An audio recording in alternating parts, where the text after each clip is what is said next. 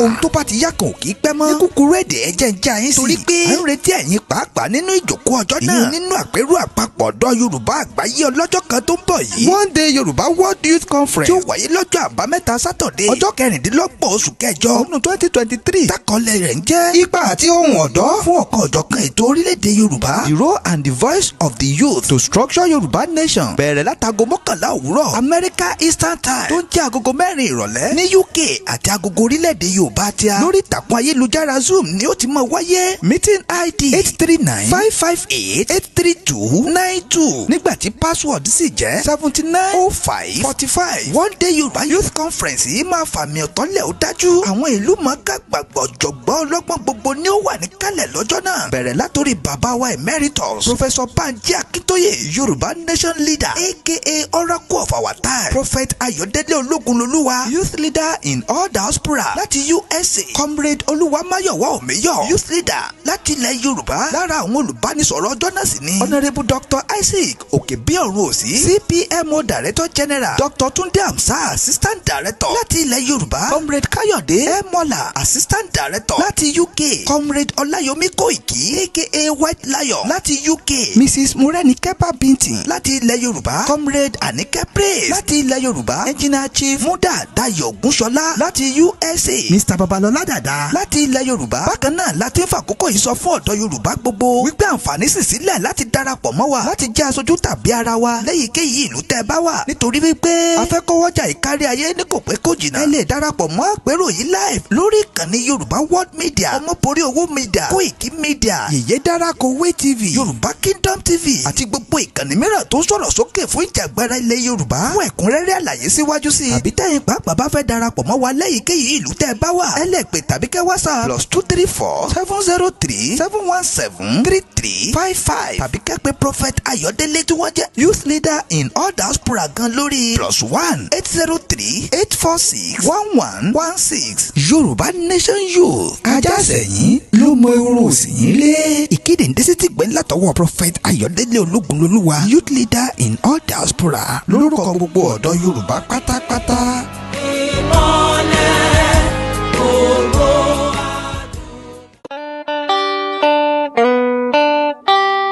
Short deal is already a deal. To be precise, let me inform you as we anticipate to see you in attendance in the forthcoming One Day Yoruba World Youth Conference, tailored for Saturday, August 26, 2023, from 11 a.m. American Eastern Time, which is 4 p.m. UK and Yoruba time. Theme: the role and the voice of the youth to structure Yoruba nation. Holding globally via the Zoom network. Meeting ID 839-558-83292 and the passcode 790545. This One Day Yoruba World Youth Conference will be very remarkable and impactful in our struggle, as many high-profile worldwide personalities would be in attendance, ranking from Baba himself, Emeritus Professor Banji Akintoye, Yoruba National Leader, also known as the Oracle of our time, Prophet Ayọ̀délé Ológunlolúwa, Youth Leader in all diaspora from the United States, Comrade Olúwamáyọ̀wá Òmíyọ̀, Youth Leader Yoruba Land, and guest speakers include Honourable Dr. Isaac Òkèbíọ̀rùn-Òsì, CPMO Director General, Dr. Tunde Amzat, Assistant Director from Yoruba Land, Comrade Ọláyọmí Kóìkí aka White Lion from the United Kingdom, Mrs. Morenike Babintin from Yoruba Land, Comrade Anike Praise from Yoruba Land, Comrade Káyọ̀dé Emola, Assistant Director from United Kingdom, Mr. Babalọlá Dàda from Yoruba Land, and Engineer Chief Muda Dayo Ògúnṣọlá from the United States. We also want to inform the entire Yoruba youth globally on how to join the Yoruba Nation youth, especially those who have been aspiring to work and support this noble cause of liberation of Yoruba race, regardless of your location. You can contact Youth Leader to get registered free of charge. Don't forget, this One Day Yoruba Youth World Congress would be streamed live in all our our platforms: Yoruba World Media, Omoboriowo Media, Koikimedia, Yeyedara Kowe TV, Yoruba Kingdom TV, and all other Yoruba Nation platforms. For more inquiry on this program or how to become a member, contact +234 703 717 3355 or contact Prophet Ayodele Ologunloluwa, the Diaspora Youth Leader, directly on +1 803 846 1116. Yoruba Nation Youth, these days dog chases the rabbit proficiently. Announcer Prophet Ayodele Ologunloluwa, Youth Leader in all diaspora for Yoruba Nation Youth.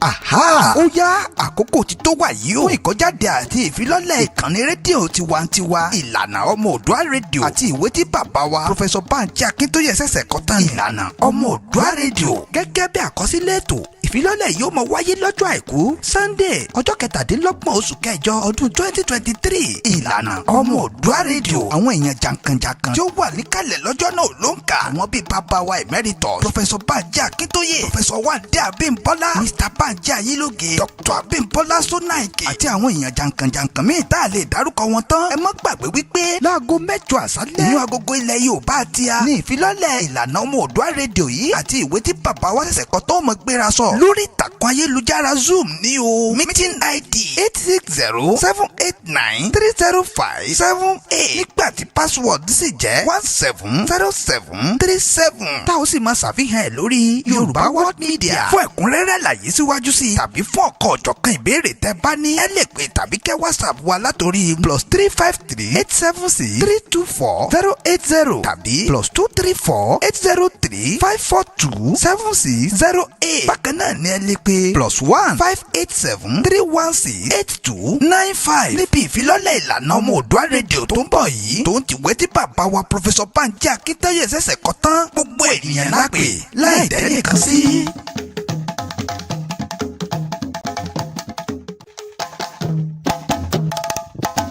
Aha! Ó yá àkókò ti tó wà yìí o. Fún ìkọ́jáde àti ìfilọ́lẹ̀ ìkànnì rédíò tiwantiwa, ìlànà ọmọ Oòduà rédíò àti ìwé tí bàbá wa Professor Banji Akintoye ṣẹ̀ṣẹ̀ kọ tán. Ìlànà ọmọ Oòduà rédíò gẹ́gẹ́ bí àkọsílẹ̀ ètò ìfilọ́lẹ̀ yóò máa wáyé lọ́jọ́ àìkú Sunday ọjọ́ 17 oṣù kẹjọ ọdún 2023. Ìlànà ọmọ Oòduà rédíò, àwọn èèyàn jàǹkànjàǹkàn tí ó wà níkàlẹ̀ lọ́jọ́ náà ló ń kà. Àwọn bíi bàbá wa Emeritus Professor Banji Akintoye, Professor Wande Abimbola, Mr. Banji Ayiloge, Dr. Abimbola Sonaike àti àwọn èèyàn jàǹkànjàǹkàn míì tá a lè dárúkọ wọn tán. Ẹ má gbàgbé wípé láago 8 àṣálẹ́ inú agogo ilẹ̀ Yorùbá àti a ní ìfilọ́lẹ̀ ìlànà ọmọ Oòduà rédíò yìí àti ìwé tí bàbá wa ṣẹ̀ṣẹ̀ kọ tó mọ̀ gbéra sọ lórí ìtàkùn ayélujára Zoom ní o. Meeting ID 860-789-30578 nígbà tí password sì jẹ́ 170737 tá ó sì máa ṣàfihàn ẹ̀ lórí Yorùbá World Media. Fún ẹ̀kúnrẹ́rẹ́ àlàyé síwájú sí i tàbí fún ọ̀kan ọ̀jọ̀kan ìbéèrè tẹ́ bá ní, ẹ lè pè tàbí kẹ́ WhatsApp wa látòrí +353-876-324-080 tàbí +234-803-542-7608. Bákan náà ni ẹ lè pè +1-587-316-8295 níbi ìfilọ́lẹ̀ ìlànà ọmọ Oòduà rédíò tó ń bọ̀ yìí. Tó ń tìwé tí bàbá wa Professor Banji Akintoye ṣẹ̀ṣẹ̀ kọ tán, gbogbo ènìyàn lápè láì dẹ́nìkan sí.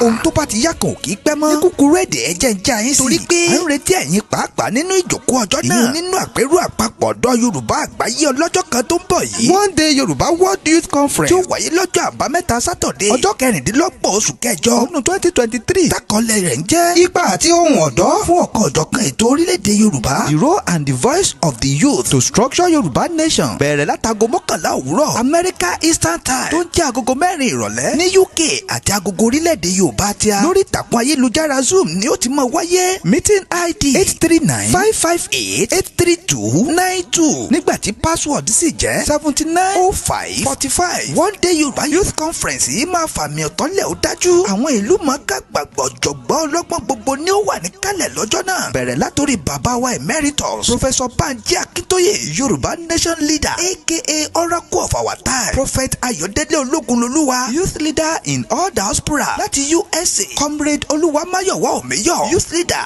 láti ilẹ̀ Yorùbá. lára àwọn olùbánisọ̀rọ̀ ọjọ́ náà sì ni Honourable Dr. Isaac Òkèbíọ̀run Òsì, CPMO Director General, Dr. Tunde Amsa, Assistant Director láti ilẹ̀ Yorùbá. Comrade Káyọ̀dé Mola, Assistant Director láti UK. Comrade Ọláyọmí Kóìkì aka White Lion láti UK. Mrs. Morenikepa Bintin láti ilẹ̀ Yorùbá. Comrade Anike Praise láti ilẹ̀ Yorùbá. Engineer Chief Muda Dayo Gúnṣọlá láti USA. Mr. Babalọlá Dàda láti ilẹ̀ Yorùbá. bákan náà láti ń fàkókò yìí sọ fún ọ̀dọ́ Yorùbá gbogbo wípé àǹfààní sì sílẹ̀ láti darapọ̀ mọ́ wa láti jẹ́ aṣojú tàbí ara wa lẹ́yìnkéyìí ìlú tẹ́ ẹ bá wà. nítorí wípé afẹ́kọ́wọ́jà ìkárí ayé ní kò pẹ́ kò jìnnà. ẹ lè darapọ̀ mọ́ àpérò yìí live lórí ìkànnì Yorùbá World Media, Ọmọborí Owó Media, Koikimedia, Yèyé Dárakowé TV, Yorùbá Kingdom TV àti gbogbo ìkànnì mìíràn tó ń sọ̀rọ̀ sókè fún ìjàgbara ilẹ̀ Yorùbá. fún ẹ̀kúnrẹ́rẹ́ àlàyé síwájú sí i àbí tẹ́yìn pàápàá bá fẹ́ darapọ̀ mọ́ wa lẹ́yìnkéyìí ìlú tẹ́ ẹ bá wà. ẹ lè pè tàbí kẹ́ WhatsApp +234 703 717 3355 tàbí kẹ́ pè Prophet Ayọ̀délé tí wọ́n jẹ́ Youth Leader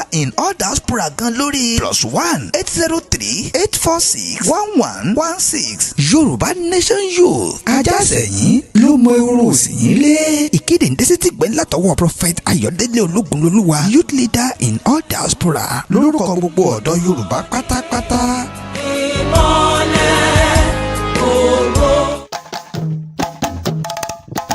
Aha! ó yá àkókò tí tó wà yìí ó. fún ìkọ́jáde àti ìfilọ́lẹ̀ ìkànnì rédíò tiwantiwa Ìlànà Ọmọ Oòduà rédíò àti ìwé tí bàbá wa Professor Banji Akintoye ṣẹ̀ṣẹ̀ kọ tán. Ìlànà Ọmọ Oòduà rédíò gẹ́gẹ́ bí àkọsílẹ̀ ètò ìfilọ́lẹ̀ yóò máa wáyé lọ́jọ́ àìkú Sunday ọjọ́ 17 oṣù kẹjọ ọdún 2023. Ìlànà Ọmọ Oòduà rédíò. àwọn èèyàn jàǹkànjàǹkàn tí ó wà níkàlẹ̀ lọ́jọ́ náà ló ń kà. àwọn bíi bàbá wa emeritus Professor Banji Akintoye, Professor Wande Abimbola, Mr. Banji Ayélóge, Dr. Abimbola Sonaike àti àwọn èèyàn jàǹkànjàǹkàn míì tá a lè dárúkọ wọn tán. ẹ má gbàgbé wípé láago 8 àṣálẹ́ ní agogo ilẹ̀ Yorùbá àti a ní ìfilọ́lẹ̀ Ìlànà Ọmọ Oòduà rédíò yìí àti ìwé tí bàbá wa ṣẹ̀ṣẹ̀ kọ tó mọ gbéra sọ lórí ìtàkùn ayélujára Zoom ní o.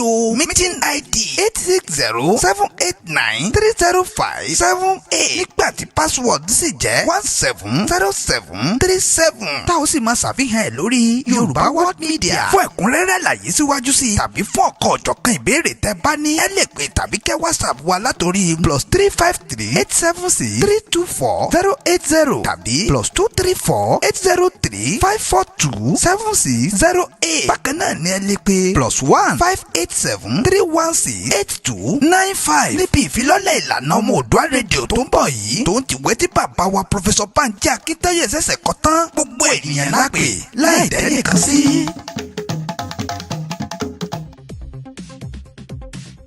ẹ gbọ́, ǹjẹ́ Yorùbá lè dá dúró láìsí Nàìjíríà bí? Can Yorùbá survive alone without Nigeria? ní ìbéèrè àti àkọlé tí bàbá wa Dr. Láyọ̀ Adéníyì ó mọ̀ bá wa yànnàná ẹ̀ nínú àpérò àpapọ̀ Ìlànà Ọmọ Oòduà Canada tó ń bọ̀ lóṣù yìí. Ìlànà Ọmọ Oòduà Canada all meeting tó ń bọ̀ lóṣù yìí máa gbéra sọ lọ́jọ́ àbámẹ́ta Sátọ̀dé ọjọ́ 26 oṣù kẹjọ ọdún 2023 láago 3 ọ̀sán Eastern Time tó ń jẹ́ agogo 8 àṣálẹ́ ní UK àti agogo orílẹ̀-èdè Yorùbá àti a lórí ìtàkùn ayélujára Zoom ní àpérò àpapọ̀ yóò ti máa wáyé. meeting ID 986-227-74963. ẹ má gbàgbé wípé a ó máa ṣàfihàn àpérò àpapọ̀ yìí live lórí Yorùbá World Media, Yorùbá Kingdom TV, Ọmọborí Owó Media, Ọmọọba Lànà TV, Koikimedia àti gbogbo ìkànnì mìíràn tó ń sọ̀rọ̀ sókè fún ìjàgbara òmìnira ilẹ̀ Yorùbá. fún ẹ̀kúnrẹ́rẹ́ àlàyé síwájú sí i tàbí fún ọ̀kan òjọ̀kan ìbéèrè tẹ́ ẹ bá ní ẹ lè kàn sí wa látòrí ìtàkùn ayélujára www.ilanacanadachapter.org tàbí kẹ́ fi àtẹ̀jíṣẹ́ sọwọ́ sí wa látòrí ilanacanadachapter@gmail.com. ẹ náà wá darapọ̀ láti gbọ́ òkodoro ọ̀rọ̀ ìdáhùn sí ìbéèrè yìí. kẹ́yìn náà kò láàrin wọn pé wọ́n ní tàbí ṣùgbọ́n. ìkéde ń dé sí ti gbọ́yìn látọwọ́ ìgbìmọ̀ tó wà fún ìpolongo Ìlànà Ọmọ Oòduà ti ìlú Canada. sure deal is already a deal. To be precise, let me inform you as we anticipate to see you in attendance in the forthcoming one-day Yoruba World Youth Conference, tailored for Saturday, August 26, 2023 from 11 a.m. American Eastern Time, which is 4 p.m. UK and Yoruba time. Theme: the role and the voice of the youth to structure Yoruba nation, holding globally via the Zoom network. Meeting ID 839-558-83292 and the passcode 790545. This one-day Yoruba World Youth Conference will be very remarkable and impactful in our struggle, as many high-profile worldwide personalities would be in attendance, ranking from Baba himself, Emeritus Professor Banji Akintoye, Yoruba national leader, also known as the Oracle of our time; Prophet Ayodele Ologunloluwa, youth leader in all diaspora from the United States; Comrade Oluwamayowa Omeyo, youth leader, Yoruba land; and guest speakers include Honorable Dr. Isaac Okebionrosi, CPMO Director General; Dr. Tunde Amzat, Assistant Director from Yoruba land; Comrade Olayomi Koiki, aka White Lion from the United Kingdom; Mrs. Morenike Babington from Yoruba land; Comrade Anike Praise from Yoruba land; Comrade Kayode Emola, Assistant Director from United Kingdom; Mr. Babalola Dada from Yoruba land; and Engineer Chief Muda Dayo Ogunshola from the United States. We also want to inform the entire Yoruba youth globally on how to join the Yoruba Nation youth, especially those who have been aspiring to work and support this noble cause of liberation of Yoruba race, regardless of your location. You can contact youth leader to get registered free of charge. Don't forget, this one-day Yoruba Youth World Congress would be streamed live in all our platforms: Yoruba World Media, Omoboriowo Media, Koikimedia, Yeyedara Kuwait TV, Yoruba Kingdom TV, and all other Yoruba Nation platforms. For more enquiry on this program or how to become a member, contact +234 703 717 3355 or contact Prophet Ayodele Ologunloluwa, the Diaspora Youth Leader, directly on +1 803 846 1116. Yoruba Nation Youth, these days dog chases the rabbit proficiently. Announcer Prophet Ayodele Ologunloluwa, Youth Leader in all diaspora for Yoruba Nation Youth. Koikimedia, we're bringing the world closer to your doorstep.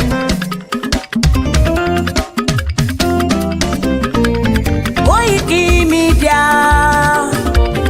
Koikimedia, Koikimedia, we bringing the world closer to your doorstep. Koikimedia, Koikimedia, Koikimedia, we bringing the world closer to your doorstep. Àwa sálára àgbáyédá, àwa ló láṣà àti èdè, gbígbédè lárugẹ nílẹ̀ Oòduà o, àwa gangan ni bàbá. Koikimedia, Koikimedia, Koikimedia, we bringing the world closer to your doorstep. They never sabi wetin we carry for her. But they move closer before they go sabi. I said they never know wetin we carry for body. But they move closer before they go sabi. Ọ̀kín lọ lọ́jà ẹyẹ, kìnìún ló ló lajú. Ẹyẹ tó lórí kodò bí àdán, ọ̀pẹ̀jẹ̀ lẹ́nu. Ká ṣiṣẹ́ fún ilẹ̀ bàbá wa, ká ṣiṣẹ́ fún ìlú bàbá wa, ká jùmọ̀ sowọ́pọ̀ ká lè tó dúdú àga. Odùduwà kò bá lè gbé wá. Ọmọ Odùduwà ṣègìrì, ẹ dìde fún ẹ̀tọ́ adúláwọ̀, ká lè jọ jùmọ̀ gbé délẹ̀ ìlérí, ká wálé gba ògo ilẹ̀ wa, ká ṣiṣẹ́ ká lè jọ gbàdé, ká lè gbàdé adé adúláwọ̀, àwa ni mọ̀lẹ̀ tí yóò tàn káàkiri. Ọmọ Odùduwà ni wá. Koikimedia, àwa là ń gbé tó lárugẹ. Ètò tó pọ̀jù owó tí wọ́n mọ̀ ní. Kásá ẹgbẹ́ kó polówó ọjà wá kájé bùgbà yín jẹ. ètò tó pọ̀jù owó tiwa mọ̀ ní. À ń gbé sò lárugẹ, à ń gbàsà lárugẹ. ètò tó pọ̀jù owó tiwa mọ̀ ní. News and sports ẹ máa rí gbọ́. ètò tó pọ̀jù owó tiwa mọ̀ ní. ọmọ Ìjẹ̀bú alárẹ̀mí ló ní kí n máa ké tantan. Koikimedia ọlọ́lá gbajúmọ̀ mi o. máa bá ṣẹ̀rẹ̀ lọ o. ọmọ Yorùbá nìyẹn, ọmọ Yorùbá tata o.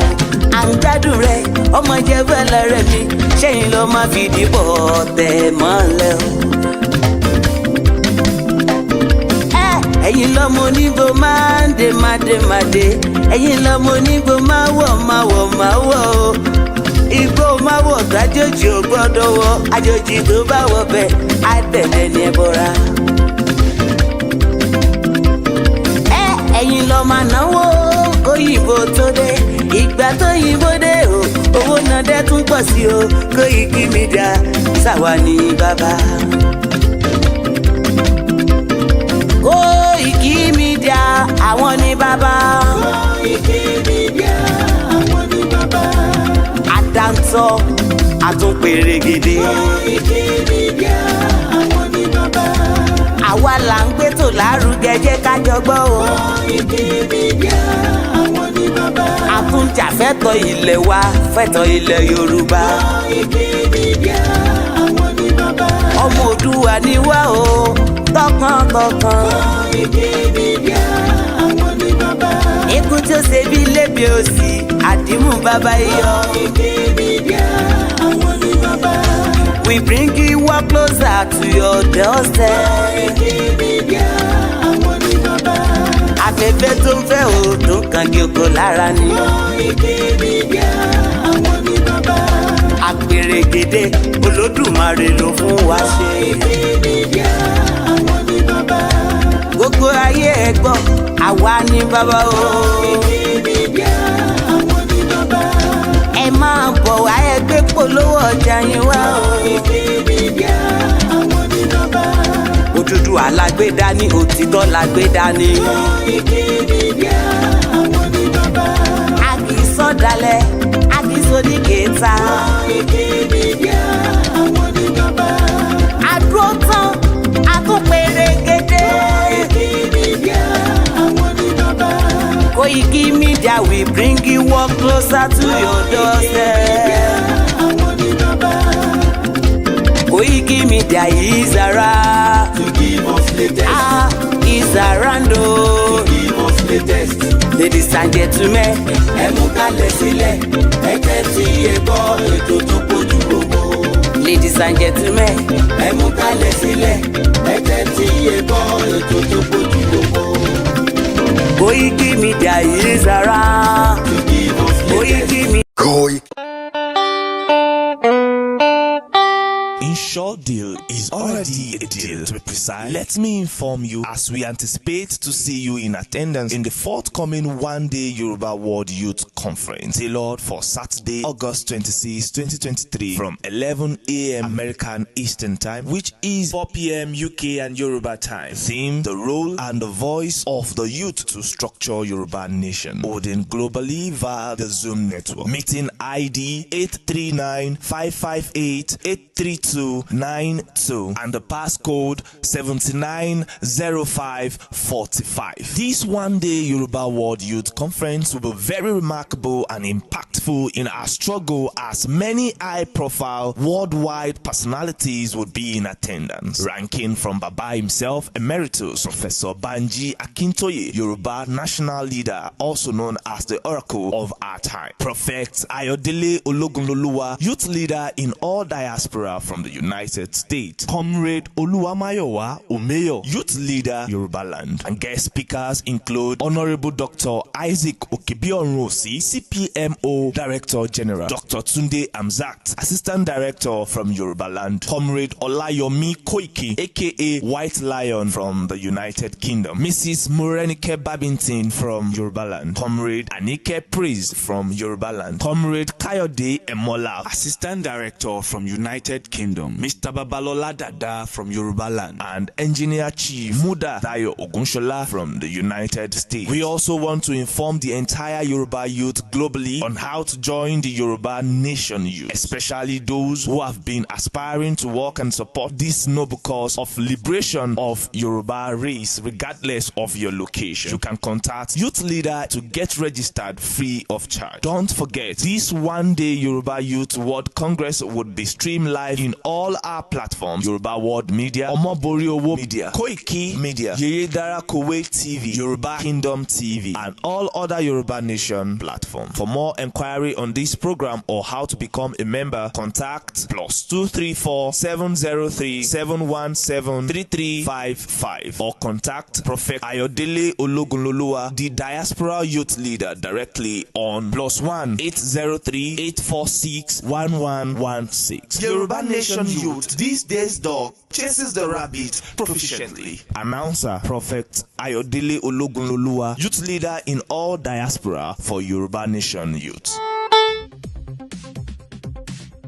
ẹ gbọ́, ǹjẹ́ Yorùbá lè dá dúró láìsí Nàìjíríà bí? Can Yorùbá survive alone without Nigeria? Ní ìbéèrè àti àkọlé tí bàbá wa Dr. Layo Adeniyi ó máa bá wa yànnàná ẹ̀ nínú àpérò àpapọ̀ ìlànà ọmọ Oòduà Canada tó ń bọ̀ lóṣù yìí. Ìlànà ọmọ Oòduà Canada All Meeting tó ń bọ̀ lóṣù yìí máa gbéra sọ lọ́jọ́ àbámẹ́ta Sátọ̀dé ọjọ́ 26 oṣù kẹjọ ọdún 2023 láago 3 ọ̀sán Eastern Time tó ń jẹ́ agogo 8 àṣálẹ́ ní UK àti agogo orílẹ̀-èdè Yorùbá tíá. Lórí ìtàkùn ayélujára Zoom ní àpérò àpapọ̀ yóò ti máa wáyé. Meeting ID 986-227-749-63. ẹ má gbàgbé wípé a ó máa ṣàfihàn àpérò àpapọ̀ yìí live lórí Yorùbá World Media, Yorùbá Kingdom TV, Ọmọboriowo Media, Ọmọọba Lànà TV, Koikimedia àti gbogbo ìkànnì mìíràn tó ń sọ̀rọ̀ sókè fún ìjàǹgbara òmìnira ilẹ̀ Yorùbá. Fún ẹ̀kúnrẹ́rẹ́ àlàyé síwájú sí i tàbí fún ọ̀gbọ́n ọ̀jọ̀kan ìbéèrè.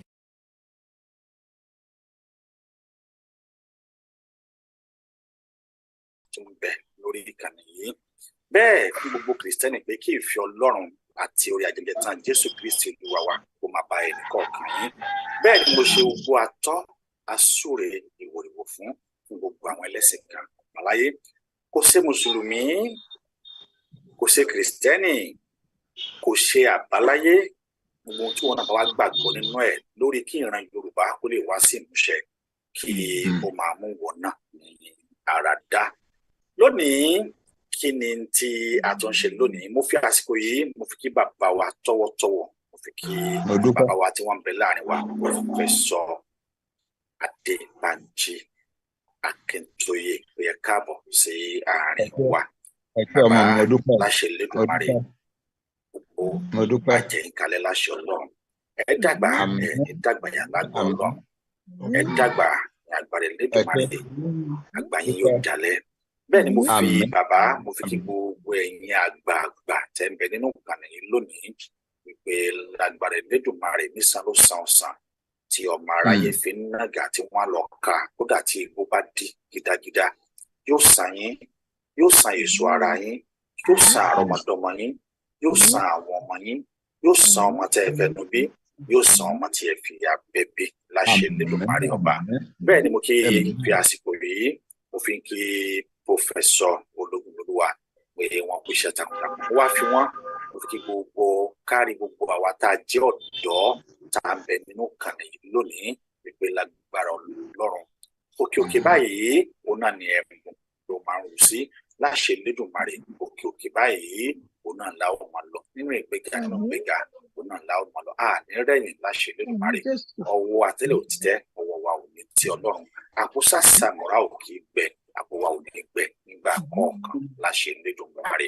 Bẹ́ẹ̀ Yorùbá wọn ní gbogbo ọmọ tí àpèrè bá kó wọdù òun náà ni kó padà wá sílé, gbogbo ọmọ tó bá sì kó jáde òun náà ni kó padà wá sílé. Àwọn bàbá àti àwọn màmá tí wọ́n ń kó wá jẹ yìí láṣẹ àwọn onílẹ̀ lágbára Ọlọ́run àní yọkú bẹ́ẹ̀ láàsì ní Ṣàngó ní ojú wọn. A bẹ̀rẹ̀ tí ọ̀hún pẹ̀lú orúkọ Ọlọ́run ọba àjọkẹ́ ayé àṣàkẹ́ ọ̀run. Nígbà tí màá máa pe bàbá wa nínú Olúwa, ọkẹ sọ pé Olúwa náà ni màá pè wọn ní Olúwa, máa pe bàbá wa Yẹmí Arógundádé tí wọ́n fún wa ní àdúrà ìbẹ̀rẹ̀ nígbà tí a bá lanu pé èmi lọmọ yìí pé wọ́n lanu pé èmi lọmọ yìí pé bẹ́ẹ̀ ni bàbá, torí pé ẹ̀yin náà ni ẹ tó bẹ́ẹ̀ ẹ fún wa ní àdúrà ìbẹ̀rẹ̀ ẹ ṣe púpọ̀ bàbá.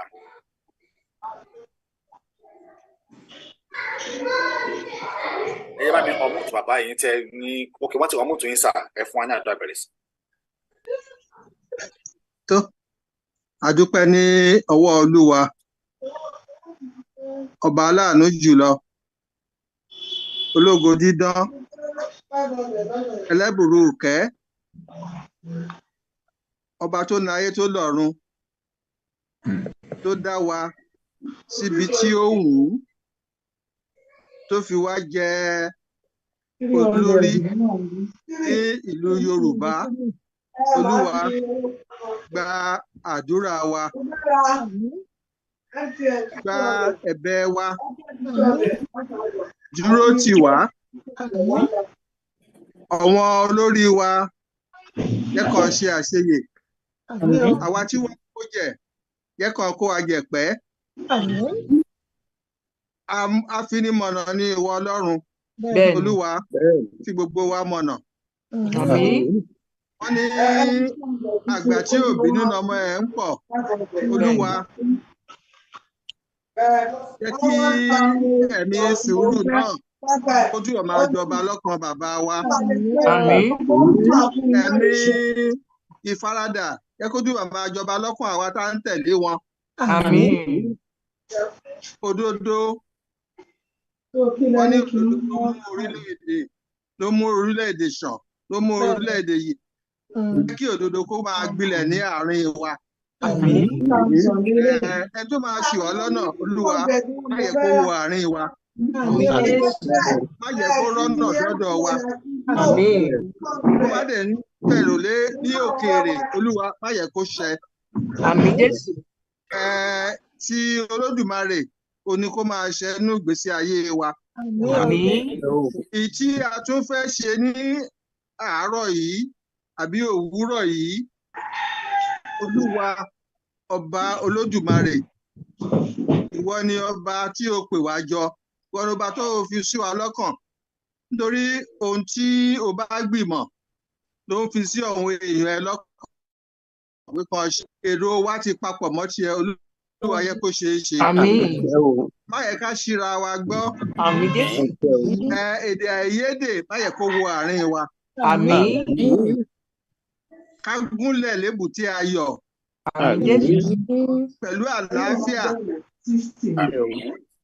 Olúwa má fi eléyìí ṣe àṣemọ fún wa. Ní gbogbo ibi tí anéwédé tí atagbòde ní Yorùbá, Olúwa jẹ́ kí ìmọ̀ wa ṣọ̀kan. Ìmọ̀ ọmọ èèyàn Bábélì ó ṣọ̀kan ni wọ́n ṣe lè kọ́ tó fẹ́ lọ kan ọ̀run. Ọlọ́run ní àti bí ìwọ̀n ọgbà tí ìmọ̀ wọn ṣọ̀kan ni wọ́n ṣe lè ṣe eléyìí. Olúwa jẹ́ kí ìmọ̀ wa ṣọ̀kan ká lè ṣe àṣeyọrí. Ká lè délé ayọ̀ náà. Olúwa má yẹ kó fi ẹ̀jẹ̀ ẹnìkan kan ṣe ètùtù fún ilẹ̀ Yorùbá. Ìwọ ni o mọ ìbẹ̀rẹ̀, ìwọ ni o mọ àárín, ìwọ ni o mọ òpin. Láti ìbẹ̀rẹ̀ ló ti mọ òpin, ó dẹ̀ mọ ìgbà tí a máa débẹ̀.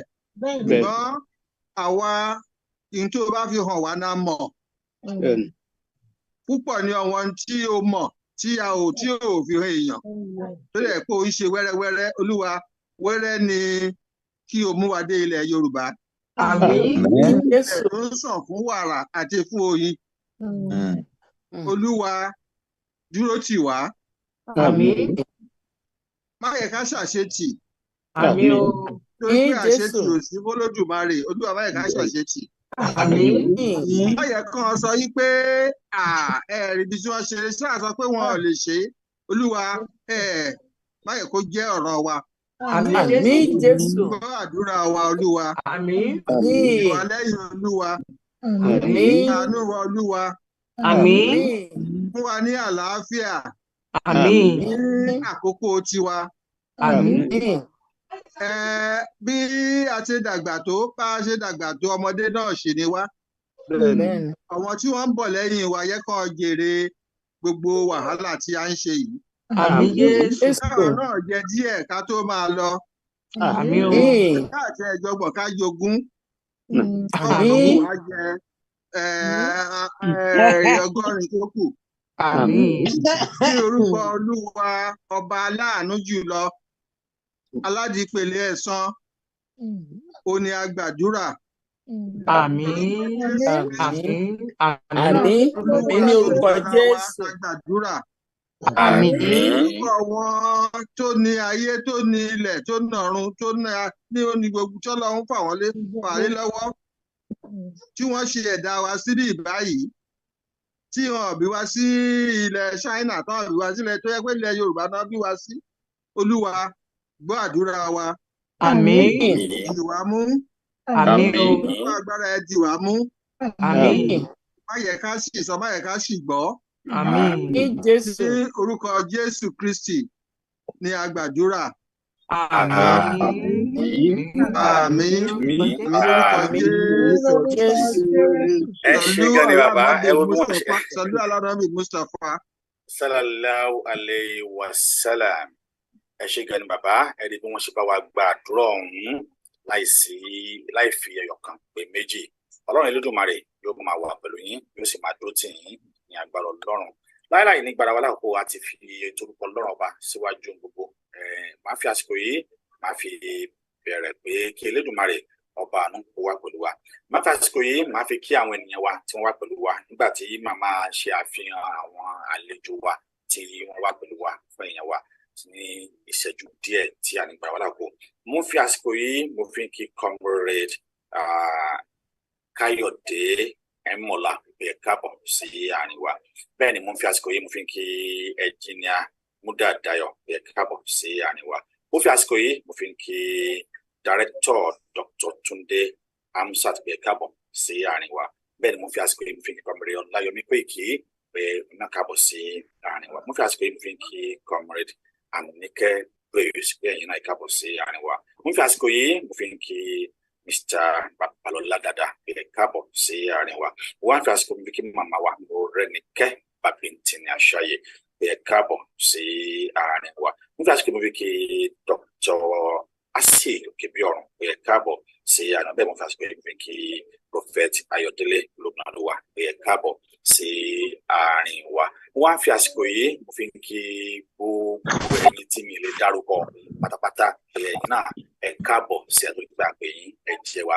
Ní ìparí ẹ̀ mo fi àsìkò yìí mo fi kí bàbá wa ẹni tí ọlọ́lá jù lọ. Ó yẹ ká sọ pé ṣé our father bàbá tó ju bàbá lọ. Mo ń fi àsìkò yìí mo fi tọ̀wọ̀tọ̀wọ̀ àti gbogbo àwa táwa lórí kan yìí mo fi kí bàbá wa Professor Adébánjí Akíntóyè. Ó dùn mí pé mi ò mórí kìíní bá kíyìn lórí kìíní pé ọmọ rẹ̀ sàdúlẹ̀ kan padà búrò wọn kò dìbò fún mi ní ìyá májèlé lára. Ọmọ ṣe ni mo ṣe ni a máa bí ara rẹ̀ sànú. Tó dábàá wádìí ẹ̀ náà ẹ̀ tàn má rẹ̀ sànú bàbá. Ẹ káàbọ̀ sí àárín wa láṣẹ ní ìpàdé máa jẹ́ kí ẹ pẹ́ fún wa. Ní báyìí máa fi àsìkò yìí máa fi pé bàbá pé wọ́n bá wa ṣíde ètò yìí torí pé ẹ̀ẹ̀mejì wọn náà ni bàbá yóò sọ̀rọ̀ lónìí. Àwọn ni wọn kọ́kọ́ bá wa sọ̀rọ̀ àkọ́kọ́ lórí ètò yìí. Lẹ́gbàá tí wọ́n bá ti bá wa sọ̀rọ̀ láàrin ìṣẹ́jú díẹ̀ wọn náà ni máa pe Professor olùwà ní wọn fún wa ní open speech. Kí ni ìdí tá a ṣe wà níbí lónìí? Báwo ni ìdí wa ṣe wà níbí tá a ṣe wà lónìí? Wọ́n wá fún wa. So bàbá wa Professor Banji Akíntóyè fi tọ̀wọ̀tọ̀wọ̀ dárúkọ yìí. Àwa ọmọ yín, àwa ọ̀rẹ́ yín, àwa àbúrò yín, àwa ọmọ yín a fẹ́ gbóhùn lẹ́nu yín torí pé ẹ̀yin náà ló yẹ kí ẹ bá wa sí ilé tuntun ní ẹgbẹ́ ní bàbá. Ẹ ṣé ọmọ dúpẹ́ o. Ẹ kú iwájú mo kí gbogbo àwọn ọmọ mi láì gbogbo orílẹ̀ èdè àgbáyé káàkiri ayé. Kò síbi tí a lọ léni tá ò bá Yorùbá nation. Àwa Ọlọ́run fẹ́ kí ayé mọ̀ wá káwa náà ká mọ ayé yìí. ó jẹ́ kí gbogbo nǹkan tó ń ṣẹlẹ̀ sí wa tá a fi fọ́n síta ó máa ṣẹlẹ̀. God has a plan in all this. Ọlọ́run á dẹ̀ jẹ́ kí plan yẹn kó yàn kedere kí gbogbo wa tọmọtọmọ wa láéláé ká mọ̀ wípé Yorùbá nation we are a great people. Ẹ̀yà gidi ni wá láàrin gbogbo ẹ̀yà ayé yìí.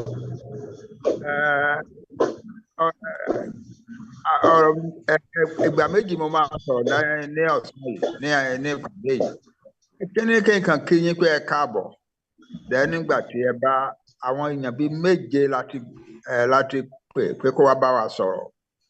Nígbà tí àwọn méjèèjì bá wa sọ̀rọ̀ tán, màá wá sọ̀rọ̀ gan-an gbà yẹn. Ṣùgbọ́n this time kankan kí yín pé ẹ káàbọ̀ ni. Mo dẹ̀ fẹ́ wá kí n tó dákẹ́ mo fẹ́ sọ kíní kan. Ìjà wa ti ń sún mọ́ glorious end. Ìjà wa ti fẹ́ parí pẹ̀lú ijó àtayọ̀. Àwọn Yorùbá nation wa, Ọlọ́run ti fún wa. Ìgbà tí Ọlọ́run máa deliver ẹ̀ lé wa lọ́wọ́ pẹ̀lú ayọ̀ ló dẹ̀ máa ṣẹlẹ̀, kì í ṣe pé a máa jà, a máa yìnbọn, a máa pààyàn, wọ́n máa pa wá. No. Ìjọ tí Ọlọ́run bá fẹ́ fún wa ní nation wa, it will be a day. Bí ẹni tó kọ sáàmù ó ní when the Lord turned again the captivity of Zion, we were like men that dream. Bẹ́ẹ̀ náà ló máa ṣe wá. Á yà wá lẹ́nu ńjọ́ yẹn. A máa sọ pé ṣé gbogbo ìjà tá a ti ń jà ẹ̀ bó tẹ̀ ṣe wá tán quickly lélẹ́yìí. Ká wá máa jó ká máa yọ̀. Ọlọ́run á fún wa ní jó yẹn jó, á fún wa ní ayọ̀ yẹn yọ̀. Mo kí gbogbo yín o.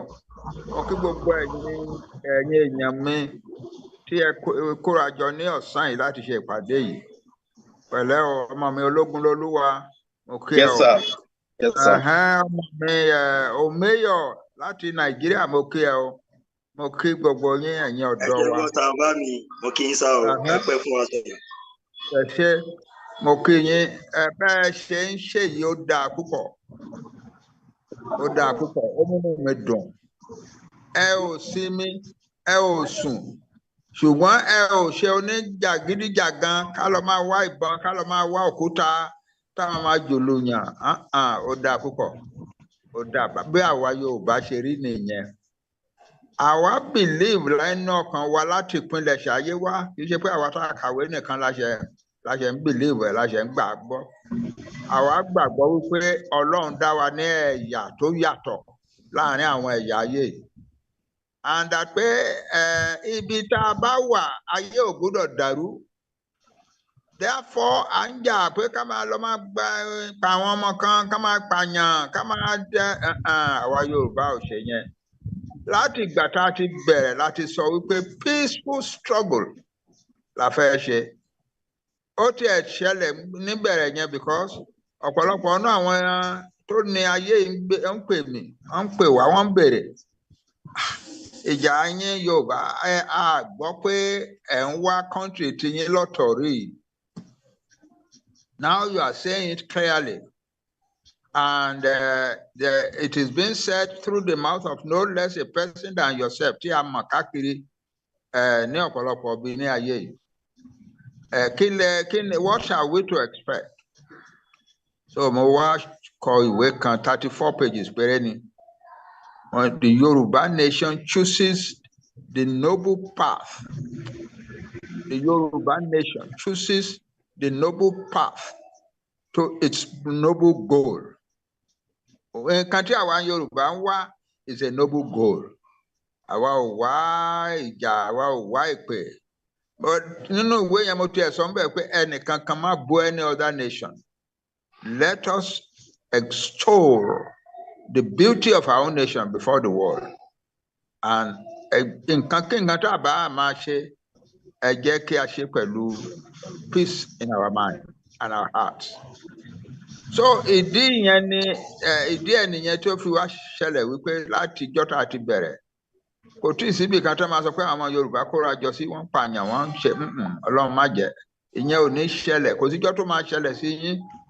ọ̀tọ̀ nǹkan tó ti ṣẹlẹ̀ sí ẹ̀yin ọmọ wa ẹ̀yin ọmọ Yorùbá ní Nàìjíríà ọ̀tọ̀ nǹkan tẹ́ ń jà fún tẹ́ ń jà kẹ́ máa pààyàn kẹ́ máa da lérú kẹ́ máa da ọ̀nà rú ṣùgbọ́n ẹ ò ṣe bẹ́ẹ̀. Ọ̀pọ̀lọpọ̀ nínú àwọn ẹ̀yà tó wà ní Nàìjíríà ni wọ́n ká à ń lọ sílé ìwé wọn kà á kùn wọn kì í náwó wọn sírú nǹkan bí wọn yẹn. Àwa Yorùbá la máa ń náwó wa sí tán pátápátá tó jẹ́ pé Yorùbá family wọ́n á ta gbogbo nǹkan tó ń ní kọ́mọ wọn bá lè lọ sí school tó dáa. Wọ́n á ta ilé wọn, wọ́n á ta mọ́tò, wọ́n á ta ilẹ̀, wọ́n á ta oko torí kọ́mọ wọn bá lè lọ sí yunifásitì. Àdẹ̀wà jáde láti yunifásitì yẹn, ìyá tó ti ta gbogbo nǹkan, bàbá tó ti ta gbogbo nǹkan, ìyá tó jókòó sọ́jà diligently for 2, 3, 4, 5 years kọ́mọ wọn bá lè lọ sí school tó dáa. Àdẹ̀wà di pé ọmọ yẹn jáde ní yunifásitì yẹn, Nàìjíríà wá ṣètò wípé kán má lè ríṣẹ́ kán wá máa káàkiri kán wá di educated almajiri nǹkan gan tán fẹ́ nìyẹn. Ọlọ́run ní jẹ́ ká dàbẹ́ o. Ọlọ́run ti fún wa ní country where we will get out of Nigeria and organize for our young people.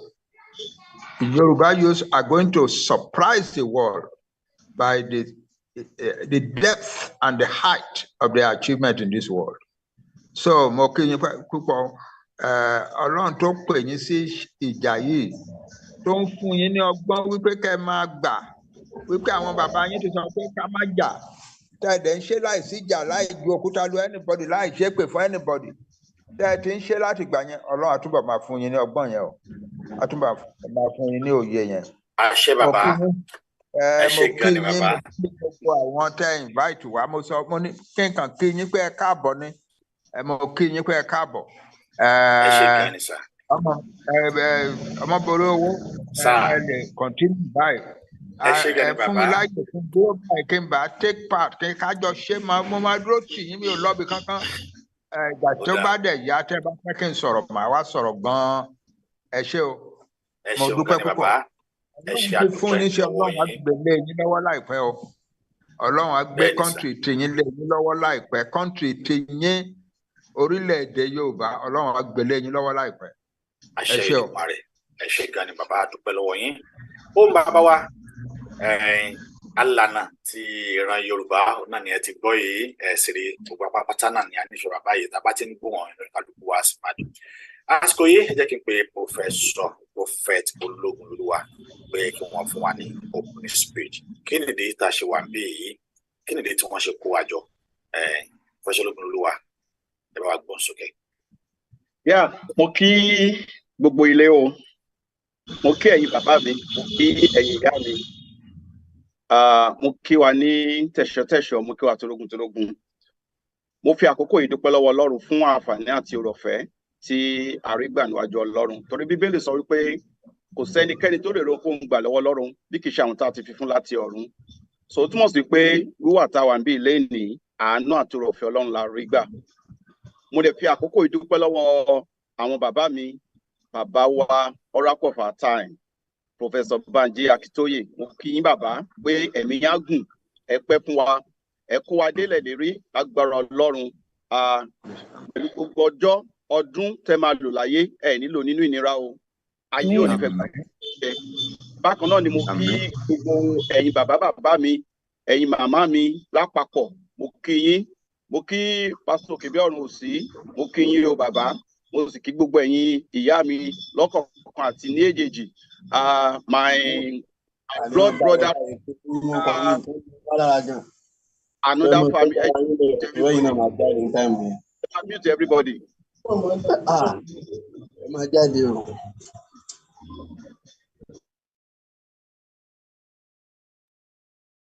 My brother from another father, Olayomi Koiki, thanks so much. Gbogbo yín lápapọ̀ àti bàbá mi àtẹ̀yin ìyá mi, ẹ ṣé gan ni pé gbogbo yín pátápátá lẹ wà ní ìjókòó. Mo dúpẹ́ lọ́pọ̀lọpọ̀ àti gbogbo àwọn ojúlùmọ̀ mi. Omeyo, thank you so much, and adẹ̀kú iṣẹ́ takuntakun tí gbogbo wa ń ṣe. Adẹ̀dúpẹ́ lọ́wọ́ Ọlọ́run fún àǹfààní àti oore-ọ̀fẹ́. Now I will go on my speech briefly. Pẹ̀lú ọ̀fẹ́ àti agbára Ọlọ́run, today is a Saturday, 26th of August in 2023. Greeting to everyone. My message shall be very brief and straightforward. At this time in history of the pursuit of the stabilities and the progress of Yoruba race, all eyes must be on the youth and expectation of good mentorship by the leaders. The youth are the leaders of tomorrow. In this case, we most important things and we the youth is equipped for the task ahead of them in building structure and that we support, sustain and advise Yoruba interest. The step is that self-development apart from the getting educated, the youth must also engage in some vocational study to help building various and enterprises. As much as the youth are educationally equipped, they must also acquire skills that will help them to be well positioned and economically. An individual, the youth must improve the knowledge and the understanding of the Yoruba language and the culture. This is the foundation for now and for the future. Concerning the Yoruba nation and the structure, so much as the help in the past that calls for the sober and reflection, I want us to have it to task ourselves over the next few months and the year. The following question and the think deeply over them. This question, how has the in the past 5 years, where are when and the Yoruba nation struggle take a great rise to the promises? What were the success, if any? Can we say there has been the decline? And is there any decline? What factors are responsible for it? Where has the movement lost grip and the why? What structure was put in place? How good and dependable was the structure? What was the problem of the structure? What was the role of the youth in the structure between 2019 and 2023? What was the mentorship experience by the youth from the elders? Is there was any mentorship? Can some youth who can be said are being the well mentored be identified? If there can be identified, so they possess the leadership capabilities.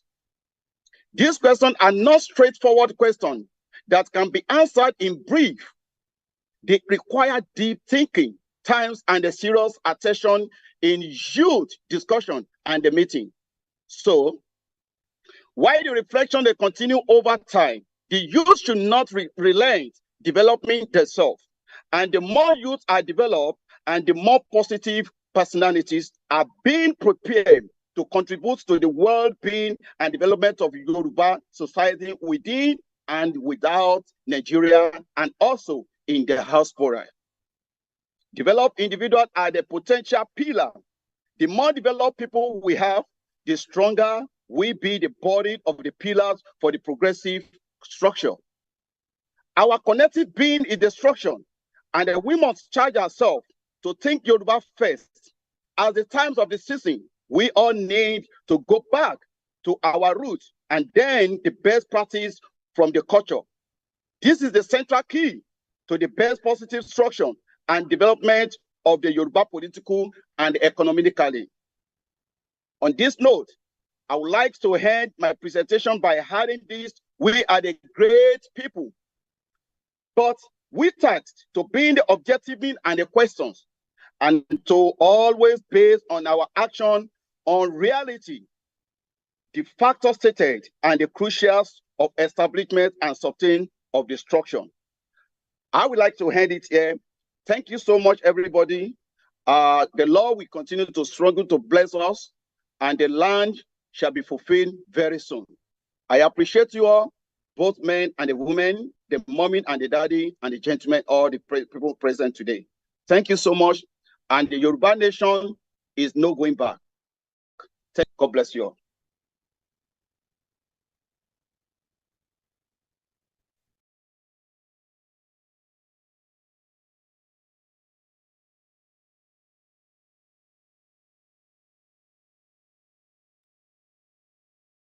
ẹ ṣé púpọ̀ ẹ kú ohun láti ẹ rí pé bí wọ́n ṣe sọ ọ̀rọ̀ yìí wọ́n sọ ní èdè èbó ni èmi sì gbà pé gbogbo àwa táwa ń bì pátápátá kì í ṣe gbogbo wa la gbọ́ èdè èbó tá a bá ní tara wa lóko àmọ́ níbi tí mo pé ọ̀gá mi Ọláyọmí Kóìkì ó gbọ́ Yorùbá dáadáa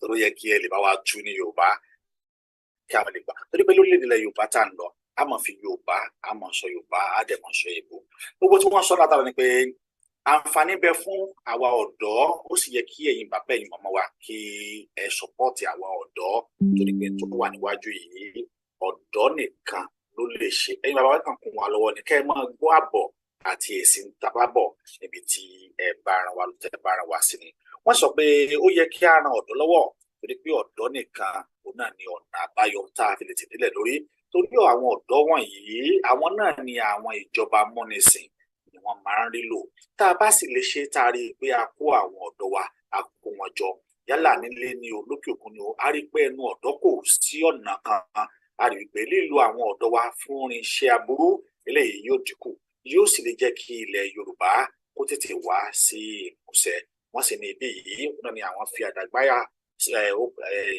ètò yìí eléyìí tí àwọn ń sọ wọ̀nyí wọ́n ní òní àwọn fi rọ̀ sí pé ó yẹ kí a mọ̀ pé ọ̀dọ́ nìkan òun náà ní ọ̀nà àbáyọ láti lè rí orílẹ̀-èdè ògòkè àgbà ẹ ṣe ìgbọ́kọ̀ àwa wa Prophet Olúwa Olódùmarè yóò máa wà pẹ̀lú yín níbí yìí òun náà ni a ti dúpẹ́ lọ́wọ́ gbogbo ẹ̀yin tí ẹ wà pẹ̀lú wa pé ẹ ṣé púpọ̀ ẹ̀yin bàbá wa nínú ilé àkíyín pé ẹ kú ìjókòó àgbàgbé yín Olódùmarè kò ní gbàgbé ẹ̀yin náà láṣẹ Ọlọ́run ìfẹ́ tí ẹ ní sí ìran Yorùbá tí gbogbo yín fi pé kò wá tẹ wá wò wá báyìí òun náà ni a mọ̀ dúpẹ́ ṣùgbọ́n pọ̀pẹ́ kí ó tó di pé Prophet Olúwa kó tó di pé màá máa yọ̀ǹda yín mo fẹ́ kí ẹ bá mi sọ ọ̀rọ̀ Yorùbá díẹ̀ kí ni ìdí tí a ṣe pé ìpàdé ọ̀dọ́ kí sì ni tí ẹ̀yin ọ̀dọ́ tẹ́ gbà lérò tẹ́ fi wá òpé ó yẹ kẹ́ ẹ kóra yín jọ tẹ́ rò pé láì bàbá wa Professor Adébánjí Akíntóyè tí n bá gbà ibẹ̀ lẹ́ ti yọ àwọn ọmọ òkun pé ẹ jẹ́ ká dá youth program sílẹ̀ èdè Yorùbá wọn náà bẹ̀rẹ̀ kí ẹ fi bá mi sọ kí ni tẹ́ gbà lérò débẹ̀. ẹ ṣé gan ni bàbá wa lẹ́ẹ̀kan sí mo dúpẹ́ lọ́wọ́ ẹ̀yin bàbá àti ẹ̀yin ìyá mi èdè Yorùbá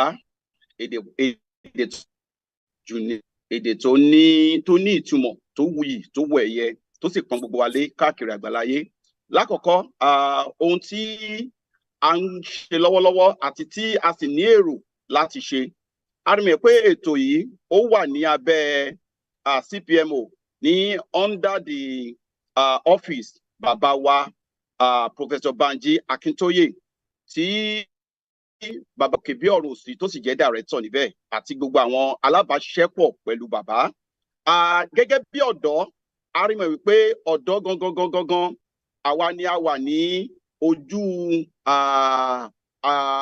ayélujára like let me say the central the selling point tó jẹ́ bí mi ò mọ̀ okay tó a wà ní ojú gangan ojú ọjà gangan and that's mọ̀ wípé àsìkò ọ̀dọ́ la wà yìí àsìkò ọ̀dọ́ la wà ẹ ṣé bàbá ẹ ṣé gan ni ẹ ṣé tí ẹ sì mọ̀ wípé àsìkò tá a wà yìí àsìkò ọ̀dọ́ ni even bàbá kí tó ìbọn ṣe dàgbà tó yẹn ọ̀dọ́ sì ni bàbá pẹ̀lú ẹ má jòyà yín lẹ́nu and that mọ̀ wípé àwọn ohun kankan tó wà nílẹ̀ ń sìn àti àkókò àti nǹkan tá à ń ṣe lọ́wọ́ ń sìn iṣẹ́ àwọn ọ̀dọ́ ni now àwa rò wípé kí ni o ta ní láti ṣe a rí mi pé àwọn èèyàn ti sùn ọkàn àwọn èèyàn ti rẹ̀wẹ̀sì nínú ìjàngbara yìí ṣùgbọ́n a ní láti jáde láti polongo nǹkan tó ń pè ní ìtanilólójí láti ìbẹ̀rẹ̀ grassroots awareness láti lè mú jáde pẹ̀lú àwọn ènìyàn láti lè jẹ́ kán mọ̀ wípé a ò sùn mọ́ àkókò tá a wà yìí àkókò ti tó fún wa láti jí lójú oorun tá a wà àti láti gba ẹ̀tọ́ wa padà ní gbogbo ibi tó wá sí gẹ́gẹ́ bẹ́ẹ̀ mi pé àwọn bàbá wọ́n gbìyànjú nígbà títí wọn nígbà táwọn náà wà lọ́dọ̀ bíi títí wa àwọn náà gbìyànjú láti ṣiṣẹ́ yìí láti mọ̀ pé gbogbo kan yóò wá sí ìmúṣẹ ṣùgbọ́n rírò ní tèèyàn ṣíṣe ní tọlọ́run ẹ sì mọ̀ pé àkókò tá a wà yìí àwa ọ̀dọ́ la ní àkókò a ní láti jáde then a dẹ̀ ní láti gbìyànjú láti lè mọ̀ pé gbogbo Yorùbá nation lápapọ̀ kò sí èmi ni Paul kò sí èmi ni Apollo mọ̀ ń sìn èmi ni Oòduà association èmi ni mo ṣe jẹun tán organization èmi ni mi ò tí ì dé society a ní láti parapọ̀ láti jẹ́ ìkan láti ṣiṣẹ́ papọ̀ láti jẹ́ ìkan náà láti polongo tó ń pè ní ìfẹ́ àti ìṣọ̀kan a mọ̀ pé kò sí ohun tó lè gbé orílẹ̀-èdè jáde tàbí tó lè jẹ́ kí orílẹ̀-èdè wá sí ayé bí kò ṣe tí ìfẹ́ àti ìṣọ̀kan bá wà ní àárín wọn so a dẹ̀ mọ̀ pé àwọn ọ̀dọ́ káàkiri àgbáláyé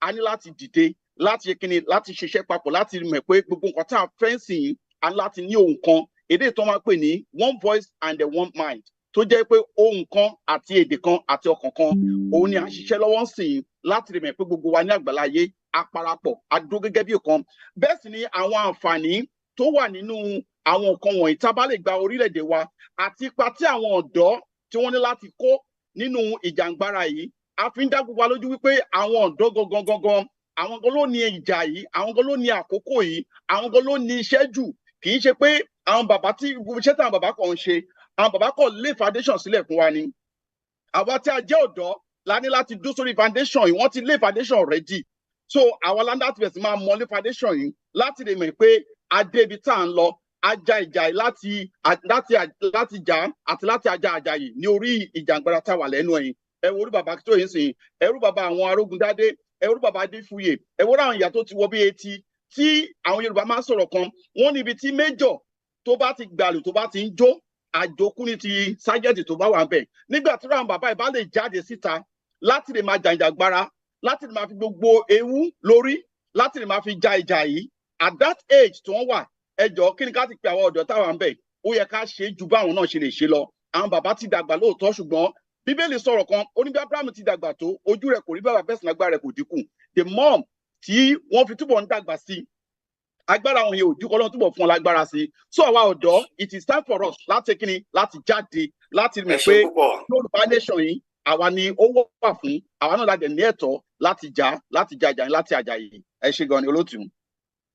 ẹ ṣeun gan ni ẹ ṣe púpọ̀ ó náà ni ẹ ti padà wá sọ ní èdè Yorùbá àwọn àbíká kọ èdè pé èdè Yorùbá ṣe pàtàkì ẹ ṣe púpọ̀ má fi àsìkò yìí torí mi fẹ́ ká gbára wa ní àkókò má fi pé àwọn àlejò wa tí wọ́n fẹ́ bá wa sọ lónìí kí sì ni tí wọ́n yóò máa bá wa sọ má kọ́ fi àsìkò yìí má fi pé màmá wa Mọ́rẹ́níkẹ́ Babington Àṣàyè tí wọ́n bá ń bẹ ẹ dákun ẹ bá mi spotlight wọn màmá Mọ́rẹ́níkẹ́ Babington Àṣàyè àwọn ni ẹni àkọ́kọ́ tí màá kọ́kọ́ pè ní orí ètò tòní fún màmá Mọ́rẹ́níkẹ́ ẹ dákun ẹ bá mi ọmọ tí wọn gbẹ̀yìn tí ẹni post lọ́wọ́ mo fẹ́ rí wọn jẹ́ kí n rí wọn màmá Mọ́rẹ́níkẹ́ Babington Àṣàyè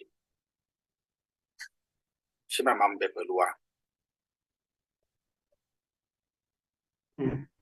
ẹ ṣé gan olóòtú wọ́n ṣẹ̀ṣẹ̀ olóòtú ni bẹ́ẹ̀ni ìbéèrè tí ibi tí mo fẹ́ kí màmá kan bá wa sọ̀rọ̀ lórí lónìí ó náà ní wípé how to engage the youth in community development by bringing the gap between generation ọ̀nà tí a lè gbà láti rí pé àwọn ọ̀dọ́ a rí pé wọ́n fi ọwọ́ sowọ́pọ̀ láti lè rí pé wọ́n jẹ́ ọ̀kan láwùjọ wọ́n finú konú inú wọn kò ó ti bá ń sọ nípa generation àwọn tí ó mọ̀ tún máa wá lẹ́yìn ìgbà tí ẹ̀yin mọ̀ generation ti ọ̀tọ̀ àwọn ọ̀dọ́ ń sìn generation ti wọ́n ti di pé tẹ́nìkan bá ti fún wa lówó pé ká lọ bẹ́yàn kan jà owó tó fún wa yẹn láàrò á sì lọ bó ń tọ̀ jà báwo ni ìrẹ́pọ̀ àjọṣepọ̀ ṣe lè wà láàárín ọ̀dọ́ tí ètò yìí tó fi lè di pé yóò kún dáadáa òun náà ni àwọn tí màmá wa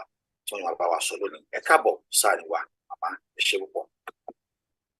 ẹ ṣé gan olóòtú mo dúpẹ́ lọ́wọ́ yín mo dúpẹ́ lọ́wọ́ àwọn tó gbé ètò yìí kalẹ̀ nítorí ó jẹ́ ètò pàtàkì kí n tó bẹ̀rẹ̀ ọ̀rọ̀ rárá màá fẹ́ júbà àwọn bàbá wa Professor Adébánjí Akíntóyè pé a dúpẹ́ lọ́wọ́ wọn tí Ọlọ́run pè wọ́n tí wọ́n dẹ̀ dìde gbogbo wàhálà tí wọ́n ń ṣe lágbára Ọlọ́run kò ní já sásán torí iṣẹ́ Ọlọ́run ni wọ́n ń ṣe Ọlọ́run á máa dáàbò bò wọ́n gbogbo àwọn àgbàlagbà wa náà lọ́kùnrin lóbìnrin tí wọ́n dìde tí wọ́n sọ pé ìyà ò gbọ́dọ̀ jẹ ọmọ Yorùbá. A dúpẹ́ lọ́wọ́ yín o, ẹ dàgbà ẹ darúgbó ẹ fọ̀pá tilẹ̀ o, àwa náà á ṣe fún yín jẹ o, àwọn ọ̀dọ́ tán jókòó tán dìde yìí wọ́n á ṣe fún yín jẹ o, ẹ ṣé o. Ẹ jọ̀ọ́ kó tó di pé mo bẹ̀rẹ̀ ọ̀rọ̀, nítorí ọmọdé ò gbọ́dọ̀ pòwe níwájú àgbàlagbà, mo fẹ́ kẹ́ jọ̀ọ́ kẹ́ dáríjì mí. Òwe 4 ni mo kàn fẹ́ sáré pa, ó dẹ̀ nídìí. Àkọ́kọ́, wọ́n ní ojú tó bá máa bá ni kalẹ́, wọ́n ní kì í fàárọ̀ ṣepin. Nígbà tí ta bá wò ó, torí ọ̀pọ̀lọpọ̀ àwọn ọ̀dọ́ wa wọn ò mọ nǹkan kan tó ń lọ o nípa ilẹ̀ Yorùbá àti Nàìjíríà yìí, wọn ò mọ̀ o, torí wọ́n ti ṣì wọ́n lọ́nà lọ́pọ̀lọpọ̀. Tẹ bá ń bá wọn sọ̀rọ̀, ńṣe náà máa sọ fún yín pé Nàìjíríà Nàìjíríà Nàìjíríà. Ìyẹn ni mo ṣe ní ojú tó bá máa bá ni kalẹ́ kì í fàárọ̀ ṣepin.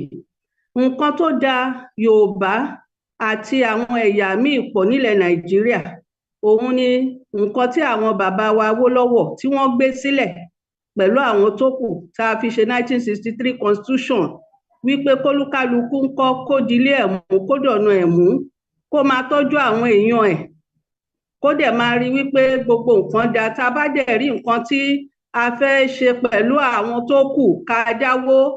Nǹkan tá a sọ, nǹkan táwọn àgbàlagbà tó dá ọ̀rọ̀ Nàìjíríà sílẹ̀ tán dìjọ parapọ̀, nǹkan tí wọ́n sọ nìyẹn. Nígbà táwọn kan bá dẹ̀ wo ṣùṣùṣùṣù tán sọ wípé nǹkan táwọn tó dá ilẹ̀ Nàìjíríà sílẹ̀ àwọn ò fẹ́ ṣe mọ́, nǹkan tí àwọn bìrìtìkó tán fẹ́ ṣe làwọn máa ṣe, tán dẹ̀ wá mú wa sábẹ́, tán sọ wá dẹrú wọn. Nǹkan tó fa ọ̀rọ̀ Yorùbá nation nìyẹn o, torí ọ̀pọ̀lọpọ̀ ni ò mọ̀ o. Aláti máa ṣàlàyé fáwọn ọmọ wa, láti máa sọ ìtàn fún wọn o, torí gbogbo nǹkan tó ń fojú bàbá wa Awólọ́wọ̀ rí nígbà tó tẹ máa ṣe independence, ọ̀pọ̀lọpọ̀ ni ò mọ̀. A dẹ̀ ń gbọ́n sí wípé wọ́n yẹ wọn sí, wọ́n tiẹ̀ fún wọn ní ìjókòó, wọ́n ní Ṣàgàrí ló láti dìde fún wọn pẹ̀lú gbogbo wàhálà tó jẹ́ pé bàbá yẹn ṣe pé kí a lè gba òmìnira, ká lè lé àwọn bìrìtìkó kúrò, kán yé kó wa lẹ́rú, kán yé kó wa lẹ́rù. Òwe kejì tí mo fẹ́ pa, òun ni pé òjò tí ń pa igún ń bọ̀, ọjọ́ ti pẹ́.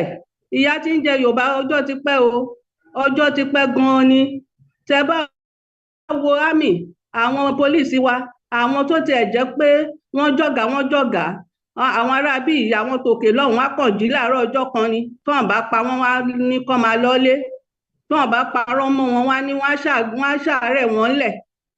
Gbogbo nǹkan yẹn òun la ṣe ń sọ̀rọ̀ pé Yorùbá, ẹ̀yin náà kúkú ti mọ̀, gbogbo nǹkan tá a máa ń sọ ni pé òrìṣà bó bá lè gbè mí, ṣe bí wàá dẹ̀ ṣe mí bó ṣe bá mi, ó ní ṣe mí jákujàku. Nǹkan tó ń fa ọ̀rọ̀ Yorùbá nation nìyẹn o. Òwe kẹta tí mo fẹ́ pa, òun ni pé ẹni tí a bá ń bá náà jà, òun la máa ń wò àkínwariwo ọjà.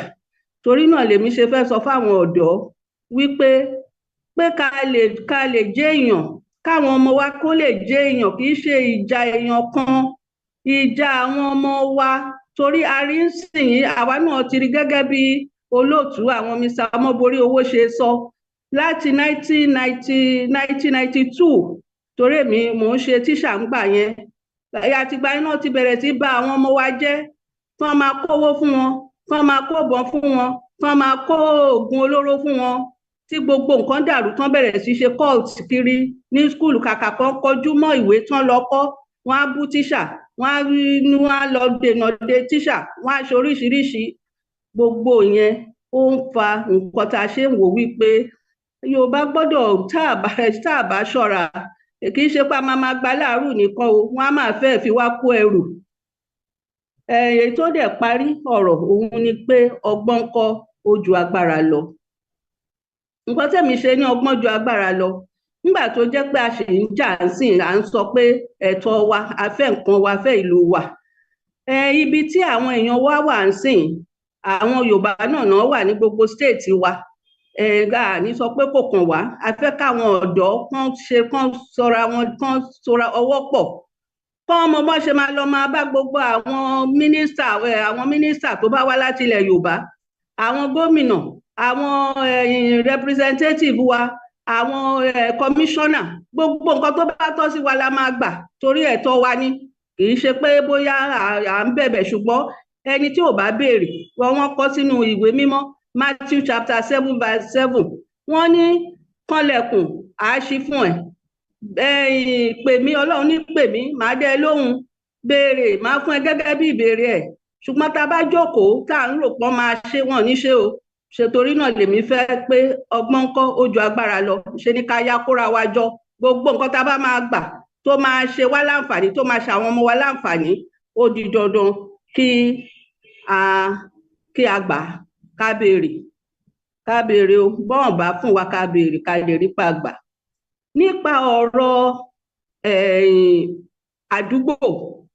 àdúgbò wa ṣe pàtàkì, ṣùgbọ́n kí n tó sọ̀rọ̀ àdúgbò, mo fẹ́ mẹ́nu bà ọ̀rọ̀ ẹbí, nítorí ẹbí yẹn òun ló ń di àdúgbò òun ló ń di ìpínlẹ̀, ló ń di orílẹ̀-èdè, torí àwọn èèyàn tó wà ń bẹ̀ dédé. Nísìnyí ọ̀pọ̀lọpọ̀ wa bá ṣe ń gbà wọn bàbá wa bọ́n ṣe kọ́ wa a ṣe mọ́. Tẹ bá rí bí ìyá èèyàn kan bá kú, bí bàbá ẹ bá kú sí, kí á náà máa mọ́mọ́ yẹn náà máa mú lọ orphanage, náà máa mú lọ sí ilé àwọn tí wọ́n bá wọn tọ́jú ọmọ, tèmi tó mi lẹ́rù. Tá a bá tún ẹbí ṣe, kò sí bí a ṣe lè ṣe community wa, ìyẹn àgbègbè wa, kó tẹ́ wa lọ́rùn. A gbọ́dọ̀ fi ẹsẹ̀ ẹbí múlẹ̀, a gbọ́dọ̀ rí pé àwọn tá à ń pè lólórí ẹbí, ká bá wọn sọ̀rọ̀. Ẹ̀yin ọ̀dọ́ náà lẹ lè ṣe, kò sẹ́ni tẹ́ ẹ lè bá sọ̀rọ̀. Tẹ́ bá lọ sádùúgbò tẹ́lẹ̀ fẹ́ bá àwọn ìyá bàbá, ọkọ àti ìyàwó, wọn á dá yín lóhùn, ẹ máa bá wọn sọ̀rọ̀. Torí ẹlòmíì tí ọmọ bá ti ṣe jọ̀gbọ̀n díẹ̀ á ní ọmọ má pa mí, ètèmi tó mi gbogbo bàbá ṣe ń bá àwọn ìyá yẹn sọ̀rọ̀, tá a tún pe àwọn ọmọ náà tá à ń bá wọn sọ̀rọ̀, ó ti di dandan kẹ́bí wa dá. Tẹ́bí wa bá ti dá, ó di dandan kí àdúgbò dá. Báwo làdúgbò ṣe fẹ́ dá? Èmi á fẹ́ kó jẹ́ pé gbogbo àwọn ọ̀dọ́ ń sìn yín, gbogbo àwọn àdúgbò yẹn la máa ní sẹ́ńtà tó jẹ́ wípé bí ẹnikẹ́ni tó bá ń fẹ́ ìrànlọ́wọ́ ni o, á lè rí ìrànlọ́wọ́ yẹn gbà. Ọmọ mi báyìí ó lè ṣàìlè bá ìyá àti bàbá ẹ̀ sọ̀rọ̀, ṣùgbọ́n tí community center bá wà, á lọ bá wọn ń bẹ̀. Nǹkan báyìí ló ń ṣe wọn o, bó bá jẹ́ pé wọ́n fẹ́ bá pe ìyá, wọn á bá pe ìyá, bó bá fẹ́ pe bàbá, wọn á pe bàbá. Ṣé rí education tí wọ́n fún wa, táwọn òyìnbó fi sílẹ̀ fún wa, education ẹrú ni. Àwa náà mọ̀, torí èmi náà mo gbójúba. Nígbà táwa ń lọ sí school, àwọn ìyá wa, màmá bàbá wa, wọ́n tún máa ń sọ pé ká lọ máa kọ́ ẹ̀kọ́. Àwọn ẹlòmíì lè lọ kọ́ kápẹ́ńtà, ẹlòmíì lè lọ ṣe nǹkan míì bó a ṣe ń lọ sí school yẹn, ṣùgbọ́n sìn ká kàwé ni. Ó ti di dandan sí, tá a bá ti ní community center yẹn, gbogbo nǹkan tí àwọn èèyàn bá ń fẹ́ ládùúgbò wa la máa lè ṣe fún wọn. Ìjọba ò lè dá gbogbo ẹ̀ ṣe o. Ẹ̀yin náà dẹ̀ mọ̀ pé ìjọba olóṣèlú tí wọ́n tó wọ́n rù lẹ́rù o, ká tó ṣẹ̀ sọ pé wọ́n fẹ́ fojú sí àwọn èèyàn. Èmi máa gbà wá ní ìmọ̀ràn nípa ọ̀rọ̀ ẹ̀sìn. Ṣé rí àwọn èèyàn wa tó bá mọ̀ túmọ̀ ẹ̀sìn, wọn ò ní máa jà o. Nítorí ẹ̀sìn kò ń ṣe wípé mò ń lọ sí ṣọ́ọ̀ṣì o, kò ń ṣe pé mò ń lọ sí mosque o, kì í ṣe pé mò ń kírun lẹ́ẹ̀mẹwàá lójúmọ́ o, kì í ṣe pé mò ń sùn sí ṣọ́ọ̀ṣì o, kì í dẹ̀ ṣe pé èmi ni mò ń jí gbé ọ̀rọ̀ ìṣẹ̀ṣe ìlú káàkiri o. Ẹ̀sìn ó já lórí wípé òfin tí Ọlọ́run ṣe fún wa ká máa mú lò. Nǹkan tó ń jẹ́ ẹ̀sìn nìyẹn. Ọlọ́run ní má pààyàn, má ṣèké, má jalè, nǹkan tí ò kí ń ṣe tiẹ̀ má gbà á. Ṣé gbogbo wa tá à ń jà lórí ẹ̀sìn sìn yìí, ṣé nǹkan tọ́lọ́run sọ fún wa pé ká ṣe ṣáà ń ṣe? Nǹkan tó jẹ́ ẹ̀sìn nìyẹn. Ẹ̀sìn kò gbà pé ká máa bára wa jà. Nǹkan tá a bá fẹ́ kọjú mọ́ Ọlọ́run, òun là ń bá náà jà. Ọlọ́run yẹn ni ká kọjú mọ́ nìyẹn. Kì í ṣe pé ká máa ní oníṣẹ̀ṣe ò lè ṣe tiẹ̀, mùsùlùmí ò lè ṣe, ẹ̀yin kìrìsìtẹ́nì ò lè ṣe. Ìyẹn kọ́, ẹ̀yin ọ̀dọ́, gbogbo yẹn náà lè máa yanjú, nítorí kò sẹ́ni tẹ́ ẹ lè bá sọ̀rọ̀.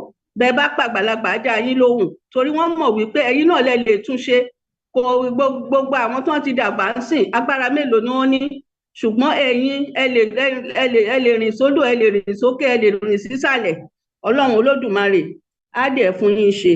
Ṣé rí ọ̀rọ̀ kan tí mo fẹ́ tún sọ òun ni nípa ọ̀rọ̀ Yorùbá máa ń sọ pé kárìn ká pọ̀ yíyẹ ní yíyẹ ni ká ṣọ́ra o nítorí oré níwọ̀n o gbogbo àwọn tá a gbà táwọn bàbá wa tí wọ́n gbà lálejò àwọn náà wá dẹ̀ ń pè wá lọ́mọ àlè nísìnyí o àwọn náà ń sọ wípé ká fò ká nìṣó o torí náà oré níwọ̀n o a gbọ́dọ̀ máa sọ ìtàn Yorùbá fáwọn ọmọ wa gbogbo àwọn tá a gbà lálejò gbogbo wa náà la mọ̀ nílẹ̀ Yorùbá onílé ajó nílé àlejò ajó àlejò ṣùgbọ́n kálejò wá gbójú báyà kó wá sọ pé ẹni tó nílùú ẹ̀ tó nílé ẹ̀ kò lè ṣe nǹkan tó yẹ kó ṣe ó yẹ ká mọ òfin gbọ́dọ̀ wà tá a bá rẹ́ni tá a gbà lálejò tí ò bá ti lè gba bá a ṣe ń ṣe nílùú wa ojú ọ̀run tẹ́yọ ẹ̀fọ́ ó lè lọ sílùú bòmíì kó lọ gbébẹ̀ ó ṣe pàtàkì ká ní òfin nílẹ̀ Yorùbá nǹkan tẹ́mi fẹ́ ká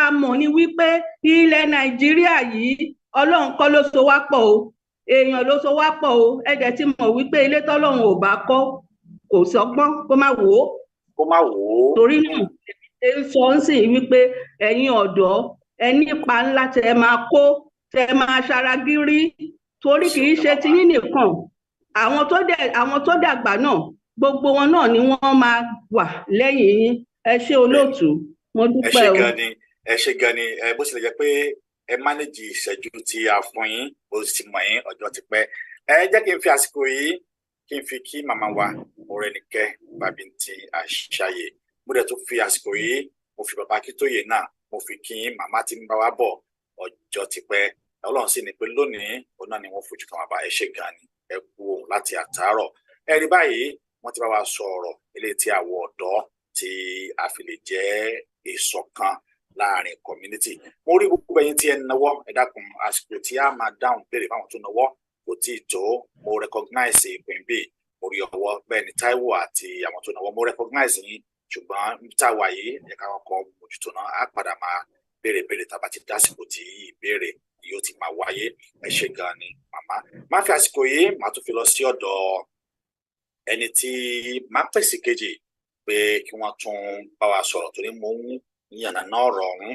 ní kọ̀ọ̀kan léjèèjì kí ọ̀rọ̀ ọ̀hún kó lè bá wọnú ara wọn òun náà ni má fi àsìkò yìí má tún fi pé comrade Anike Praise àwọn náà ni wọ́n máa bá wa sọ̀rọ̀ ní ibẹ̀ àwọn náà sọ nípa àwọn ni the importance of unity and harmony to support the cause of Yoruba nation yẹn ni pé kí ni ohun tó jẹ́ kókó láti rí pé a ní ìrẹ́pọ̀ a ní ìṣọ̀kan so a ní ohun tí a mọ̀ sí ìṣọ̀kan láti lè rí pé ìgbé tí a ń jà fún Yorùbá nation yìí ó wá sí ìmúṣẹ ọgbọ́n màmá náà bá wa sọ ìlú lónìí ọ̀nà wo lónà ní ìrẹ́pọ̀ àti ìfọ̀kànbalẹ̀ láàrin àwa tí a gbéra wa ní ọmọ kóòtù òjìrè tí a fi rí Yorùbá nation gbà ẹ̀rí tá a bá sọ nípa humanity láti gbé wọn máa ti wọ́n pé religion náà tó bẹ̀rẹ̀ lára ẹ̀. Màmá comrade Anike Praise ẹ dákun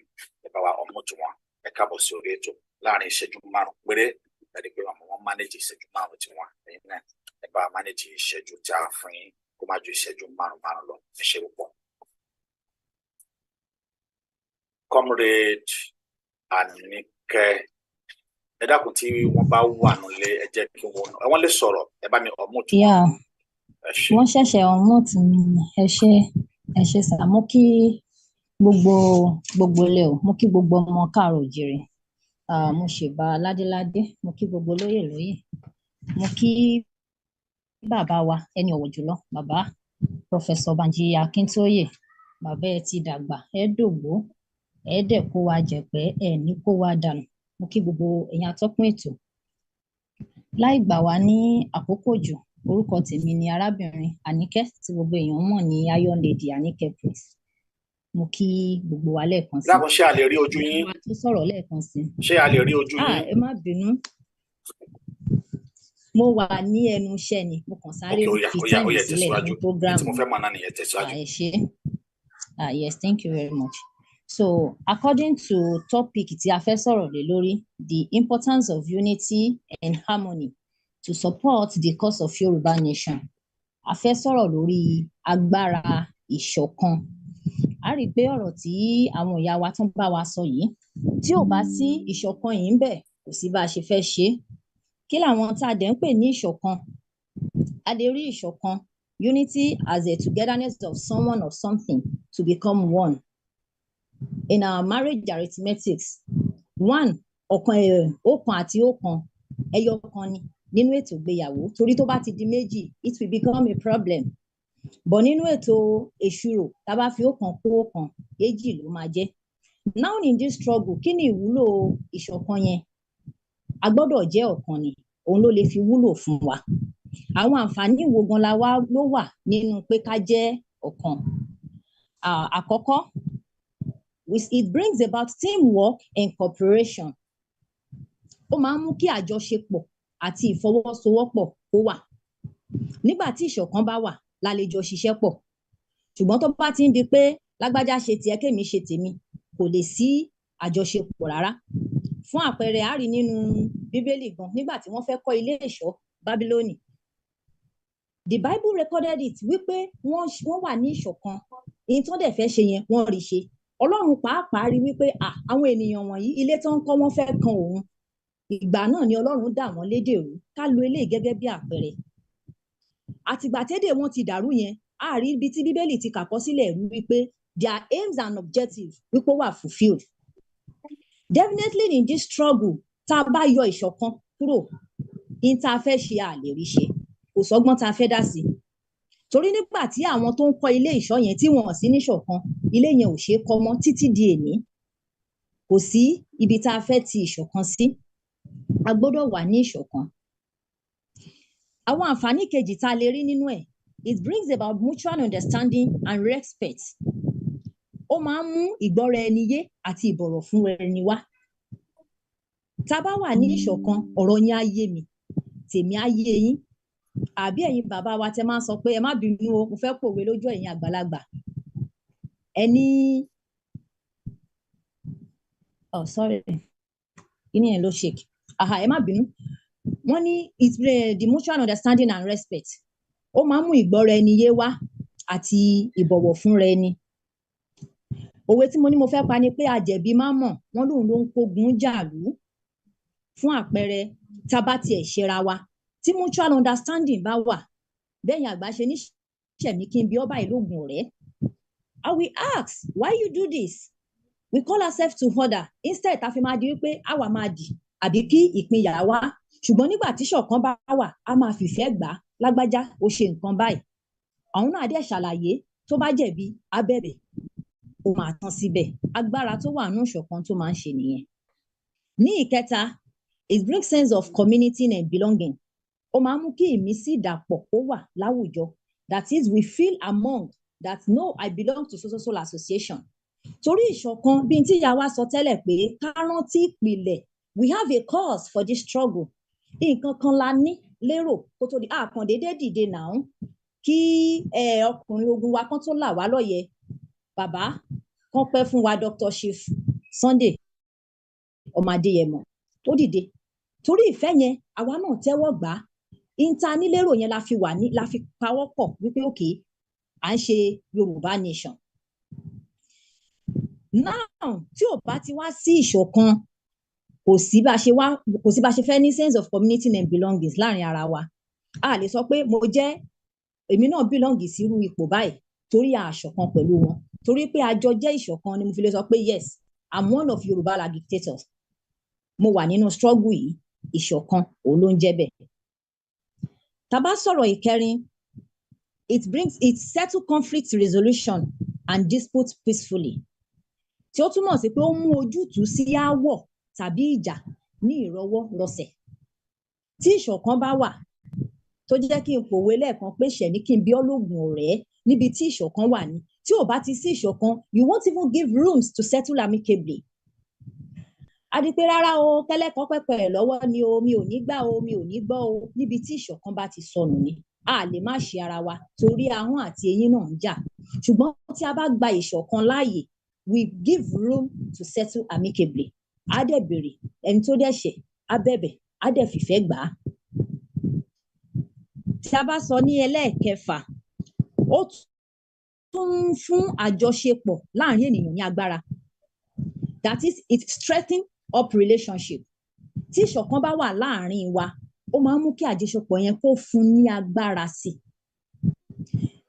Now a rí wípé jàǹgbara wa yìí mo lè sọ pé bóyá ó weak lẹ́gbẹ̀ẹ́ kan torí tí ò bá ti sí ìṣọ̀kan ó máa weak ni èyí ni tí àwọn bàbá wa fi máa ń sọ pé bí ògiri ò bá lanu wọn lálàǹgbá ò lè wọbẹ̀ ìyẹn ni pé tí ò bá ti sí ìṣọ̀kan ògiri yẹn máa lanu á wá fi àyè lẹ̀ fún gbogbo àwọn opponent ni o àwọn olóṣèlú ni o àwọn intruders láti wọlé because the relationship is weak but tí ìṣọ̀kan bá wà it strengthens us up.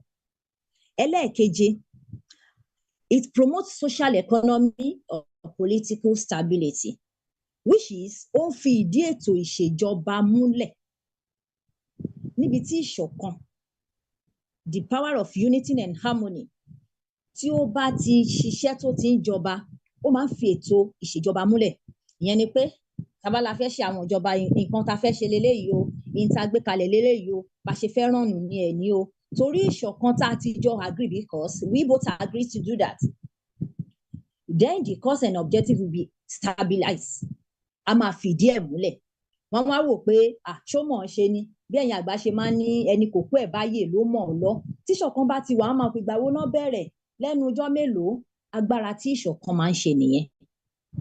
Now health it helps in building trust and confidence ó máa ń mú kí agbára ẹni gbọ́ ó máa ń mú kó dàgbà sókè torí tá a bá ti ṣọ̀kan mo ti gbọ́kànlé yín mo ti trust yín I trust and have confidence in you like we trust our God ọlọ́run wa tí gbogbo wa gbọ́kànlé yín sí àrírí but because of the faith and trust we have in him I believe my God will do this.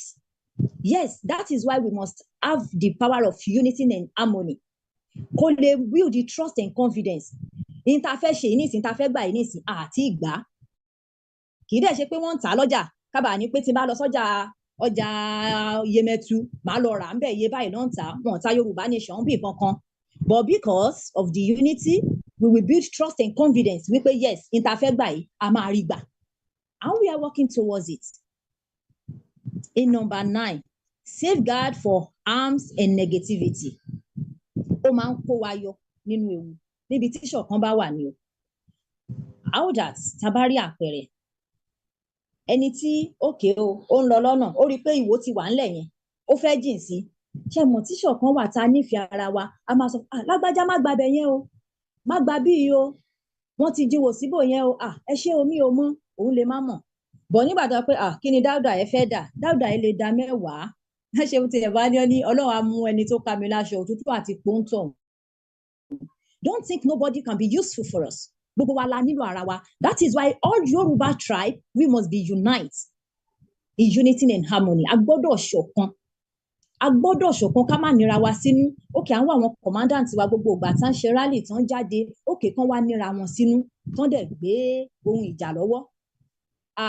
Some people will see it as an avenue. Yes, this is a time to retaliate. Ó ti ṣẹ̀ mí, àsìkò tí màá gbà san lọ́wọ́ ẹ̀mí, a máa wá ṣọ́ra wa lóhùn ṣọ́ra wa lẹ́sẹ̀. Torí kò sí ṣọ̀kan ni. So tí ṣọ̀kan yẹn bá wà, it safeguard from harmful and negativity. Ní jì sọ́fìn torí ẹnìkejì wa àti ríra wa bí ọ̀rẹ́. Ní àkótán, path to success and growth. Ó jẹ́ ọ̀nà sí àṣeyọrí àti ìdàgbàsókè. Tí ìṣọ̀kan yẹn bá ti wà, a rí wípé a máa ṣàṣeyọrí ní ta fẹ́ ṣe. Gbogbo ohun tá à ń ṣe yìí tó fẹ́ dàbí pé ó fẹ́ take wa ní long time is because we lack unity and harmony. And trust me, if we have any plans or strategies on ground, tí a bá ti fi harmony and unity yẹn sí, there is no how we are going to achieve this.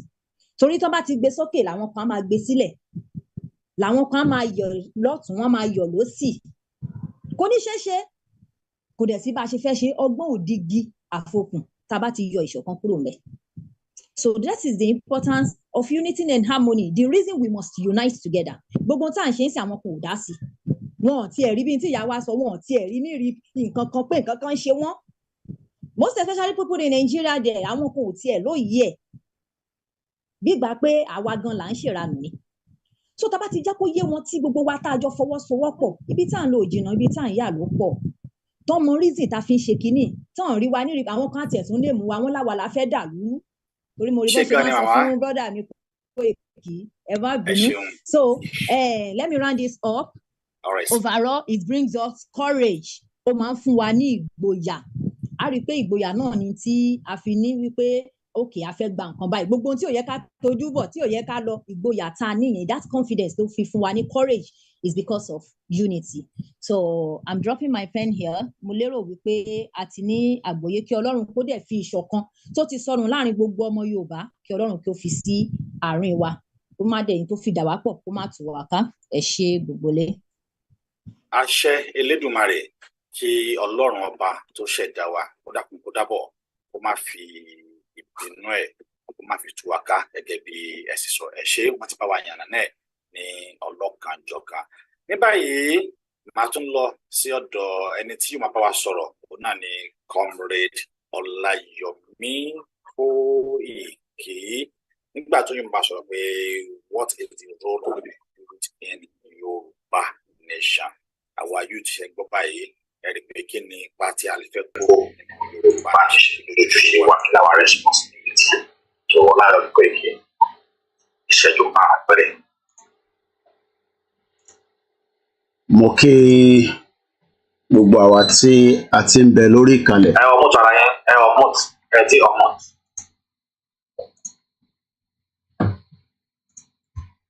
Mo kí gbogbo àwa tí à ń bẹ lórí ìjókòó bẹ́ẹ̀ ni mo kí àwọn àgbàlagbà tó ń wò wá nílé àti ibikíbi tí olúkálùkù wa ti ń láǹfààní àti gbọ́ wa. Mo kí ọba tí ó dá ìran wa dáadáa nítorí pé tí a bá wo kí ló ń pè ní ọ̀dọ́ náà ló máa padà tó wá di àgbàlagbà. Ẹ̀rí pé ọba Elédùmarè ọba dáadáa ni. Ọ̀dọ́ ni bàbá Akíntóyè nítorí pé ọ̀dọ́ ni wọ́n bẹ̀rẹ̀ akitiyan ìran Yorùbá gẹ́gẹ́ bí a ti ṣe rí ní ẹ̀rí torí ọ̀tọ̀ ni kí wọ́n sọ̀rọ̀ kí wọ́n má bàa ní ẹ̀rí. Tí a bá wo àkọlé tí wọ́n ní kí n sọ̀rọ̀ lé lórí tí mo láǹfààní àti sọ pé mo dúpẹ́ fún àwọn tí wọ́n ní kí a gbé ọ̀rọ̀ náà kalẹ̀. Mo fẹ́ kí gbogbo wa kí a fi ara balẹ̀ ní ìṣẹ́jú 5 tí wọ́n fún mi nítorí pé àwa sọ̀rọ̀sọ̀rọ̀ kò sí àsìkò tí ó ń pọ̀jù fún wa. Kí ni advantage tí a fi ń sọ pé àbí kí ni ìgbìyànjú tí a fi jókòó lénìí? Òun ni pé wọ́n gbé ètò kalẹ̀ wọ́n pè ní ọ̀dọ́ conference. Àmọ́ n tí wọ́n bẹ̀ mí pé kí n sọ̀rọ̀ lé lórí òun náà ni n tá à ń pè ní the role and the voice of the youth láti structure Yorùbá nation. Mo dúpẹ́ fún Prophet Ológunolúwa. Bí mo tẹ ẹ̀kan kankan sílẹ̀ gbogbo ohun tí a ti kà ní ìtàn káàkiri gbogbo ìwọ̀nba tí àwa náà ti rí kò síbi tí a bá wà tí ẹ bá ti fi ti àwọn ọ̀dọ́ ṣe á dàbí ìgbà tí ìgbésẹ̀ tá à ń gbé yẹn à ń fà sẹ́yìn. A rántí nígbà tí a bẹ̀rẹ̀ ìrìn àjò yìí tí a tẹ̀lé bàbá wa lẹ́yìn ìyẹn bàbá wa Akíntóyè, a rí i pé inú ọ̀dọ́ ni àwọn náà bẹ̀rẹ̀ sí tẹ̀lé bàbá wa late Ọbáfẹ́mi Awólọ́wọ̀.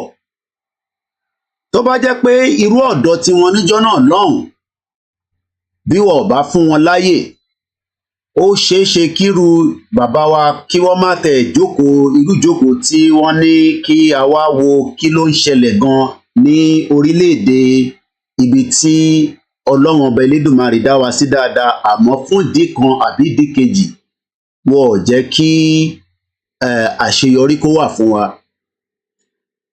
Àsìkò tí a wá wà yìí ó wá dùn mí lọ́pọ̀lọpọ̀ pé lótìtọ́ àwọn ọ̀dọ́ wa ń ṣe dáadáa nílé àti níta. Mo láǹfààní ibi tí mo fẹ́ lo point of conversation mi lé lórí, gbogbo alamọ tó ń pè ní Wizkid. Mo láǹfààní pé kò ń ṣe pé ó wù mí pé kí n lọ jókòó síbi tó ti wá ṣeré ní London ní 2 weeks ago precisely. It was a capacity of 62,000.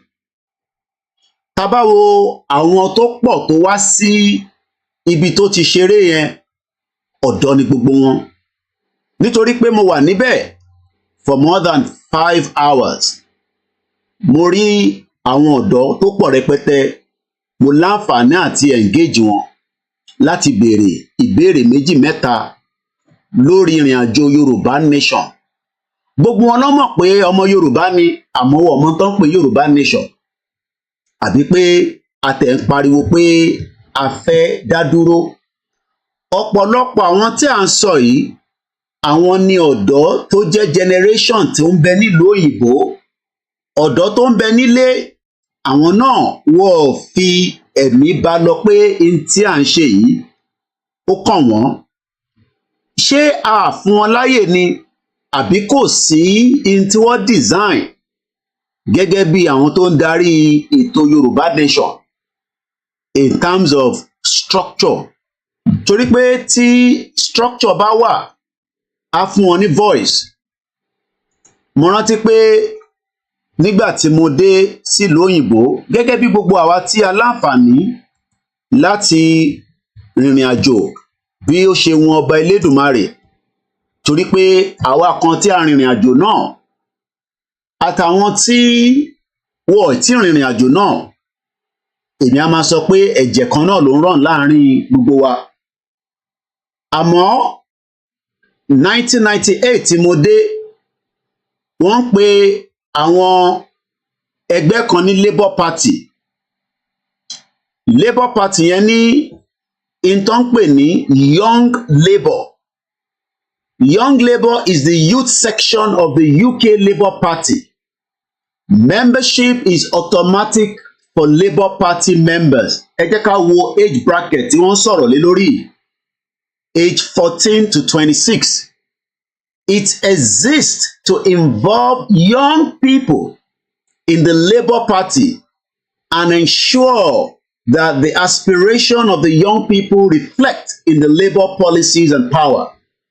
In tí wọ́n ṣàlàyé fún wa ni pé nínú ẹgbẹ́ tí wọ́n ń pè ní Labour Party, wọ́n tún wá ní ibì kan níbẹ̀ tó jẹ́ fáwọn ọ̀dọ́ tó jẹ́ ọmọ 14 títí dé 26 láti lè engage wọn. Mo wá láǹfààní, mo interview ọ̀pọ̀lọpọ̀ èèyàn nínú ibi tí arákùnrin wa tí a mọ̀ sí Wizkid tó ti wá ṣeré ní London. Mo wá rí i pé ìfẹ́ táwọn èèyàn ní sí Nàìjíríà kò ju pé n tí àwọn olórin wa tó ń project síta. Kò wá sí olórin kan àti ẹ̀yà kejì ní àárín wa bí wọ́n bá tí lo èdè Yorùbá nínú orin yẹn ò ṣeé ṣe pé ó máa rìn ju bó ṣe yẹ lọ. Kí ló wá ń fà á tí structure tá à ń béèrè yìí? A rí i pé gbogbo ẹgbẹ́ tó ń bẹ nínú Nàìjíríà gan tí wọ́n jẹ́ political party ti tèmi, mo rò pé wọ́n fi àyè ọ̀dọ́ sílẹ̀. Ó difficult fún ọ̀dọ́ láti penetrate. Èmi á fẹ́ káwa tí a gbé ètò Yorùbá nation dání, màá fẹ́ ká redesign ibi tí ọ̀dọ́ máa láǹfààní. Kò ń ṣe pé ká parí conference yìí kó lọ bẹ́ẹ̀ ká má rí kankan mú jáde. There must be, a gbọ́dọ̀ rí kankan mú jáde ó pẹ́ jù ọ̀sẹ̀ mẹ́fà pé a ti design kankan, a ti gbé ètò kalẹ̀ tó máa ní engagement pẹ̀lú àwọn ọ̀dọ́ in tó ń bá àwọn ọ̀dọ́ lẹ́rù nílé òun ni pé ọ̀pọ̀lọpọ̀ wọn ń gbìyànjú. Bàbá rántí pé àwọn kan ṣèpàdé kan ní Agége tó di pé ọlọ́pàá kó kan nú wọn àbí méjì.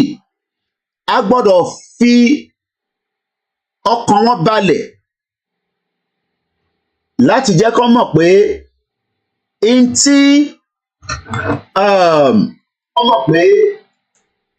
tí à ń sọ yìí kò ń ṣe pé bí bàbá wa ṣe sọ à ń bá ìjọba gbébọn afẹ́ bá wọn jà, but a gbọ́dọ̀ jẹ́ kí a ní center ní gbogbo state tí àwọn tí wọ́n ń ṣètò tí wọ́n gbọ́dọ̀ fi àyè sílẹ̀ pé bóyá tí ó fẹ́ lọ ṣèpàdé lẹ́kọ̀ọ́ ká mọ̀ páwa la ní center yẹn, bójá ọmọ rẹ́ǹtẹ̀ ni, á lè jẹ́ kí ọkàn wọn balẹ̀ torí pé ìdágbédání kò ń ṣe pé confrontation pẹ̀lú government. Àwa dẹ̀ kọ́ la máa kọ́kọ́ gbérù nǹkan báyìí dání. 1991 August 24th, ọjọ́ méjì sẹ́yìn lénìí ní Ukraine gba independent wọn. Àwọn ọ̀dọ́ ló ṣiṣẹ́ tó pọ̀ jù níbẹ̀. Àwọn ọ̀dọ́ ló jẹ́ káwọn tó jẹ́ àgbàlagbà láàrin wọn tó jẹ́ olóṣèlú pé àwọn ò fẹ́ ṣe pẹ̀lú Soviet Union mọ́. So tí a bá wá ní a fẹ́ dá dúró gẹ́gẹ́ bí orílẹ̀-èdè tí a fi structure tí kò ń ṣe tẹnu, àwa la máa provide the space fáwọn ọ̀dọ́ láti wá engage wa. Torí pé n tí ọ̀pọ̀lọpọ̀ àwọn tí a rí bá pàdé, n tó ń sọ ni pé bígbà tí a carry wọn along. Lóòótọ́ a lè máa sọ̀rọ̀ tó pọ̀ ní orí social media. It is time now for àwọn tí wọ́n jẹ́ elétò YSDM, ẹ gbọ́dọ̀ bá wa fi structure síta láti lè engage àwọn ọ̀dọ́ wa. Ẹ ṣé gan ni.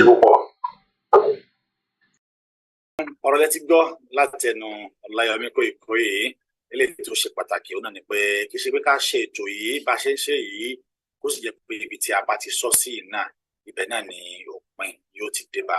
Ó yẹ ká ní tí a mọ̀ sí structure fún àwọn ọ̀dọ́ tí a sọ pé à ń sọ̀rọ̀ nípa wọn lónìí. Elédùmarè kò ní pa ọgbọ́n àti làákàyè lágbọ́lọ́jọ́rọ̀ fún yín. Ẹ ṣé gan ni.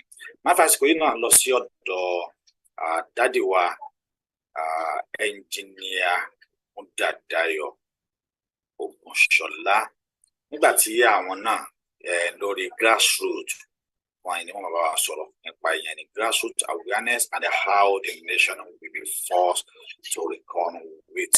So fẹ́ kí àwọn náà kí wọ́n bá wa gbẹ́sẹ̀ lé ìṣẹ́jú márùn-ún ẹ̀mọ́ níbo wọn náà ní láti bá wa ṣàlàyé àwọn nǹkan wọ̀nyí. Tí wọ́n bá ń bẹ níkàlẹ̀ dákọ̀ bá mi mú tí wọn ẹnjìníà Múdàdáyọ̀ ẹnjìníà Múdàdáyọ̀ tí wọ́n ń bẹ níkàlẹ̀ dákọ̀ bá mi mú. Mo kí wa fún ìpàdé o. Ẹ ṣé púpọ̀. Mo kí wa fún ìpàdé o. Mo wà níkàlẹ̀. Ṣé ń gbọ́ mi? Ọ̀rọ̀ ẹgbọ́n sókè. Àkọ́kọ́ mo kọ́ kí àbàbà tó yẹ. Ṣé ń gbọ́ mi? Àwa ṣe àlè rí ojú yín sà. Bẹ́ẹ̀ ni à ń gbọ́ yín. Ṣé a lè rí ojú yín? Ojú mi ti wà hàn. Ojú mi ni wúra mi yìí. Àwa ò rí yín lẹ́yìn lẹ́ ń wúra yín, èmi náà rí yín sí ojú yín ò wà. Àmì máa sọ̀rọ̀ lọ tó lè jẹ́ pé nẹ́tíwọ̀kì ọ̀dọ̀ yín. Ojú mi wà hàn ní sí. Ẹ tẹ̀síwájú. Ẹ má fi yẹn gbára wa ní àkókò. Ẹ tẹ̀síwájú sà. Àkọ́kọ́ mo kí gbogbo akú ìpàdé. Olúwa yóò gbàdúrà wa o. Orílẹ̀-èdè Yorùbá tá a fẹ́ gbà Ọlọ́run ló bá ṣe ní kíákíá ní pẹ̀lú Ọlọ́run. Àṣẹ Èdùmàrè. Mo kí bàbá Akíntóyè o. Kò ní rẹ̀ yí o. Àṣẹ Èdùmàrè. Pẹ̀lú Ọlọ́run ẹ̀ní ẹ̀lẹ́ ṣáájú adé ilẹ̀ ìlérí tí ṣe ilẹ̀ Yorùbá. Mo kí gbogbo àwọn ọ̀dọ́ lápapọ̀ àtàwọn bàbá àtàwọn ìyá tó wà nípàdé. Àwọn ọ̀dọ́ ni mo kọ́ kí nítorí pé bàbá ní awareness Yorùbá nation wọn ló gbé sórí jù. Gbogbo tẹ̀sí ní New York, tẹ̀sí ní Washington, tẹ̀sí ní Atlanta, tẹ̀sí ní London. Ó jẹ́ gbàgbá ìmọ̀ pé ìrìn kan bẹ̀ tí ń jẹ́ Yorùbá wọ́n ti fẹ́ gba òmìnira ara wọn. So and that's the first awareness. Tẹ̀sí àkínkùsẹ́ o, Ọlọ́run yóò lọ rẹ̀ ní gbogbo wa o. Nídàkejì, awareness Yorùbá nation. Àwọn yẹn ti wà aware ní Nàìjíríà náà. Wọ́n wà aware pé by Yorùbá nation. Bẹ́ẹ̀ kò yé wọn. Tó pété bá lọ bá wọn pé Yorùbá nation. Wọ́n ti sọ̀rọ̀ bó ṣe wọ́n létí pé a lè dá dúró. Ìyá ló jẹ ọ̀tá wọn. Kò sóje ilẹ̀ ibìkan ni wọ́n ti gbóúnjẹ wà.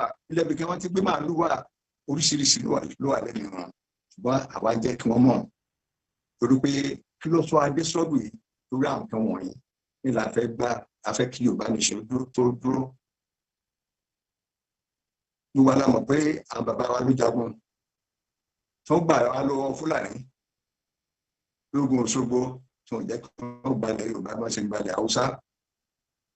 Wọ́n á jẹ́ pé gbà tiwa láàgbà kí ẹnìkan kó wa lẹ́rú Ọlọ́run jẹ́ kó ṣeé ṣe. Ìyàwó àtọkọ tipátìkúkù ti 1914 ló kọ́ síbi tá a wà lẹ́yìn. Wọ́n tún ní ó pé 100 ọdún pé experiment 100 ní ká fi ṣe.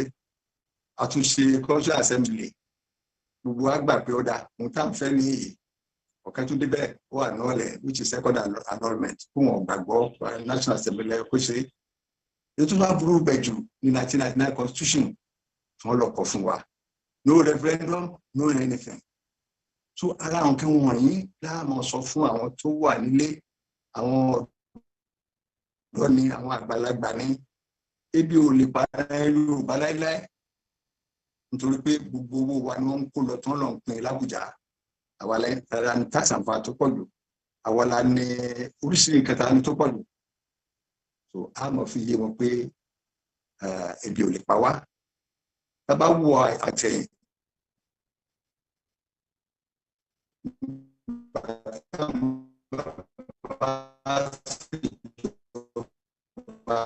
bàbá owó lọ́wọ́ tí wọ́n ṣe fún wa 56 mọ́ primary school 1955 wọ́n bẹ̀rẹ̀ gbogbo nǹkan ọ̀fẹ́ ní nígbà yẹn àtìwé o àti pẹ́ńsù quality education ní ẹ̀làgbà nígbà yẹn. Wọ́n kò sí mọ́lẹ̀ ní àǹgàbárí ti bá gbọ́ ẹ̀jẹ̀ fún wa. Kóta ní everything bọ́mọ yín pàṣẹ ọba gba 250 ó lè mọ òde university wọ̀ ọmọ tí gba lẹ́dà 100 yóò university wọ̀ àlè continue like this. Ètò àbúrò bẹ̀jù tá a mọ̀ regional government láti bẹ̀rẹ̀ tá bàbá Awólọ́wọ̀ wọ́n ṣe nǹkan oríṣiríṣi first television in Africa, first radio station, Liberty Stadium àtàwọn industry tó pọ̀ lọ lóríṣiríṣi àti banks tó pọ̀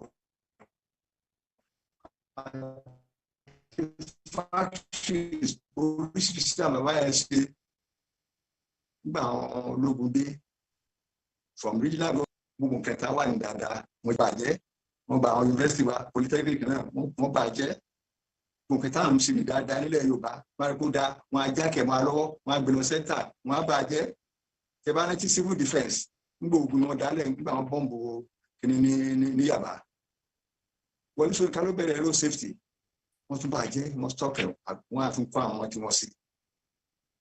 Torí àwọn kan tá a sọ fún àwọn èèyàn wa ó pọ̀ lóríṣiríṣi.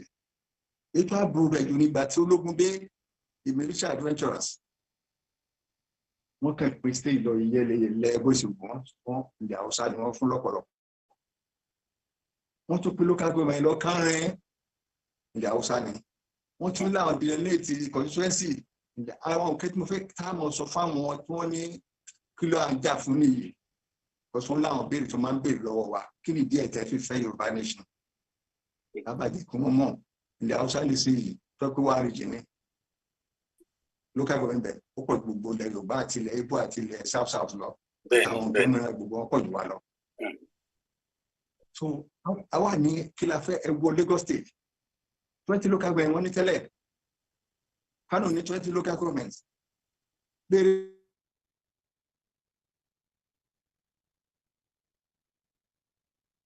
Ó dàbẹ̀ ni pé network wọn. Wọ́n pín Jìgáwá out of local government. Jìgáwá and Kano today they have 71 local government. Ṣé ẹ̀ gbọ́ mi báyìí? Àgbọ̀yé. So Lagos state remain 20 local governments. Kano and Jigawa 71 local governments ẹ wo iye owó tó máa lọ sí local government kọ̀ọ̀kan lọ́dọ̀ tí wọ́n àwọn là ń pawó àwọn ló ń ná wọ́n tún ní landmass àwọn ọmọ fi pín owó gbogbo nǹkan wọ̀nyí ló ń dùn wá tó pa àwọn ológun wọn á hùwà burúkú pàdé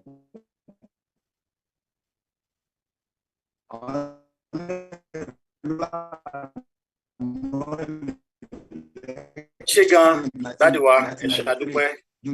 Hello. À ń gbọ́ yín sà. À ń gbọ́ yín. Ẹni. Ok, ẹ jẹ́ kí n lọ second stage. Ìṣẹ́jú 5 péré náà la fún yín sà, ó dẹ̀ kú ìṣẹ́jú kan báyìí mo ṣe rán létí kẹ́rì tí máa bá wa rándọ̀. Kí ló ṣẹ́jú kan?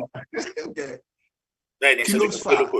Àwọn ọmọ Yorùbá ọmọlúwàbí ló ń jẹ́ ọmọ Yorùbá. Bẹ́ẹ̀ni. Gbogbo wa Nàìjíríà láti gbé àwọ̀ Nàìjíríà wọ̀ ọmọlúwàbí ẹ ti sọnù. Kò sọ̀rọ̀ fún bàbá, kò sọ̀rọ̀ fún àgbàlagbà mọ́, owó ni wọ́n ń bọ, wọ́n ti dẹrú owó. Gbogbo wa yìí la gbọ́dọ̀ gbẹ́wò ẹlẹ̀ bí ọkà ṣe mọ́ búra tó bá ń pàpò. Nítorí pé tá a bá mú wà tuntun yìí tó kọ àwọn kẹta fẹ́ ṣe pọ̀ education wa wọ́n ti bàjẹ́. Industry kò sí ohun tí wọ́n ti bàjẹ́ tí wọ́n ti ta. Ẹ ṣe púpọ̀ wá. So we need to work very hard and plan for other. So ó yẹ yín. Ẹ ṣe bẹ́ẹ̀ ni àgbọ́yé sà. Agric business wa ẹ ṣeun gan ni ẹ ṣe àdúpẹ́. Economic map bẹ́ẹ̀ bẹ́ẹ̀ lọ. Ẹ ṣe gan ni. Ẹ rí bàbá ẹ rí bí wọ́n ṣe fọwọ́ àyànnà náà pé gbogbo bí nǹkan ṣe dàrú pátápátá òun náà ni wọ́n ṣàlàyé fún wa kí Elédùmarè kó dákun kó dábọ̀ kó bá wa tún orílẹ̀-èdè ilẹ̀ Yorùbá kó bá wa túntò ọ̀rọ̀ wa ń fẹ́ àtúntò níbi tí a ti wá àti ibi tá à ń lọ àti ibi tá a ti ń bọ̀ Elédùmarè yóò sì bá wa tó. Máa fi àsìkò yìí máa fi pe Comrade Káyọ̀dé Ẹ̀mọ́lá èyí náà ìṣẹ́jú 5 péré ní kẹfà lò. Commitment to financial obligation to achieve our aims and goals for the nation. Gbogbo ẹ̀ kọ́lọ̀ Elédùmarè ọ̀rọ̀ owó náà ni.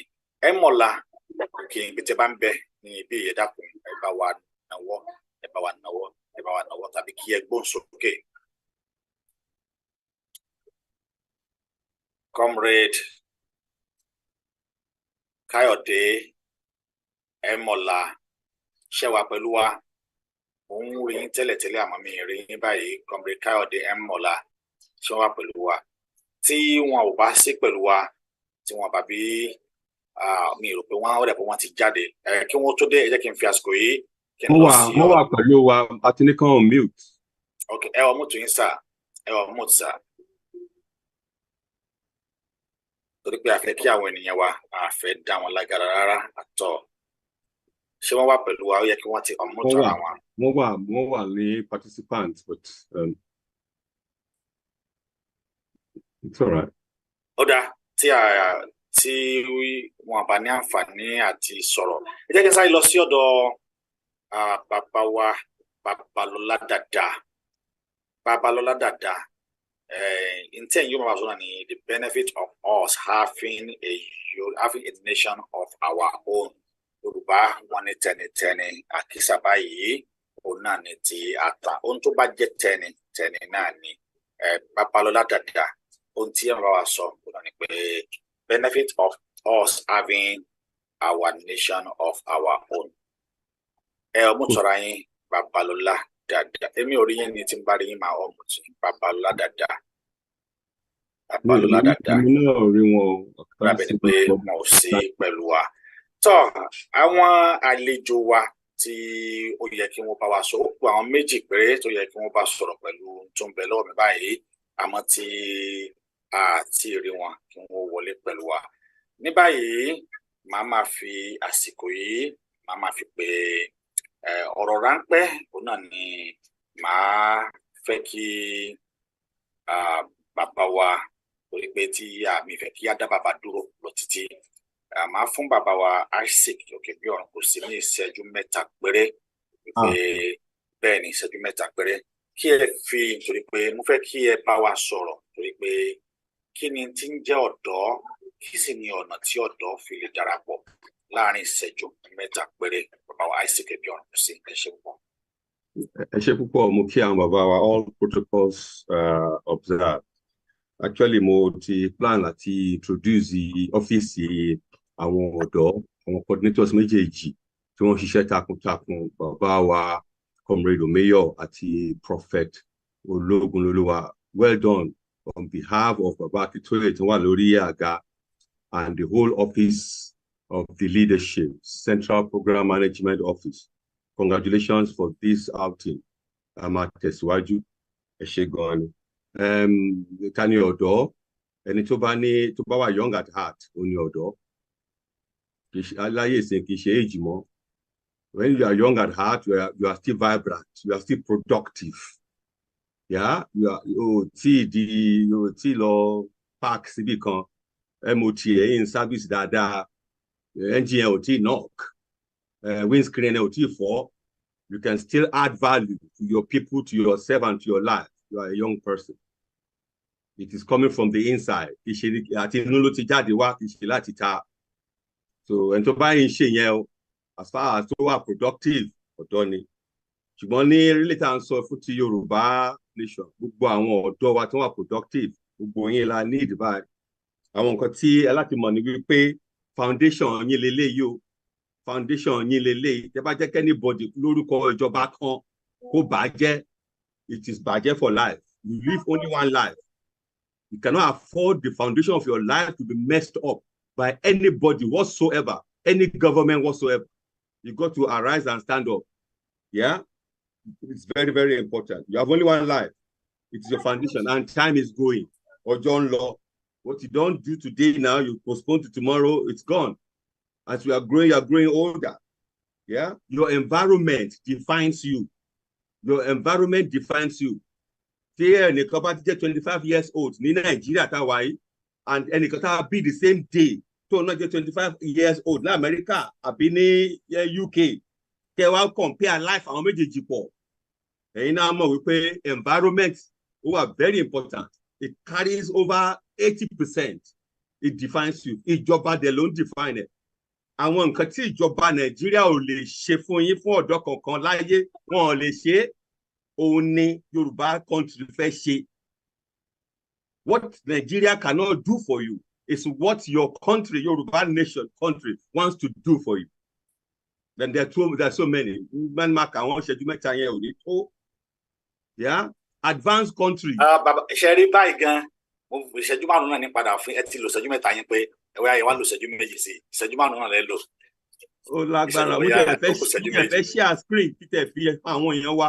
Ẹ ṣe ẹ tí ò bá ti ní kọjá yìí torí pé àwọn èèyàn pọ̀ ń bí a sì fẹ́ kí adábàbà alágara torí pé bàbá ó sì sọ̀rọ̀. Ó yẹ kí wọ́n rí nǹkan mú lọ lé. Ìṣẹ́jú méjì péré, ìṣẹ́jú méjì. Ẹ bá wa ṣe ní ìṣẹ́jú méjì tó kù. Okay, all right, okay. Ó yẹ ká rí nǹkan kan mú lọ lé. Ṣé ti understand? Mo ti ń share screen, ṣé ti rí screen mi? Bẹ́ẹ̀ni. Ìròyìn ayọ̀, the good news, yeah? Number 1, yes, number 7, we will download the best of the systems of the Eastern and Western worlds into our Yoruba country. Nigeria, we have free education, university loan system, free access to funds for vocational careers, we will raise standard of living, there will be reduction in poverty, outstanding regeneration, beautification. Gbogbo nǹkan wọ̀nyí ó wà lọ́dọ̀ àwọn youth leaders wa méjèèjì. Ó wà lọ́fíìsì wọn, tẹ́ bá béèrè lọ́wọ́ wọn á get it. Bá dẹ̀ béèrè lọ́wọ́ anybody nínú office and Baba Akitoye, I'll get here for you. Right? We are telling every young person the good news of having our own Yoruba country. Ìròyìn ayọ̀ ni o is the good news. That is what we are telling you. All youths want the change to Yoruba nation sovereign state. No going back. No going back. Yẹn wípé our unfair advanced country tiwa táwọn ọ̀dọ́ ní future tán lè plan fún ayé wọn. Ṣẹ́ni tí ò níṣẹ́ tí wọ́n tó ti school tán lé dànù tí ò ní career àti pé yahoo nǹkan kan lé alternative tó wà fún tí òun ló máa ní future. If you don't arise for your right now, it is gone forever. What you have lost, nígbà tí lọ nísìn, ọ̀la àná ti lọ for instance, you cannot get it back again. Yeah? So, state by state, àwọn youths. Ó ṣeun gan ni bàbá, a dúpẹ́ ní ọwọ́ yín fún àwọn àǹfààní eléyìí tí ẹ fún wa. Bó tilẹ̀ yẹ kó ṣe rí òwú ni kí a jẹ̀rà pẹ́ lẹ́nu òfònà fún òun náà ni ò jẹ́ torí la ṣe ní ká ṣe ní ìṣẹ́jú kéékèèké kí àwọn èèyàn wa kí wọ́n má bàa rẹ̀ wọ́n. Ẹ̀rí tí a bá fún bàbá òkè bí ọ̀run sọ̀rọ̀sọ̀rọ̀ ni wọ́n kódà wákàtí kan wọ́n máa sọ̀rọ̀ lọ ló sì yẹ pé tí wọ́n máa sọ ohun tí yóò máa wọlé sí akínyẹmí ara yín ni wípé ṣé a nírú àwọn èèyàn báyìí láwùjọ ilẹ̀ Yorùbá.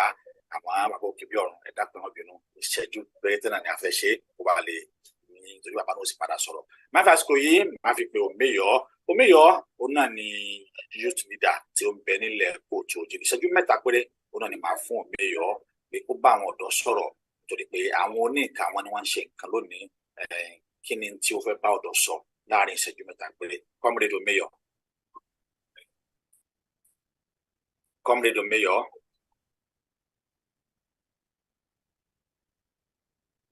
Comrade Òmíyọ̀. On mute. Mo rí pé tí ń sọ̀rọ̀ àmọ́ àgbọ̀yìn ẹ̀yẹ spíkà yín wò. Mo rí pé tí ń sọ̀rọ̀ àgbọ̀yìn. Òmíyọ̀ ọ̀mùtù ara yín tí ọ̀mùtù ọ̀yà. Ẹ ṣe gan èmi náà ti ń struggle láti unmute ara mi bíbá yìí. Mo kí ìṣẹ́jú mẹ́ta péré. Orúkọ tèmi ni Oyègúnlé Olúwamáyọ̀wá tí gbogbo èèyàn mọ̀ sí Comrade Òmíyọ̀. Tó dẹ̀ bí a ń pè ya wà nílẹ̀ Yorùbá ń bí láti máa jẹ́ kí gbogbo àgbáyé mọ̀ wípé Yorùbá nation no going back. Inú mi dẹ̀ dùn mú kí bàbá wa ní ọ̀wọ̀ Emeritus Professor Banji Akintoye, mú kí bàbá mi Chief Dr. Sunday Adeniyi Adeyemo. Mo dẹ̀ kí gbogbo àwọn tí wọ́n ń tẹ̀lé wa tí wọ́n dẹ̀ ń wò wá torí pé pẹ̀lú mínítì wọ́n fún wa yìí kò jẹ́ kí ọ̀rọ̀ lè jáde dáadáa, ṣùgbọ́n kan tí mo kàn máa sọ náà ni wípé bàbá wa Ológunlolúwa tí wọ́n wà ní diaspora wọ́n ti sọ̀rọ̀ tó pọ̀ torí pé ọ̀rọ̀ tèmi àti wọn tí àjọ sọ òun náà ni wọ́n ti kà jáde. Bẹ́ẹ̀ náà ni bàbá wa Òkè bí ọ̀run wọ́n ti sọ̀rọ̀ ọ̀rọ̀ tí gbogbo wa náà sọ̀rọ̀ náà nìyẹn ta lè mọ̀ wípé ìlọsíwájú ilẹ̀ Yorùbá òun ló jẹ wá lógún. Ìkan tèmi kan máa sọ fún gbogbo àwọn ọ̀dọ́ wa nílẹ̀ Yorùbá ni wípé ẹ jẹ́ ká mọ̀ wípé kò sí nǹkan tó ń pè ní Nàìjíríà. Ìlú tí ó bá ti sí èdè níbẹ̀ because tá bá ti yọ nǹkan tó ń pè ní èdè òyìnbó níbẹ̀ ó mì ní pé kò sí ìlú yẹn mọ́ nìyẹn. So the more tó bá ti wá sí ìlú yẹn tó wá jẹ́ pé èdè abínibí wa tó jẹ́ èdè Yorùbá nǹkan ló ń pè ní orílẹ̀-èdè. Tẹ́yìn náà bá gbọ́ bàbá Tinubu wọn sọ wípé òun sọ fún Buhari kó má fìyà jẹ orílẹ̀-èdè Yorùbá ṣùgbọ́n Buhari fìyà jẹ orílẹ̀-èdè Yorùbá ti wá jẹ́ bẹ́ẹ̀ ṣé orílẹ̀-èdè méjì máa ń wà nínú orílẹ̀-èdè kan ni? Ó mì ní pé orílẹ̀-èdè ilẹ̀ Yorùbá òun gangan lórílẹ̀-èdè. So bẹ́ẹ̀ kẹ́ ni àwọn ti Biafra wà, àwọn ti Arewa wà, àwa táwa jẹ́ ọmọ abínibí ilẹ̀ Yorùbá àti wá ní pé a fẹ́ hold the bull by the horn.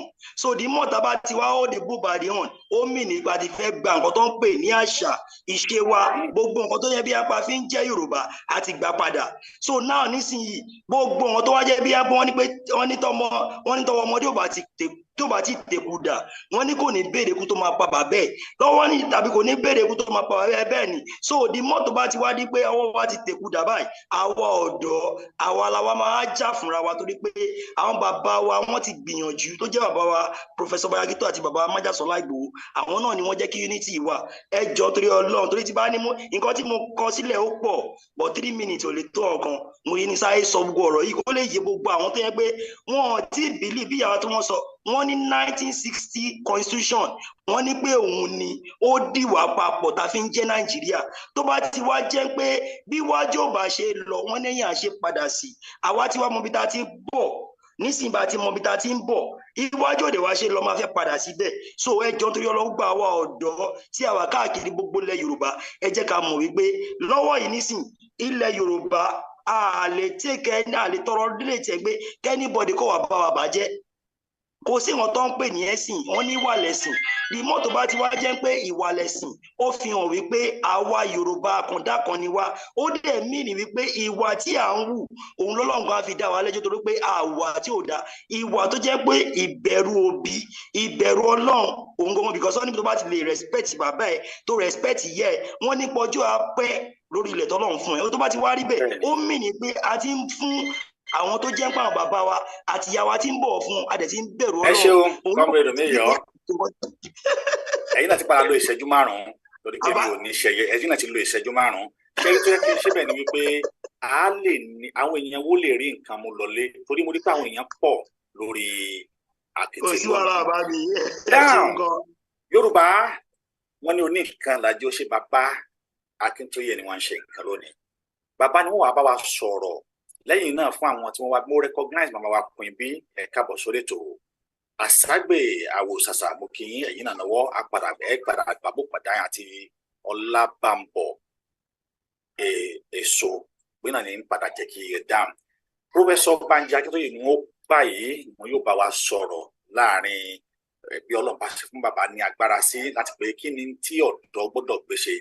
Àmọ́ ṣáájú kí n tí jẹ́ kí bàbá sọ̀rọ̀ gbogbo wa là ń sọ̀rọ̀ nípa ọ̀dọ́ nípa àṣà àti ìṣe báwo lọ̀rọ̀ wa gan ṣe dàrú lónìí kí ni tó fà á mo fẹ́ tún jẹ́ kí gbogbo wa náà sórí pé tí bàbá ti sọ̀rọ̀ tá a bá ti béèrè ká sì kọ́ national academy parí kó tó wá di bẹ́ẹ̀ mo fẹ́ kí gbogbo wa kárì kankan mú lọ lé wípé ìran Yorùbá àti dà ó ní máa ṣe kà nínú ìwé yìí á máa dùn mí lọ́pọ̀lọpọ̀ tí n bá ń kà lójúmọ́ ó jẹ́ kí àwọn míì wà náà tí wọ́n àti rí gbọ́ ẹ̀yin náà bá mi fetí balẹ̀ tẹ́ bá mi gbọ́ ọ̀rọ̀ yìí níbi tí ìran Yorùbá tó ti dàrú.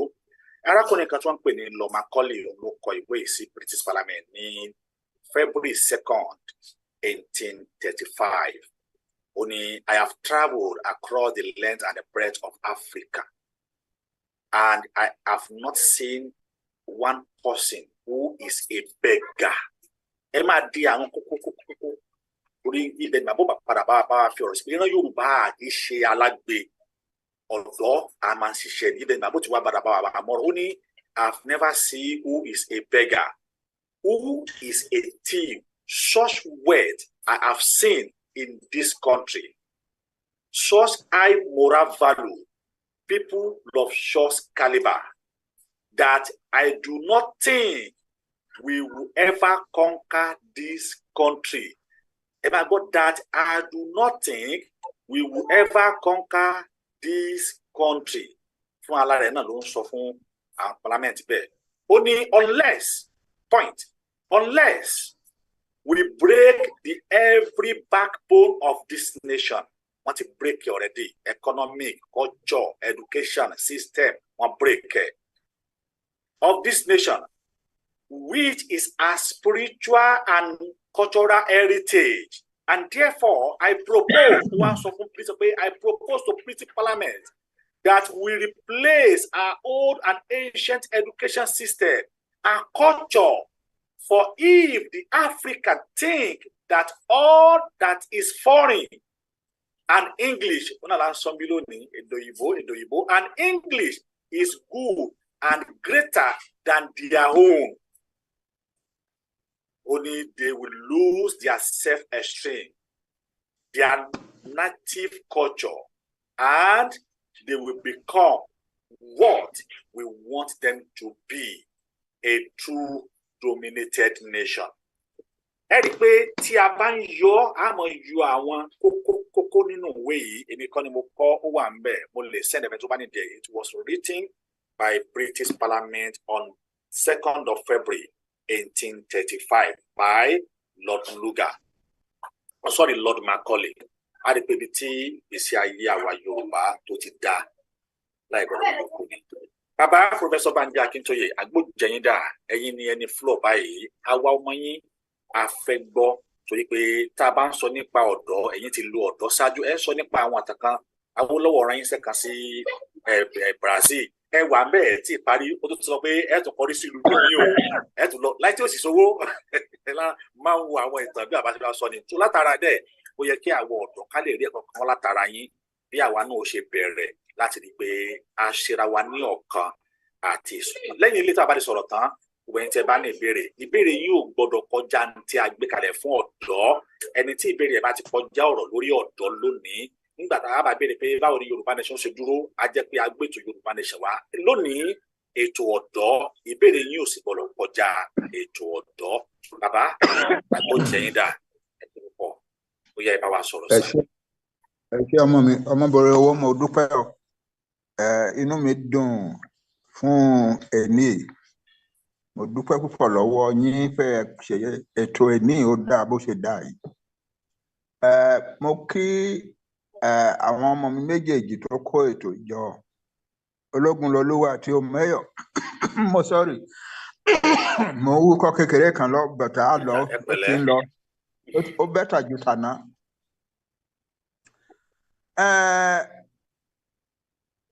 Àwọn ọ̀dọ́ ló jẹ́ kí n máa ṣe nǹkan tí mò ń ṣe wọ̀nyí. Mo fẹ́ sòótọ́ yẹn fún yín. Mo máa ń sọ́nà lẹ́ẹ̀kọ̀ọ̀kan. Àwọn ọ̀dọ́ lẹni tí mo súnmọ́ jù láàárín àwa Yorùbá. Èkíní ńgbà tí mo wà lọ́mọdé tí mo ṣẹ̀ di pòfẹ́sọ̀ ní yunifásitì tí bàbá wa Awólọ́wọ̀ ti jáde kúrò lọ́gbà ẹ̀wọ̀n. Tán wá dé tán wá pe àwa jọ. Àwa tá a jẹ́ ọ̀dọ́ lára wa ló pọ̀ jù ńbẹ̀ o. Àwọn bíi méjì mẹ́ta ló ṣàgbàwájú wa bíi pòfẹ́sọ̀ Olúwasanmi bíi pòfẹ́sọ̀ Àlùkò. But àwa yòókù kéékèèké ọmọdé kéékèèké. Àwa méjì lára wọn ni láti di pòfẹ́sọ̀, àwọn yòókù ṣì yọ̀ǹgà. Àwa la kóra jọ ta 3 days la fi bá bàbá wa Awólọ́wọ̀ ṣèpàdé. Àní kan tó dẹ̀ wá sọ fún wa ni pé Nàìjíríà ti ṣe ra ìṣàbàṣàbà o. Ṣùgbọ́n àwa nígbà pé ṣàbàṣàbà yẹn ló máa parí sí. Àwa Yorùbá a lè gba Nàìjíríà, a lè tún Nàìjíríà tò, a lè ṣe Nàìjíríà kó dá padà. Ìdí ẹ̀ nìyẹn tí èmi bàbá yín fi wá bá yín ní yunifásitì pé ẹ wá join mi ká lọ ṣe.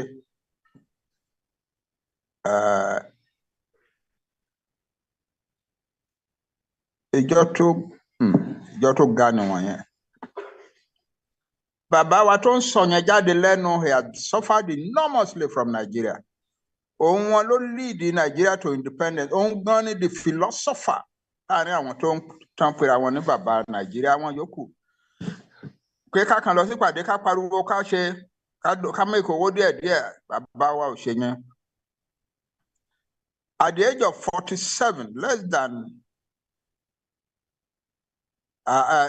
in the year 1947, jàre, ni bàbá wa ti bẹ̀rẹ̀.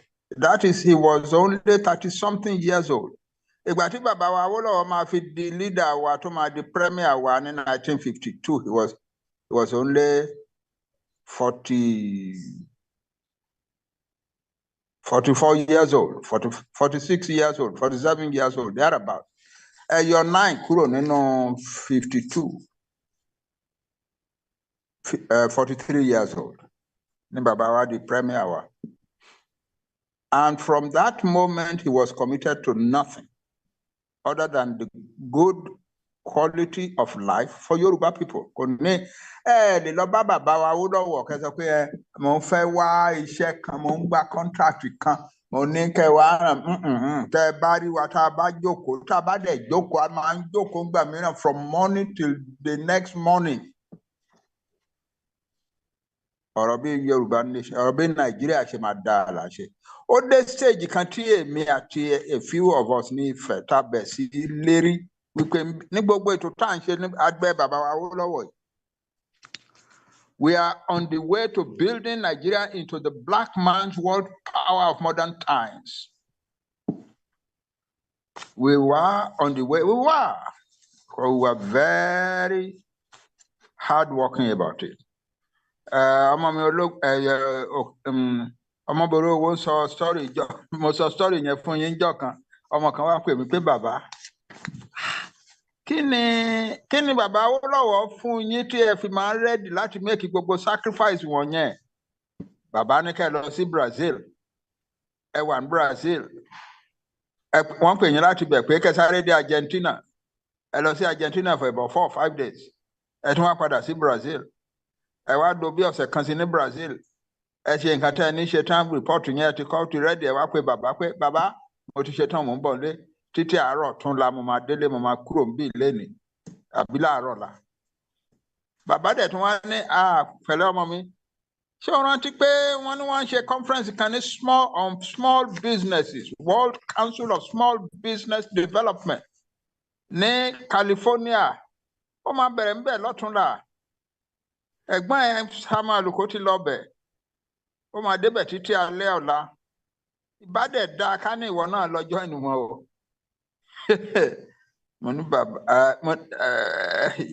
Okay, sir. Oh, that's my boy. Okay, so we will have 2 reports. Your report and Sam's report. Bẹ́ẹ̀ni, sir. As of the time tí mo sọ bẹ́ẹ̀ni, sir, sí bàbá wa yẹn, mi ò mọ bí mo ṣe lè dé California mi ò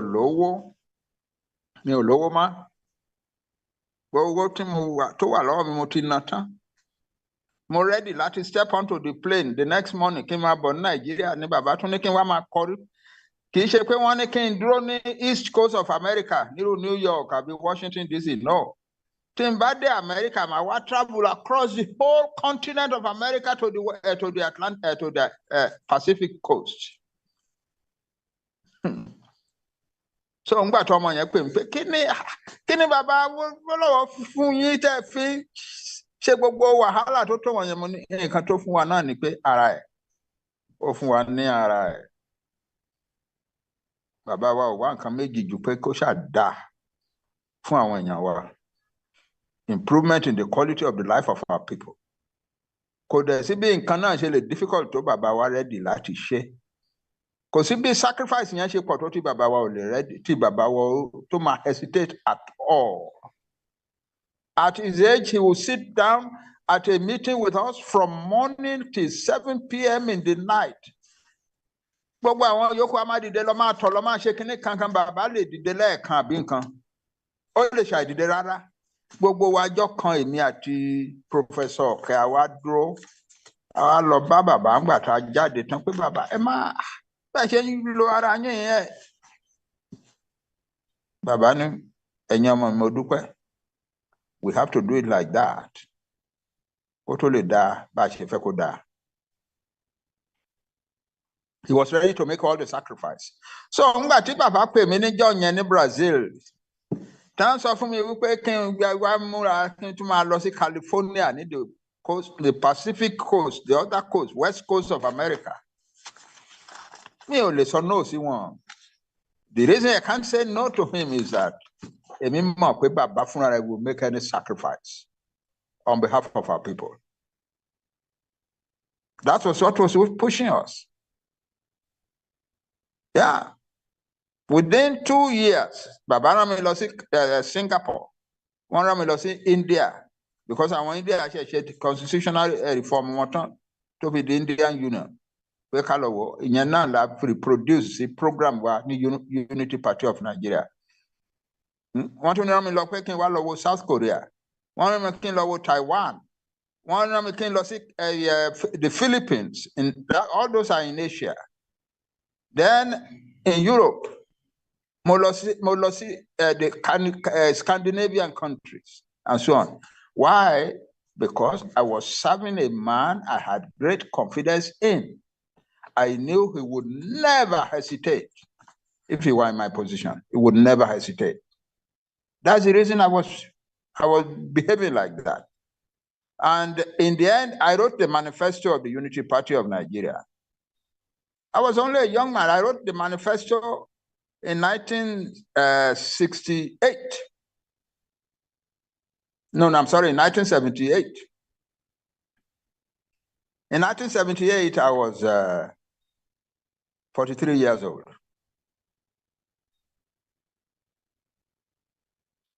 The next year, I became a senator. I was one of the youngest people in the Senate.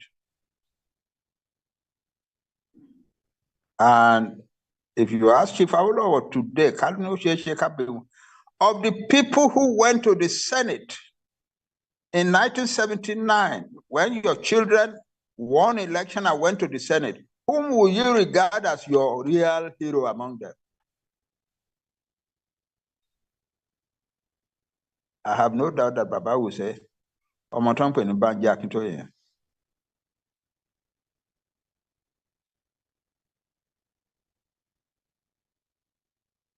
Èló là ń gbà ní Senate? 12,000 per month. 12,000 naira per month. Gbà kan Senate rán mi níṣẹ́ lọ sí London. London yẹn ni mo wà tí mo gbọ́ ròyìn pé àwọn members wa kan ti lọ move resolution pé kan change salary wa to 15,000 a month. 2 days later, I arrived back in Nigeria. Mo wá lọ kí bàbá. Bàbá ò tiẹ̀ dá mi lóhùn, wọ́n bínú ni. Banji, ó wà ní Senate. Wọ́n lọ ń change kíní, wọ́n lọ increase so 15,000. You are our chief spokesperson in Senate to the Yoruba, to the Nigerian people. So what are you going to tell Nigeria now? When this has happened, I am in London now. Papa tell listen, see, he just went at me.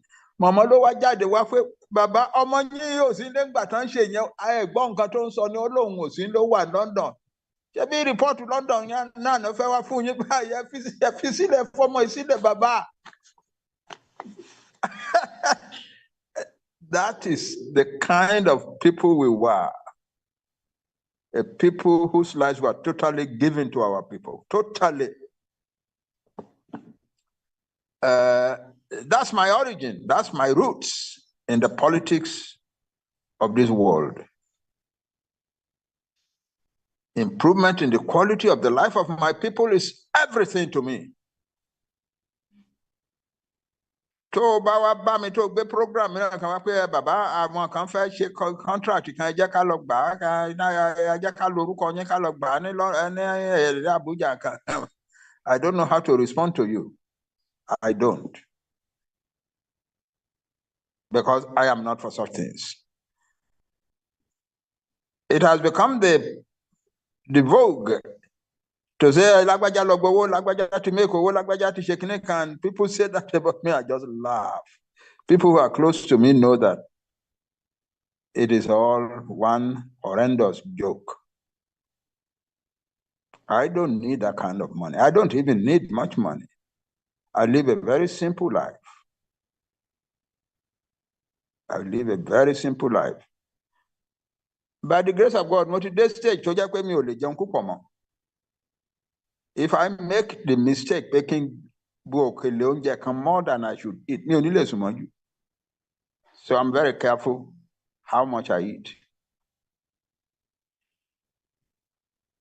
Mo dẹ̀ mọ̀ wípé gbogbo yín tẹ̀ ń wò mí ni pé ẹ rí wípé kò sí ijọ́ tí mo gbé aṣọ kan ńlá agbádá kan ńlá kíní kan sọ. I live a studiedly simple life. So nǹkan tí mo fẹ́ bẹ̀ àwọn ọmọ mi, we are heading towards the greatest thing that has ever happened on the African continent. Why do I call the freedom of the Yoruba people the greatest thing that has ever happened in modern Africa? Is as follows. Àwa Yorùbá yàtọ̀ sáwọn yòókù púpọ̀. As early as the 9th century AD, làwa Yorùbá ti bẹ̀rẹ̀ sí kọ́ ìlú ńláńlá. The rest of Africa, the rest of Black Africa remained as they lived the way they have always lived, in the bush. Our Yoruba nìkan towns and cities and so on. And some of the towns were big and heavily populated. By the time the first European immigrants came to the coast of West Africa in about 1470 AD, we Yoruba have all these towns that we already have in our country today. We already had them. One of them trading in Lagos, there is a city not far from here that is surrounded by a wonderful wall.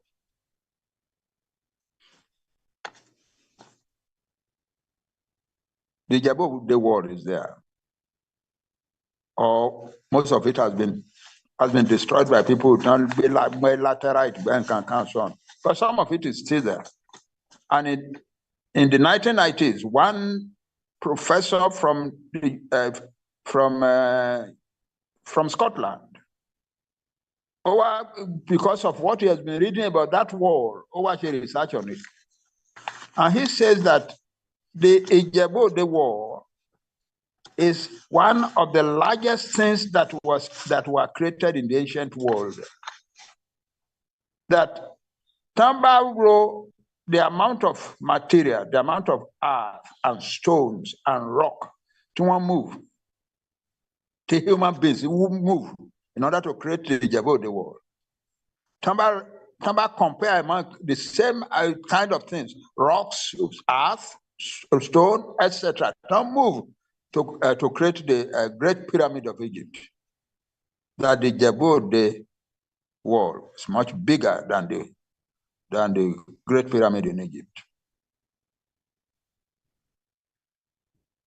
That the Djibouti wall is still visible from space now.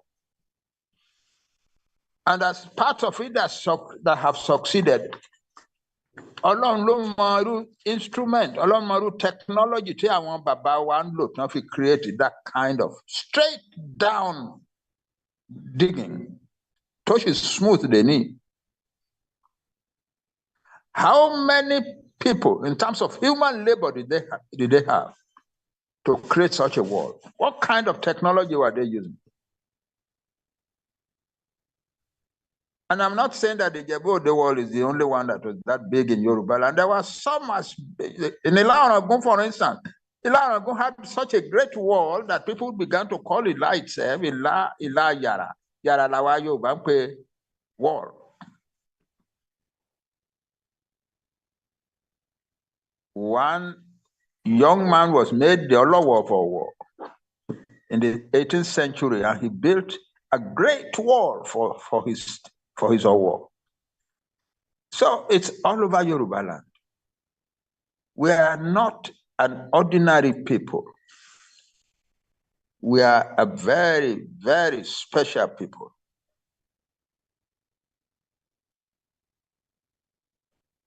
We developed a system of religion, for instance, that is still very much alive in the world. That is, in fact, one of the fastest expanding religions in the world today. One Professor Prothero wrote a book a few years ago, The 8 Leading Religions That Run the World. He counted them in terms of population and the devotees and so on and so forth. And he concluded that the Yoruba religion as of that date was the 6th largest religion in the world. And it was the fastest growing religion in the world. So that you now have a situation in which you have Yoruba religion in almost every country on earth. And it is still growing. Brazil is supposed to be a Roman Catholic country. It is a Roman Catholic country. But the truth is that most of the people who are Roman Catholics are also Onisheshe. Yeah, in Brazil. So we are a different kind of people. We are, and therefore, I came to the conclusion that it will be a disaster to the human race. It will be a huge loss to the human race that the Yoruba nation should perish. And the Yoruba nation has been on the way to perishing since 1959. Has been gradually perishing since 1959. The Yoruba nation has been gradually perishing since 1959. We were managing our own affairs very well under our father, Chief Obafemi Awolowo, as premier. In 1959, he decided, okay, all these benefits of progress and prosperity in Yoruba land, I can spread here to the rest of Nigeria. And so he went and contested election to the Nigerian parliament. He won the election to the parliament. His party won the election. The British deliberately rigged it against him. Why? Because they didn't want a man of the quality of Chief Awolowo. They don't want people of the quality of the Yorubas to rule Nigeria after them. Because if that happened, we will not let them be able to continue to exploit Nigeria after them. And so they chose the least meaningful people in Nigeria. People who are not even indigenous of the country, who didn't have anything to show, who rejected education, and who, for all intents and purposes, were not a modern people.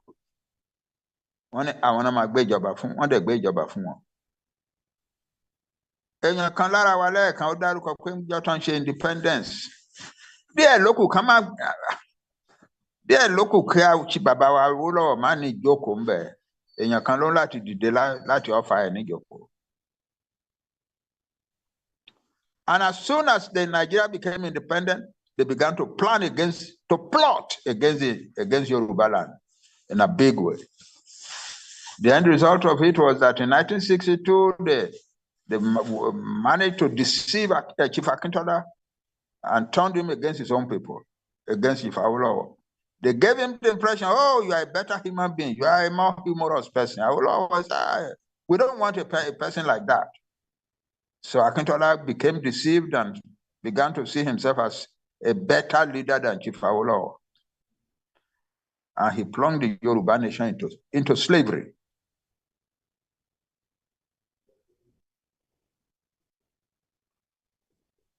Máa sọ pé wọ́n try bàbá wa fún treasonable felony. Wọ́n gbé sẹ́wọ̀n kankan.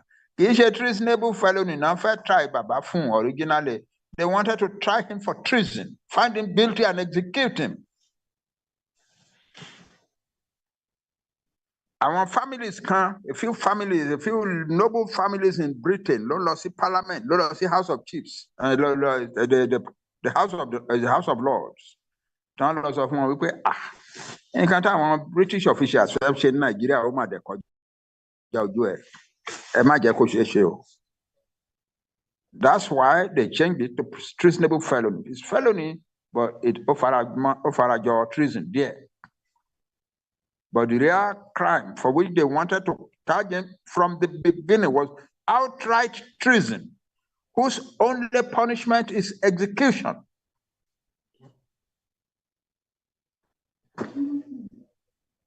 Ibi tí àwa ọmọ kéékèèké tá a ṣe ń jáde ní yunifásitì, èmi jáde ní 1961 June.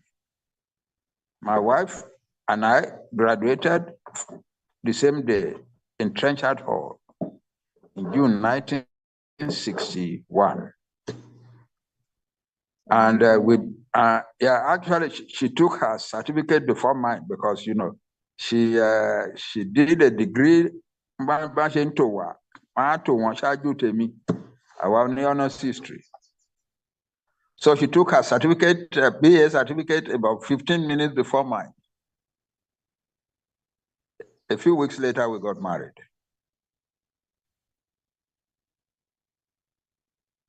And when this disaster began to happen, 1959, like KOKORO notice, go British maneuver election, return unopposed enough. Township go láti rí pé nǹkan burúkú ń bọ̀. Làwátì èmi àtàwọn àti a few people, about 5 of us, like found the Action Group Student Association, University College Ibadan. It's a University of Ibadan, University College Ibadan, 1959. So by 1962, Tiwawa declared war against the Western region, suspended the constitution of the Western region, suspended the elected government, sent Chief Awolowo to prison, etc. Our decided, okay, now we have to fight back. Chief Awolowo but I found the Action Group Students Association to invite one or two of us, including me, to want to remain back in the Christ School. And we got together in 1962 and founded and refounded the Action Group Youth Association, not Student Association anymore, Motukuro University, Youth Association. Because the youth association I was leading was the strongest in the whole of the country in Ekiti. They decided the first major congress was held in Ado Ekiti. And I was elected vice president of the Action Group Youth Association. Then 1965 came. We had expected that we would get rid of Akintola and put somebody else there as our premier, but they went. The Northerners came and rigged the election for him massively, and we said we will not accept. That's when we began to fight. That's when we began. My wife was our women leader. I was vice president.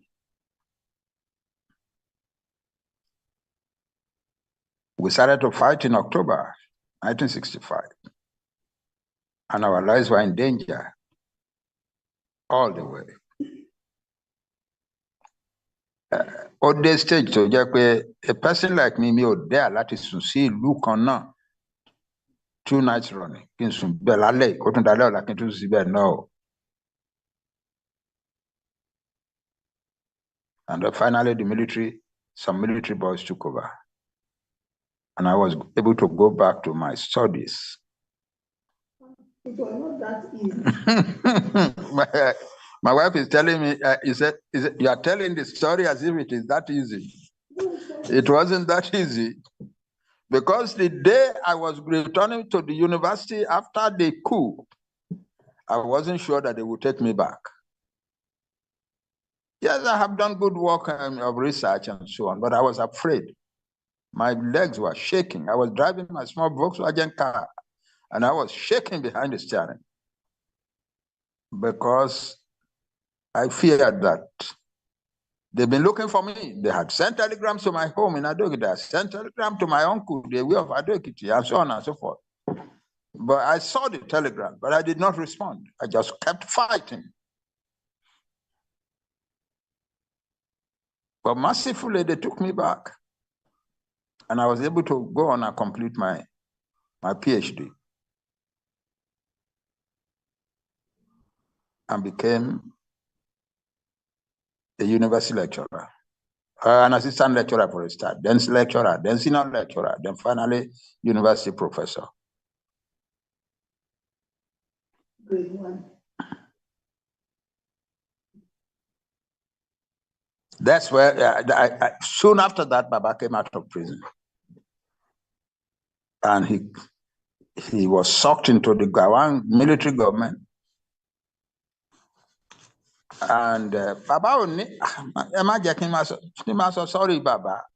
Many of you will cry.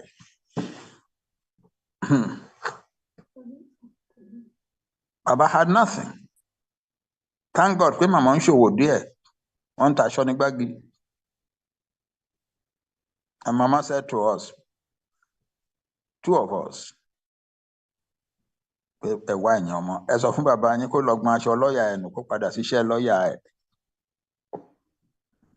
were afraid to go and tell Papa that. But when Papa went to the government, the military government, as vice president of Nigeria, in the military government of the cabinet, in the cabinet of the war cabinet, and he came out of it, even though he had led Nigeria in an exemplary manner to run the war for 30 months without borrowing any money and without seeking any financial aid from anybody. It is one of the most exceptional cases of management of any country in the history of the modern world. And he came back without anything in his pocket. So, Mama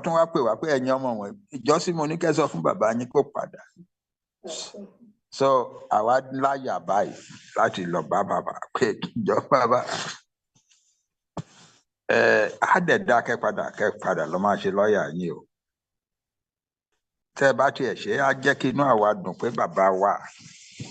And so fun aye pe to wo eni learning je our money are proud.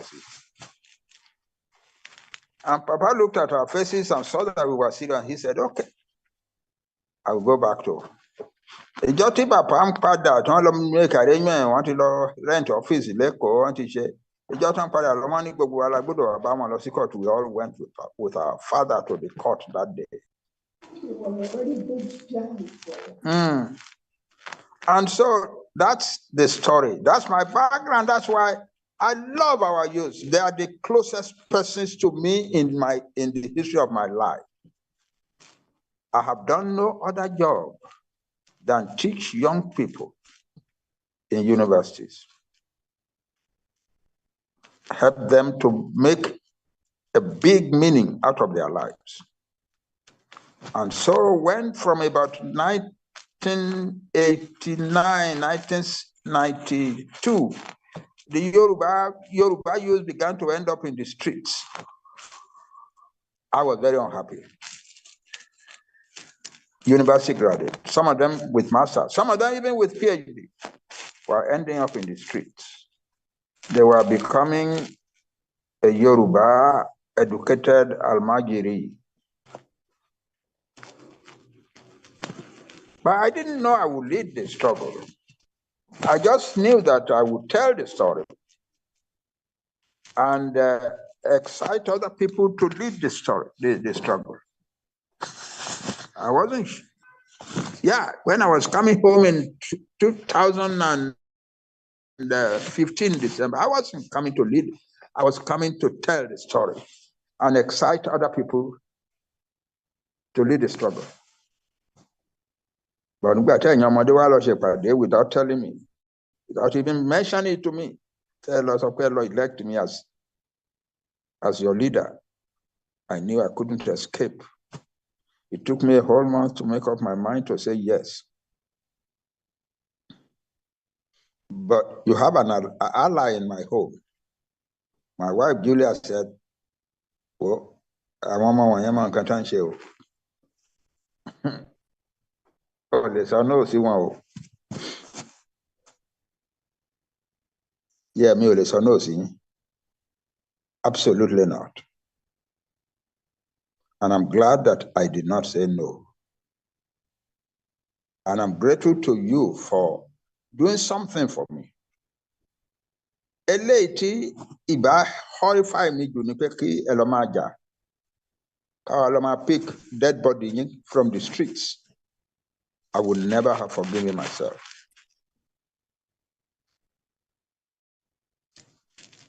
Oh, Mami Koiki, Peleo. Oh, Mami Koiki, I will bond something Nigerian consulate or embassy. Well, Mami that's not the way to win this war. We will win it peacefully. And I'm glad that we have been doing everything peacefully. Oku Kaneka, we need a special agenda now for the youth. We need a special agenda for the youth. We need to sit down and design a program for our youth. Because one, Tori Tinyi Mosensho. Two, I believe the backbone of the whole struggle. I'm doing it because of you. And I'm doing it with the knowledge that you are the real backbone, the pillar in the struggle. And so the fact that we have not developed a strategy for the youth is a failure in us, all right, but it's been a multifaceted struggle and we have failed in this one area. But we must go to it now. I've heard it from your voice today. I've heard it from you today that we need a special youth agenda in this struggle. You have even pointed out some of the things that we need to do. Yeah. You have pointed it out. I take every word that you have said very seriously. Just as I took it seriously when you suddenly threw an election at me in 2019, August. So now do I take seriously your challenge to me that we should develop a youth agenda for this struggle. And we are going to do it. By the grace of God, it's going to be the thing that will turn the tide and lead us to our country.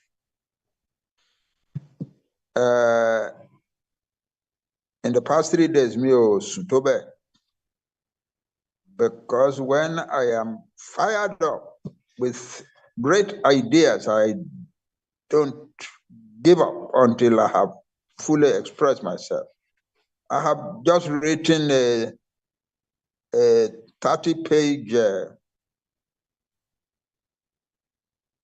what I call the great agenda, the final agenda towards our receiving our country. I believe that God has granted us our country.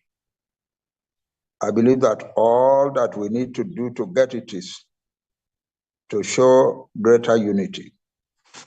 Mo fẹ́ dúpẹ́ lọ́wọ́ dọ́tà mi tó sọ̀rọ̀ lẹ́ẹ̀kan níkẹ́.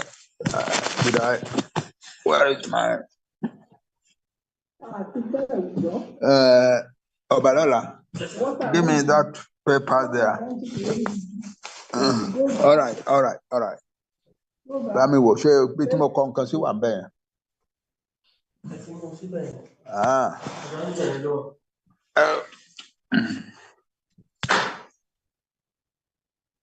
Okay. Yes. She spoke about 9 different things that unity can achieve.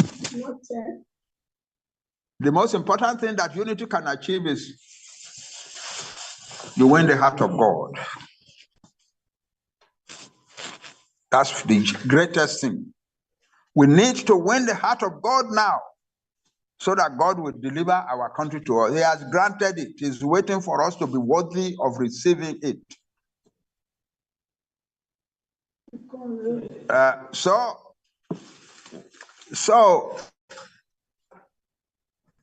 thank you, my daughter, for that enumeration of the things that unity can do. But the greatest thing that unity can do for us in this trouble now is that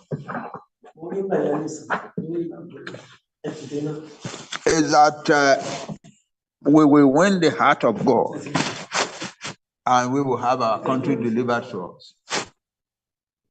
And that is it. There is too much division among us. And that is one of the things I want my sons and daughters, the youths, to focus upon. Kí ló ń ṣẹlẹ̀ tó jẹ́ pé a person will be fervent about the struggle today, but maybe a month or 2 later he will be cursing those of us who are in it. Àwọn èèyàn máa ń sọ fún mi pé, oh, you adúpẹ́ lọ́wọ́ Ọlọ́run that you are so tolerant, you will accept anything, you will bear anything. I said, yes, I could, but I'm puzzled. I can mention some names. There is a woman called Ajakaye in America.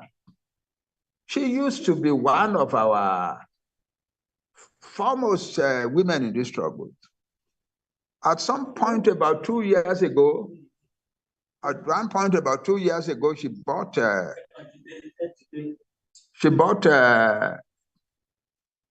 telephone and sent it to a young man in Akure Pekofumi.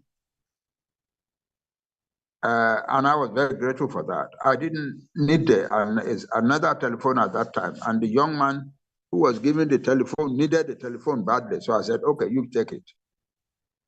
But I was very grateful to my daughter, Mrs. Ajakaye, for sending me. But today she's one of the most, she's the source of the most vituperations. Some unbelievable lies just to tarnish those of us who are in the struggle.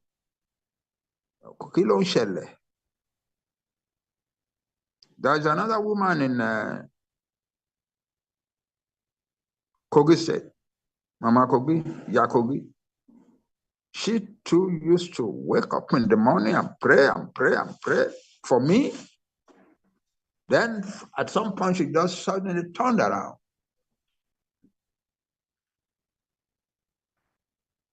What is it?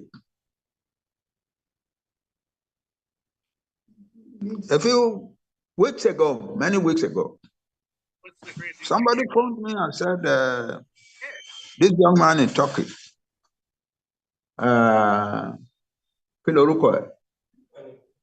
Turkey, Tamuni Josi, and that they were thinking of releasing him, but they want Ijinle, that they wanted testimony from some Yoruba people, and that there was a chance that I could be called. And I said, okay, I'll be called. What kind of thing do you think they will be asking me? Is she a drug something? Or that media can easily entertain? And yeah, okay, that is it. And I was ready to say, I'm can she drug anything. It's just, it created a media program because of the entertainment value of it. And that's what I said. Somebody called me and I said that. You know him? I said, yes, of course I know him. He's my son. I don't have to talk to him about it. I don't have to even know him. He's a Yoruba boy. And I cannot stand having a Yoruba boy suffer. So I said, yes, my son. So what kind of person is this? One of these young men who died. Only can call it I won't call just to make money. Media outlet, social media, and so on. So he's not a drug or anything. Yeah, he's. You are sure? Yeah, of course. I say he's my son. Can I say anything more than that?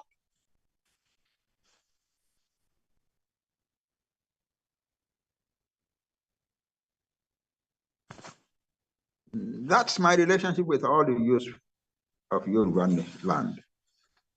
So why is it that some of you are seduced into abusing your own people and insulting your own people and telling hideous lies against your own people? Kini dear, mo fẹ́ fún ẹ̀yin youth wà ní assignment. I'm saying this seriously because I want to give you an assignment. If we assignment, we can create agenda. Yes, I will create an agenda, a youth agenda, and it's going to be a very powerful agenda. Not only for us to win our country, but also to prepare ourselves for our new country. Because you Yoruba youths, you are going to lead your country to become one of the greatest countries in the modern world. I am confident about that. I believe you will achieve it, that you can achieve it, and that you will achieve it. And so we need to begin to prepare. Some months ago, not some months ago, about 2 years ago, Yoruba World Congress. They want me to give them a message.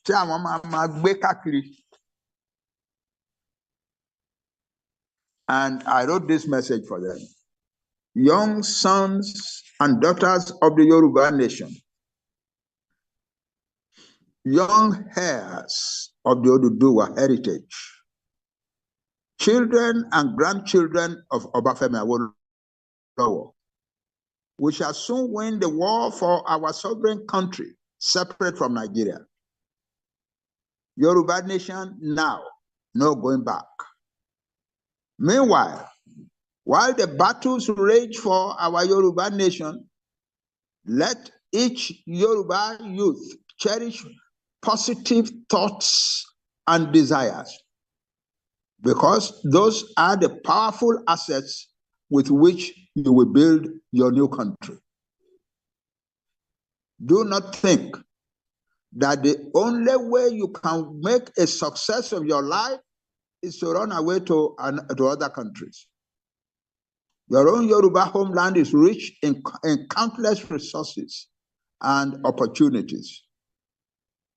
So, shun crime, shun cults, shun drugs, shun ritual money or Yahoo Plus, shun begging anybody for money or for any gift at public places or at any other place.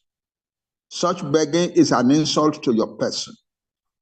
Shun being used as thugs by any politicians. Remember, they never use their own sons as thugs.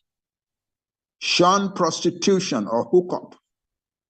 Shun dressing like a prostitute or a hookup. Be proud of your Yoruba culture and uphold it. It is one of the best cultures in the world. Shun the rottenness and crookedness of Nigeria. You are not Nigerians, you are Yoruba.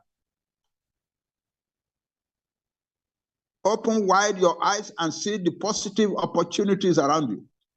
Often, you may find that you do not even need to leave your hometown or village.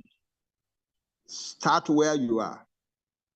Take hold of whichever opportunity appears to you and work hard at it.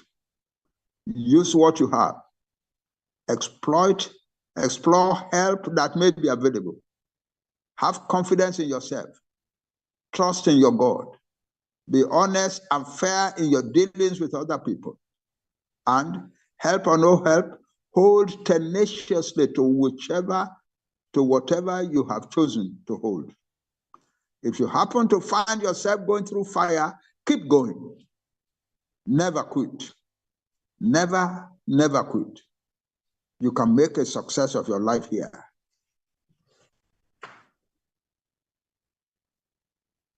That's still my message for you today. I wrote that message 2 years ago, 2.5 years ago. It is still my message for you today. You can make a success of your life in Yoruba land without running to any other country. Start to think of the positive things that are available. A lot of positive things are available. Begin to look at them. Grab one of them and work at it. Thank you very much, my sons and daughters, for this occasion. I will repeat briefly. You have given me an assignment that we create a Yoruba agenda in this struggle. I will need your help, but we are going to create it. I have given you an assignment too. Find these people who turn against their own people and are saying viciously terrible things against their own people. Let them know that it is for you that this whole thing, this whole struggle is going on. That they should not destroy your future. Talk to them. I'm sure you can change a few of them. I love you all. I love you with all my heart. And I love you without any exception. Thank you very much. Ẹ ṣeun gan bàbá, a dúpẹ́ ní ọwọ́ yín. Ẹ ṣeun. Àgbà ó jẹ yín dá bàbá. Elédùmarè ọba tó dá yín tó tún ní kí ohùn ẹnu yín ó tún gbó kárakára báyìí. Ẹ jẹ́ kan lára àwọn àkàndá Elédùmarè. Ẹ jẹ́ kan lára àkàndá ọmọ tí Elédùmarè dá sí orílẹ̀-èdè ilẹ̀ Yorùbá. Torí pé tí ẹ bá jẹ́ kan lára àkàndá ni ẹ̀yin lẹ bá Awólọ́wọ̀ ló gbà. Èròǹgbà Awólọ́wọ̀ sì ni kí ilẹ̀ Yorùbá kó dúró. Kì í ṣe ẹ̀yin nìkan lẹ bá Awólọ́wọ̀ ló gbà. Ó ṣe jẹ́ pé ẹ̀yin nìkan ni tí ẹ tẹ́ ẹ tọ́ ipasẹ̀ tí Awólọ́wọ̀ ń tọ̀. Ibi tí ẹ̀yin ti jẹ́ àkàndá ju àwọn yòókù lọ rèé. Nítorí pé ipasẹ̀ tí Awólọ́wọ̀ gbé kí ilẹ̀ Yorùbá kó dá dúró kí àǹfààní dé bá ilẹ̀ Yorùbá. Torí ohun tí Awólọ́wọ̀ ṣe between 1952 to 1956. Òun náà ní nǹkan tí ilẹ̀ Yorùbá, òun náà ní nǹkan tí orílẹ̀-èdè Nàìjíríà tí wọ́n rí lónìí gẹ́gẹ́ bí tí wọ́n rágàbò tí wọ́n jogún. Nígbà tí ẹ̀yin sọ báyìí, wọ́n ti kọ́ Cocoa House nísìn. It was the tallest building in Africa and Asia and Europe at that time. Ìyẹn ni pé ilẹ̀ Yorùbá ti ń lọ sókè nígbà náà. Ẹ wá wò ó, ṣé a lè sọ wípé Cocoa House lè jẹ́ number 10 lágbàáyé mọ́? Kò sí mọ́. Ó sì ní number 1 nígbà kan. Ìyẹn ni pé àwa ti ń develop ṣáájú kí àwọn èèbó tó develop. Ṣùgbọ́n níbi tí wọ́n kó wa sí náà ni ó tẹ̀ wá rí. Gẹ́gẹ́ bí tí mo sọ pé a gba èdè wọn, a gba àṣà wọn, a wà gbé èdè ìbò àti tó jẹ́ kí a wà gbélé wọn lọ́wọ́. Àwọn kan kọ́ ni pé ẹ má sì Yorùbá ti jẹ́ vernacular. So lórí tó sọ wọn sí pé tó tún wá jẹ́ pé ẹ̀yin tẹ́ tún wá bá Awólọ́wọ̀ lùgbà tẹ́ tún jẹ́ lára àwọn tó ṣe ìjọba ní ilé ìgbìmọ̀ àpapọ̀ tá a mọ̀ sí Senate ilẹ̀ tún wá ṣẹ́kù ilẹ̀ tún wá ń fi ọjọ́ orí yín yìí tún jà fún Yorùbá nation ilẹ̀ tún wá dúró gẹ́gẹ́ bí aṣáájú. Yorùbá wọ́n ní lówe báyìí làlúùgì àgbèrò ọlọ́gbọ́n ní jo ọmọràn àsìmàmá. Ọlọ́run tó sọ wípé kí ẹ dá pé lọ́pọlọ nímà lóye títí di àkókò yìí ó mọ ohun tó fẹ́ fi ń ṣe ni.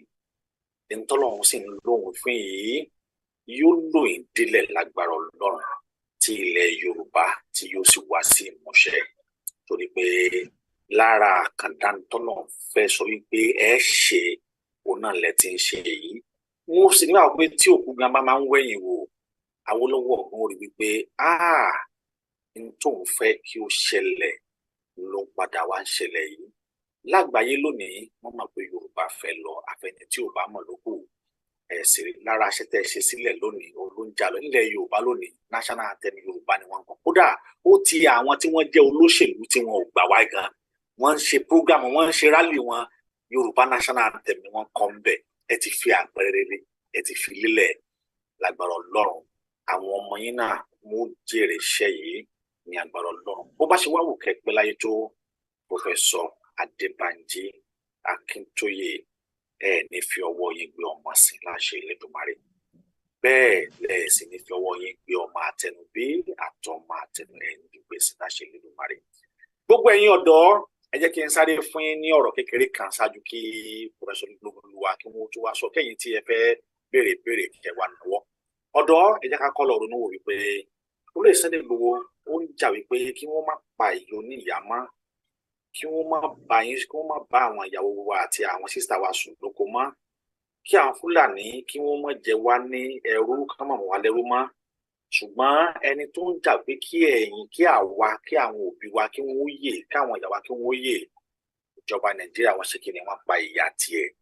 Ẹ rí wípé àwọn nǹkan wọ̀nyí òwe ló fi ń pa fún wa pé ẹni tó fẹ́ dáàbò bò wá pé kí aburú má ṣẹlẹ̀ sí wa òun ni wọ́n pa ìyá ẹ̀ ni wọ́n lépò nílé ni wọ́n jó ilé ẹ̀ ni wọ́n dáná sun ni wọ́n tún pa àbúrò ẹ̀ ni wọ́n tún pààyàn sínú ilé ẹ̀ ẹni tó ní kí ìyàwó má jẹ èmi àti ẹ̀ òun náà wá fi ìyà jẹ àwọn ẹbí ẹ̀. Ọ̀nà tá a wá gbà tá a fi ní jẹ́ kí wàhálà àti ìjìyàwó lásán náà ní ká mọ̀ pé ń tá a gbé dání yìí ilẹ̀kùn tá a jọ máa kàn tó bá wà pẹ́ títí Ọlọ́run yóò sì ṣe fún wa lágbára Ọlọ́run.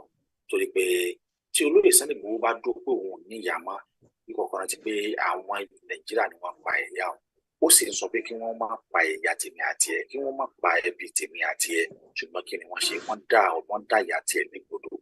Ó ti jẹ́ wípé wọ́n ní ìran Yorùbá àṣejà Yorùbá ṣe jà fún ṣùgbọ́n àwọn kan tá a ní tó jẹ́ èpo nínú àlìkíámà òun náà láàmú fi ọgbọ́n mẹ́rọ láàmú fi yọ wọn kúrò. Àwọn tí wọ́n jẹ́ aṣáájú wa yìí Elédùmarè ló pa wá jẹ́ kí wọ́n gùn lẹ́nu. Nínú Kìrìsìtẹ́nì nínú Mùsùlùmí mọ́lẹ́sìn ìgbà àbáláyé ẹ lè ní ọ̀gá méjì nígbà kan lásìkò kan lọ́jọ́ kan náà. Gbogbo àwọn tí wọ́n bá Ọlọ́run lò gbà Jésù Kristi ni Ànábì Muhammad ni Ọ̀rúnmìlà ni Ọlọ́run ò jẹ́ kí wọ́n wá lásìkò kan náà oníkálukú wọn ló wá ní ìpele bí wọ́n ṣe wá. Àkàntẹ́ ni pé lẹ́yìn 100 years tí Jésù ti lọ òun ni Ànábì Muhammad sallallahu alaihi wasallam ló tó dé. Tá a bá tún wò ó ìgbà wo ni Awólọ́wọ̀ ti lọ lọ́wọ́ bàbá wa Bánjí Akíntóyè wọ́n ẹ̀ṣẹ̀ wá dìde ní tí bàbá yìí tí wọ́n ń jà fún láyé ọjọ́ àwọn náà tún wá gbé wọ́n fi bẹ̀rẹ̀ sí ní jà fún.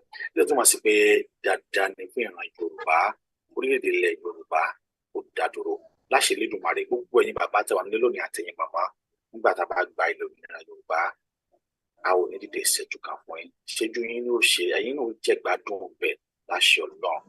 Gbogbo ilé ni mo fi kí bàbá wa Professor Bánjí Akíntóyè akíkanjú ẹni tí ó mọ sọ̀rọ̀ bẹ́ẹ̀ ni pé ọmọ ọdún 8 sọmọ ọdún 10 ni. Kódà tí bàbá òun bá sọ̀rọ̀ àwa tá a jẹ́ ọ̀dọ́gbọ̀n tipátipá láàfi lè sọ̀rọ̀ tí bàbá òun tó bá ń sọ.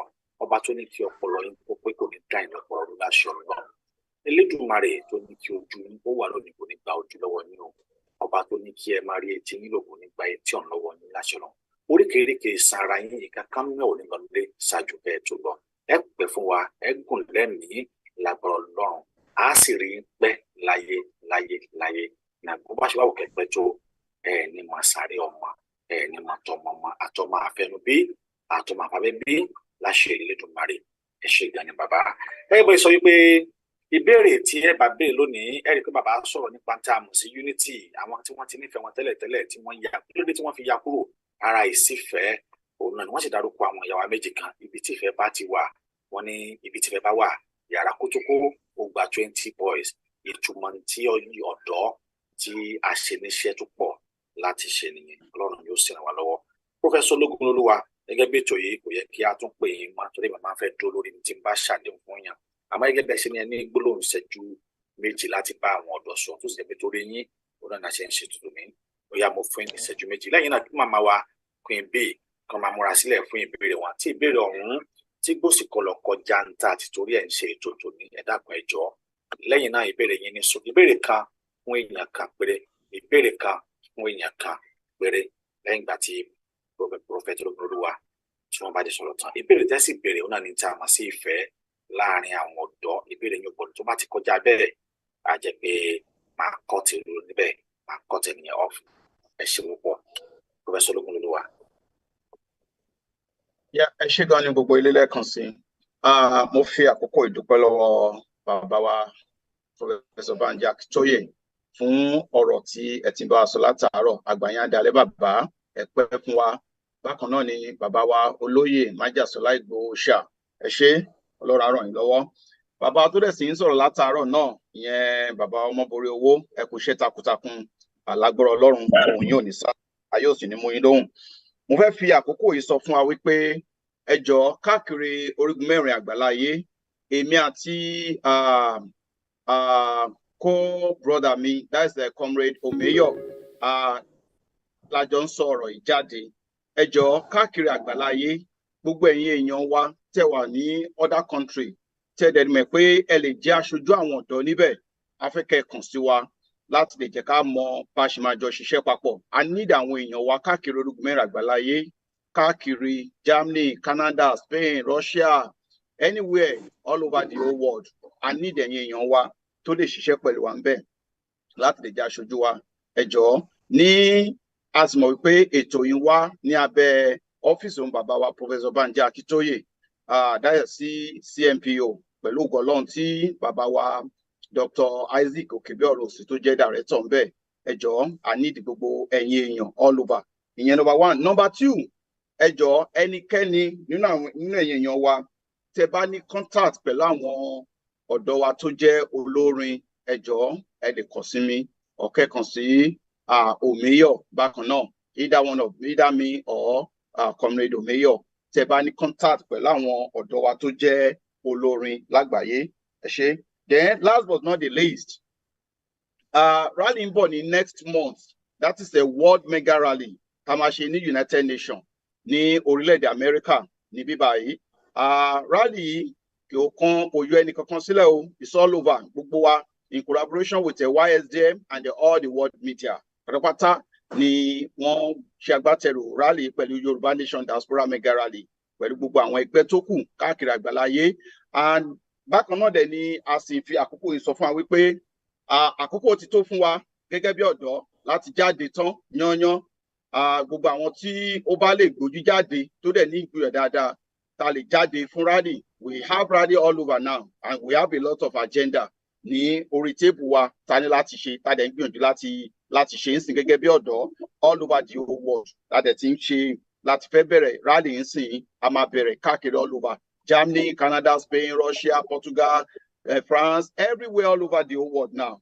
Iṣẹ́ ti bẹ̀rẹ̀ gbogbo èyí tí wàá mọ̀ pé ẹ lè darapọ̀ mọ́ wa ẹ jọ̀ọ́ ẹ contact mi either me or Omeyo or bó lè ṣe bàbá Okebioro náà lè lè contact you are all welcome bó lè ṣe bàbá ọmọbìnrin owó bó ṣe Koiki you are all welcome lẹ́ẹ̀kan sí mo dúpẹ́ lọ́wọ́ gbogbo ẹ̀yin ìyá wa àti ẹ̀yin bàbá wa pàápàá bàbá mi Professor Banji Akíntóyè Chief Olóyè Májàsọ́lá Ìgbòho ṣá bàbá kọlọ́n lọ́rọ̀ ẹ̀mí yín kọlọ́n ti dá ẹ̀mí yín náà sí fún wa bàbá wa Isaac Okebioro thank you so much and bákan náà ni bàbá wa ọmọborí owó tí wọ́n ṣètò yìí àti gbogbo ẹ̀yin sọ̀rọ̀sọ̀rọ̀ lápapọ̀ Dr. Zabi ìyá yèyé dára Kòwé gbogbo yín Kóìkí àti gbogbo àwọn sọ̀rọ̀sọ̀rọ̀ lápapọ̀ thank you so much. The Lord will continue to strengthen you. Thank you so much. Ẹ ṣé gan ni. Ẹ ṣeun gan ni àwa wa Prophet Ológunolúwa ẹ ṣé púpọ̀. Ẹ jẹ́ kí n fi àsìkò yìí ké gbogbo àwọn tí wọ́n ti náwó ẹ̀wọ̀n mẹ́rin náà ni a sì ní gbàjú mẹ́rin náà lọ tí àwọn fi kásẹ̀ ètò tòun. Ẹ̀yin wa ẹ tún darapọ̀ mọ́ wa lónìí nígbà tí ìlànà Canada tí wọ́n yóò máa ṣe ètò wọn nílé bí aago 8 síbi táwa yóò bóyá bí wákàtí kan gẹ́gẹ́ ẹ tún darapọ̀ mọ́ wa náà nígbà tí a ó máa tún sọ àwọn àtúntò wa bẹ́ẹ̀.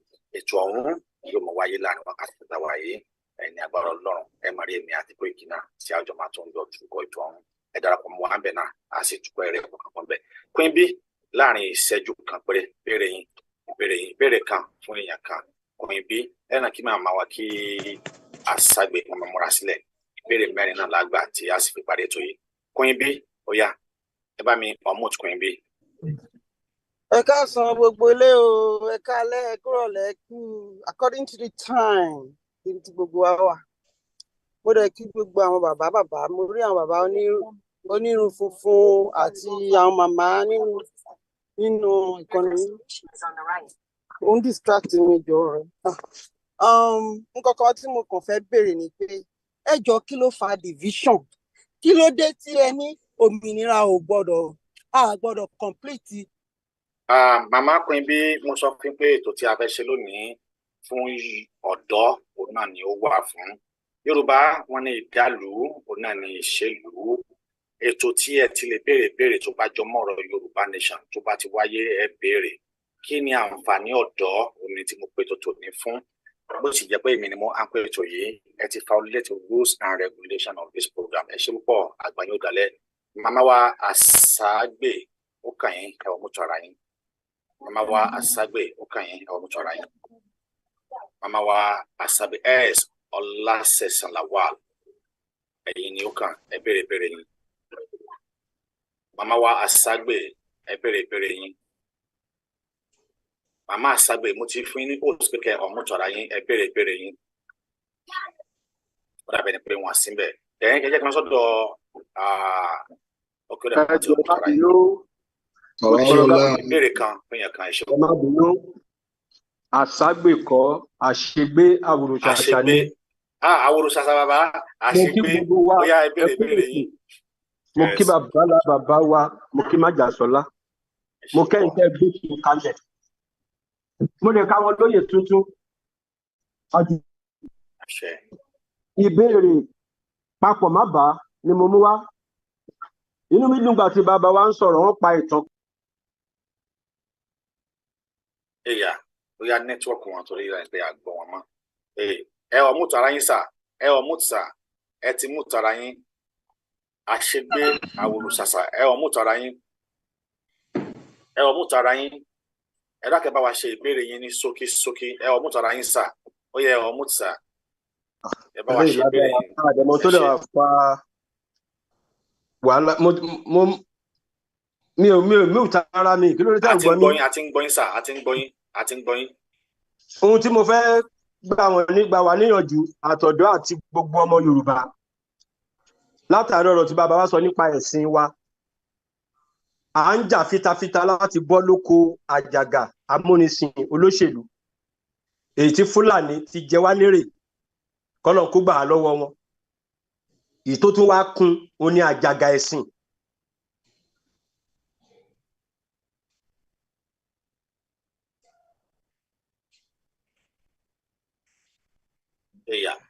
Ẹ dákun ẹ bá mi ọmúùtù bàbá wa àṣegbé àwòrán-ṣàṣà ẹni mímọ̀ bí àwọn ni wọ́n ọmú bí àwọn ni wọ́n tún mú tara wọn ni ká lè gbọ́ wọn ká lè ti kúrò.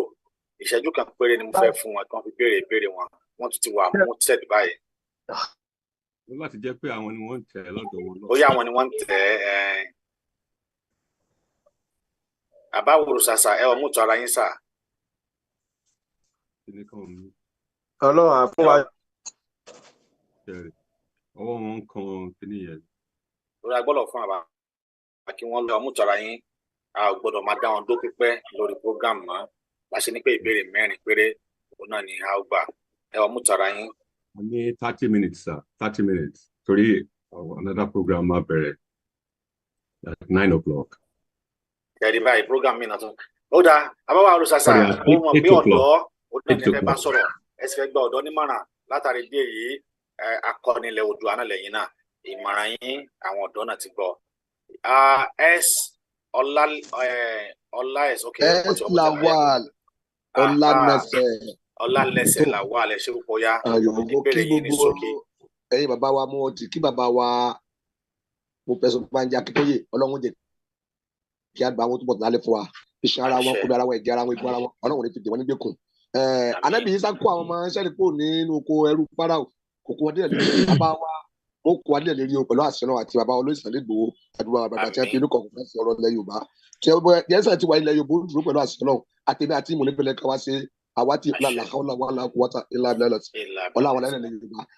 Ìbéèrè àti ìmọ̀ràn náà ni mo sì fẹ́ jẹ́ kó yé wa àkọ́kọ́ ìbéèrè mo fẹ́ béèrè ni pé bàbá wa Banji Akíntóyè wọ́n lọ́ǹṣe àwa ẹlẹ́sìn mẹ́tẹ̀ẹ̀ta tí àyẹ̀sẹ̀ immigration tí ó sì dúró níbi tí nǹkan wá dé dúró nìsín ìgbésẹ̀ òun lè bá gbé lórí pé kí Jésù mọ̀ wà ní ilẹ̀ Yorùbá torí parí nǹkan tí a fẹ́ fi dàrú táwọn ẹ̀rín lọ́wọ́ táwọn ẹ̀fẹ́ fi dàrú léyìí ìyẹn ni ìbéèrè àmì ẹlẹ́gẹ̀dẹ̀ jẹ́ mọ̀nà ń bẹ̀ ni pé èmi ẹ̀sìn làwọn ọmọ bàbá lánàṣẹ àti àwọn àfáà mẹ́ta wà lórí mítì yìí àwa ti ń ṣe àwọn ìgbésẹ̀ kan láì jẹ́ kí gbogbo àwa ọ̀dọ́ àfáà pátá ká mọ̀ wípé ìjẹ́ ẹ̀sìn kò yẹ wá lórílẹ̀-èdè tiwa o wọn sì wá lè torí pé mo fi wò wọ́n sọ ọ̀rọ̀ kan lórí prógámù kan tí àwọn èèyàn mílẹ̀ takò wọ́n bẹ́ẹ̀ pé Yorùbá nation làwọn fẹ́ àwọn ọ̀fẹ́ Islamic nation ò lè work lórílẹ̀-èdè àwa yìí o torí pé a lè dálẹ̀ Yorùbá tá a lábẹ́ sọ di ẹlẹ́sìn kan Assalamu alaikum wa rahmatulahi ta'ala wa barakatuh. Ẹ ṣé gani bàbá wa alaikum salam wa rahmatulahi wa barakatuh. Gẹ́gẹ́ bí mo lè sọ ṣáájú pé ọ̀dọ́ ó náà ni ó ní ètò tòní àwọn ìbéèrè yìí ìbéèrè tí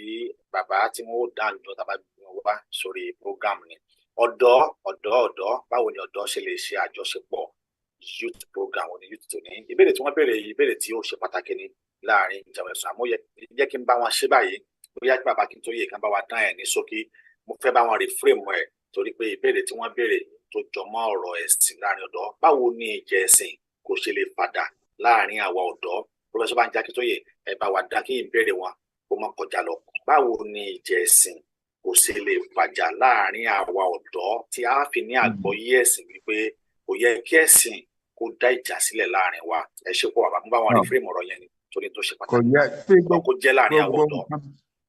Politics lè dá ìjà sílẹ̀ láàrin wa bọ̀tọ̀ ọ̀rọ̀ ẹ̀sìn ò lè dá ìjà sílẹ̀ nílẹ̀ Yorùbá. Ẹ ṣe púpọ̀. Láíláí àwa we know how to handle religious diversity. Ju ẹ̀yà mìíràn lọ láyé. Àwọn Amẹ́ríkà kan wọ́n wá ṣe research kan ní 2011 to 2013 nípa Nàìjíríà.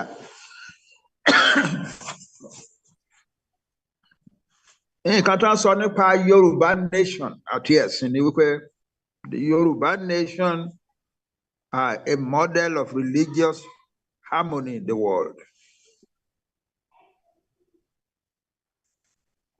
That when you get to their country, you will find the Christians, Muslims, and traditional religious people living harmoniously, not only in the same towns, but in the same households. That's what they wrote. And that was a research for the American government. Ṣé bàbá ṣe ti gbọ́ báyìí pé ẹ̀sìn kò lè fàjà láàrin wa? Ẹ jẹ́ kí n sáré lọ sọ́dọ̀ olórí ẹ̀mí mọ́. Ó sì tún kù kan, ó yẹ kí àwọn èèyàn wa gbọ́. Wọ́n pe bàbá kan ní J.D.Y. Pill is now dead. He died in 2016. He was a high professor, very old professor in the School of Oriental and African Studies, London University. He did a lot of research on the Yoruba people.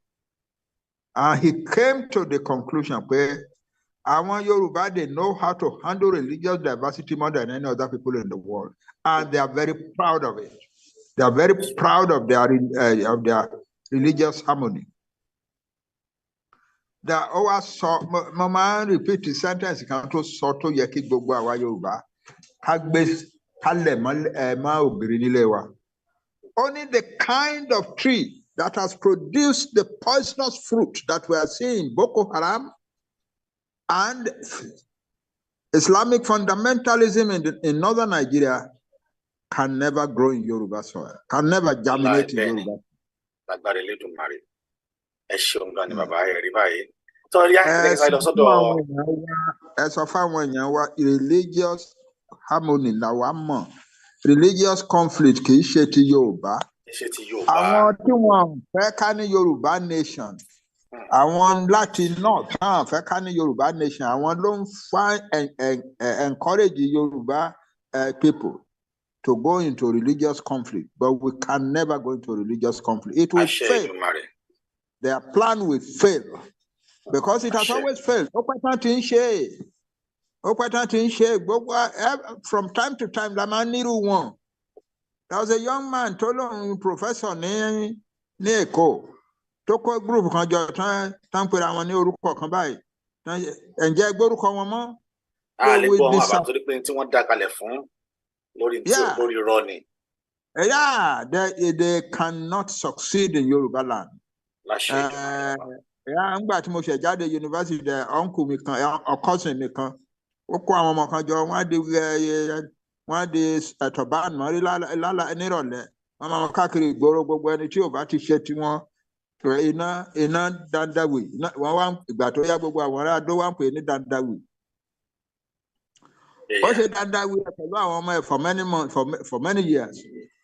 He died and his dandawi died with him. The town is as religiously harmonious as it has always been. Wọ́n pe bàbá kan náà ní Ajágbémọ́kè Ìfèrí. Mo rò pé Ìbàdàn nìyẹn. Ariwo tí ń Jágbémọ́kè Ìfèrí, ó ti Jágbémọ́kè Ìfèrí, ó ti lọ. The Ìbàdàn people are what they have always been. That's all. They will come and then they will go unnoticed and unrespected. That's all. Àwọn tó ń bá ní àwọn religious conflict bọ́ndẹ̀ Yorùbá, they will fail. They cannot succeed. It cannot happen. Thank you. Ẹ ṣé gan ni bàbá. Tọ́ olórí ìwẹ̀ mímọ́, ó yá ẹ ò mú tọ́ra yín, ìbéèrè yín jọ ní sókè, ìbéèrè yín olórí ìwẹ̀ mímọ́. Ẹ ṣeun ẹ̀yin ìyá mi, ẹ̀yin bàbá mi. Mo dúpẹ́ wa kú pàdé.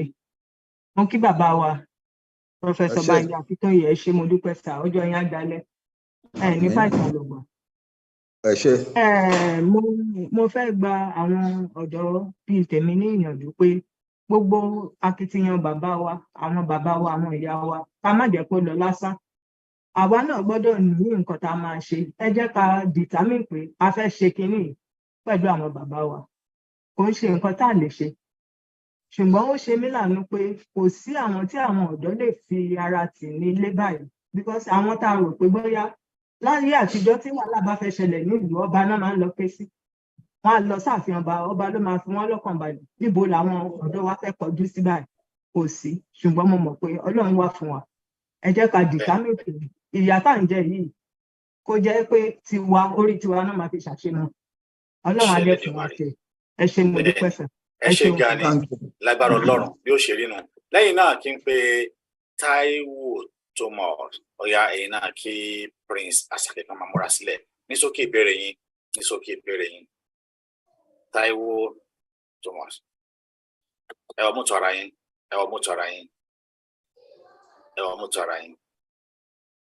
Ó dàbẹ̀ ni pé wọn ò sí pẹ̀lú wa. Màmá wa. Ìyẹn sàbẹ̀ kí wa mo kí ẹgbẹ́ akúfẹ́fẹ́ o. Àkùdédé àkọ́kọ́ mo kí bàbá mi Professor Banji Akintoye. Ọlọ́run àmà tẹ̀yìn síwájú fún fún alágbọ́n náà. Ẹgbẹ́ òní tì ní dààmú ṣílẹ̀ ní dààmú ọ̀sán. Mi ní ìbéèrè púpọ̀ tí mo fẹ́ béèrè sá.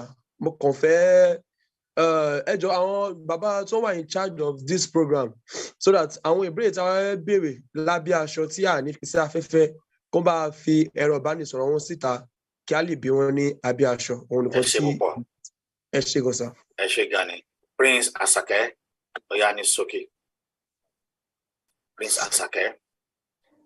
Ẹ kálẹ́ o láti ibi tí mo wà ń bí o. Mo kí gbogbo wa.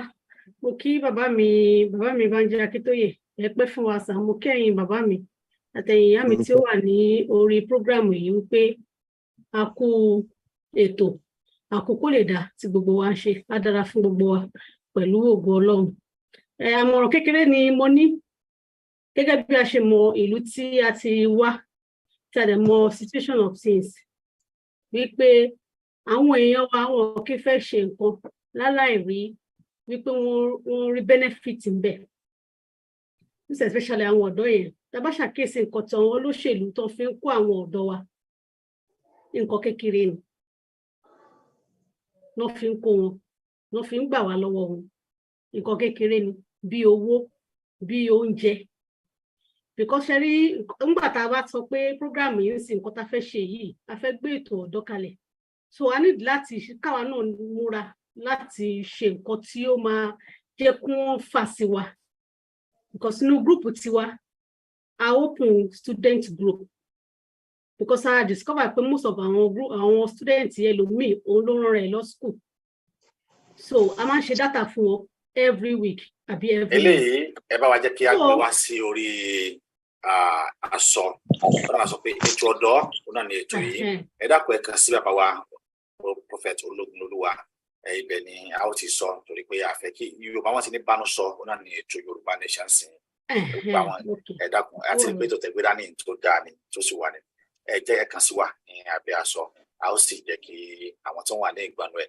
ibi tá a ti jọ fọwọ́sowọ́pọ̀ tá a ti ṣe kó lè dà ọ̀nà ládé yìí láti rí pé wọ́n á fi owó tan àwọn ọ̀dọ́ wa wọ́n á fi tàn wọ́n jẹ mọ́ láṣẹ Elédùmarè ní agbára Ọlọ́run Elédùmarè yóò sì bá wa ṣe yóò kún wa lọ́wọ́ yóò ràn wá lọ́wọ́ àní ṣe lásán.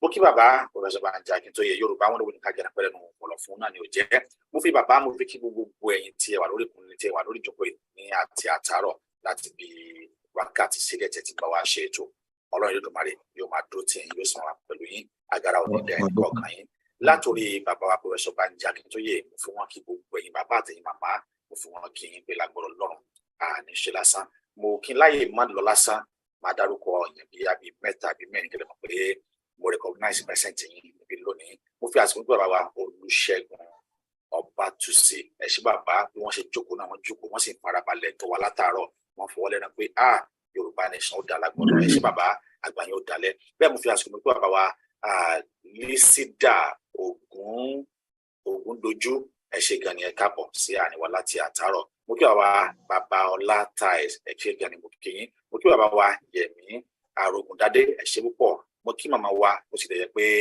iPad ni wọ́n lò àwọn náà fọwọ́ lẹ́rán wọn wò mí wọ́n ti ń change wọn wọ́n sìn iPad lẹ́ lò ní màmí o ó yẹ kí n dárúkọ yẹn sípò mo rẹ̀ kí màmá wa Àbíkẹ́ Akínpẹ̀lú ẹ̀yin náà ẹ ṣé gan ni mo kí bọ́dà wa Samuel Àsìjúadé ẹ ṣé gan ni gbàgbọ́ Ọlọ́run mo rẹ̀ kí Samuel Adéòjò ẹ ṣé gan ni mo kí Ọlábàbọ̀ Èso ẹ ṣé púpọ̀ bẹ́ẹ̀ òun náà ni mo kí Olúfẹ́mi Adéníyì mo kí wa pé àjọ gbẹgbẹlẹ ni mo kí Àbáyọ̀mí Ọláìtàn ẹ ṣé gan ni mo bẹ́ẹ̀ ni mo kí Tekno ẹ̀kọ́ ti dẹ̀ pé ẹ fi orúkọ yín wọlé mo kí Tekno over 2 Yorùbá nation mo kí ẹ̀yin náà gbàgbé yín màmá wa kánà tún lo iPhone wọ́n ń wò mí wọ́n wọ sọ bí aṣọ tó ní kọ́lọ̀ bíi mẹ́ta báyìí lára báyìí ẹ ṣé mo kí ẹ wọ́n lo gíláàsì wọ́n wò mí báyìí mo kí ẹ ṣé púpọ̀ o bẹ́ẹ̀ ni mo kí Akeem Oyèdélé mo kí ẹ̀yin náà bẹ́ẹ̀ ni mo kí bàbá wa Káyọ̀dé mọ̀ lábùsílẹ̀ pé màtá pé yín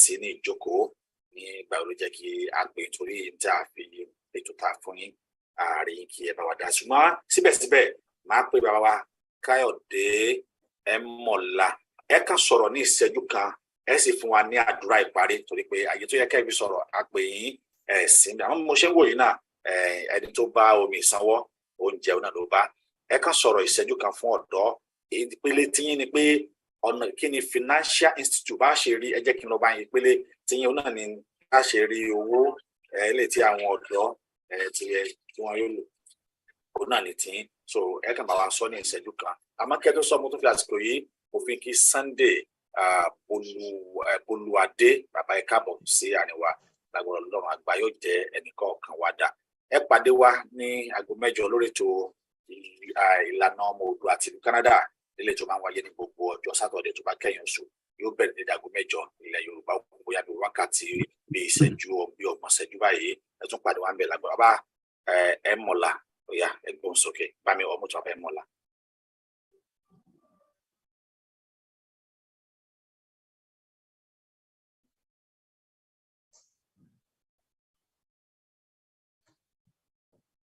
ẹ bá mi unmute ó yẹ unmute yín Káyọ̀dé Ẹmọ̀lá ẹ kàn sọ̀rọ̀ ní àárín ìṣẹ́jú ẹ mọ tọ́pìkì yẹn ti wà lọ́wọ́ yín tẹ́lẹ̀ ẹ sọ ní ìṣẹ́jú kan then ẹ dẹ̀ fún wa ní closing prayer.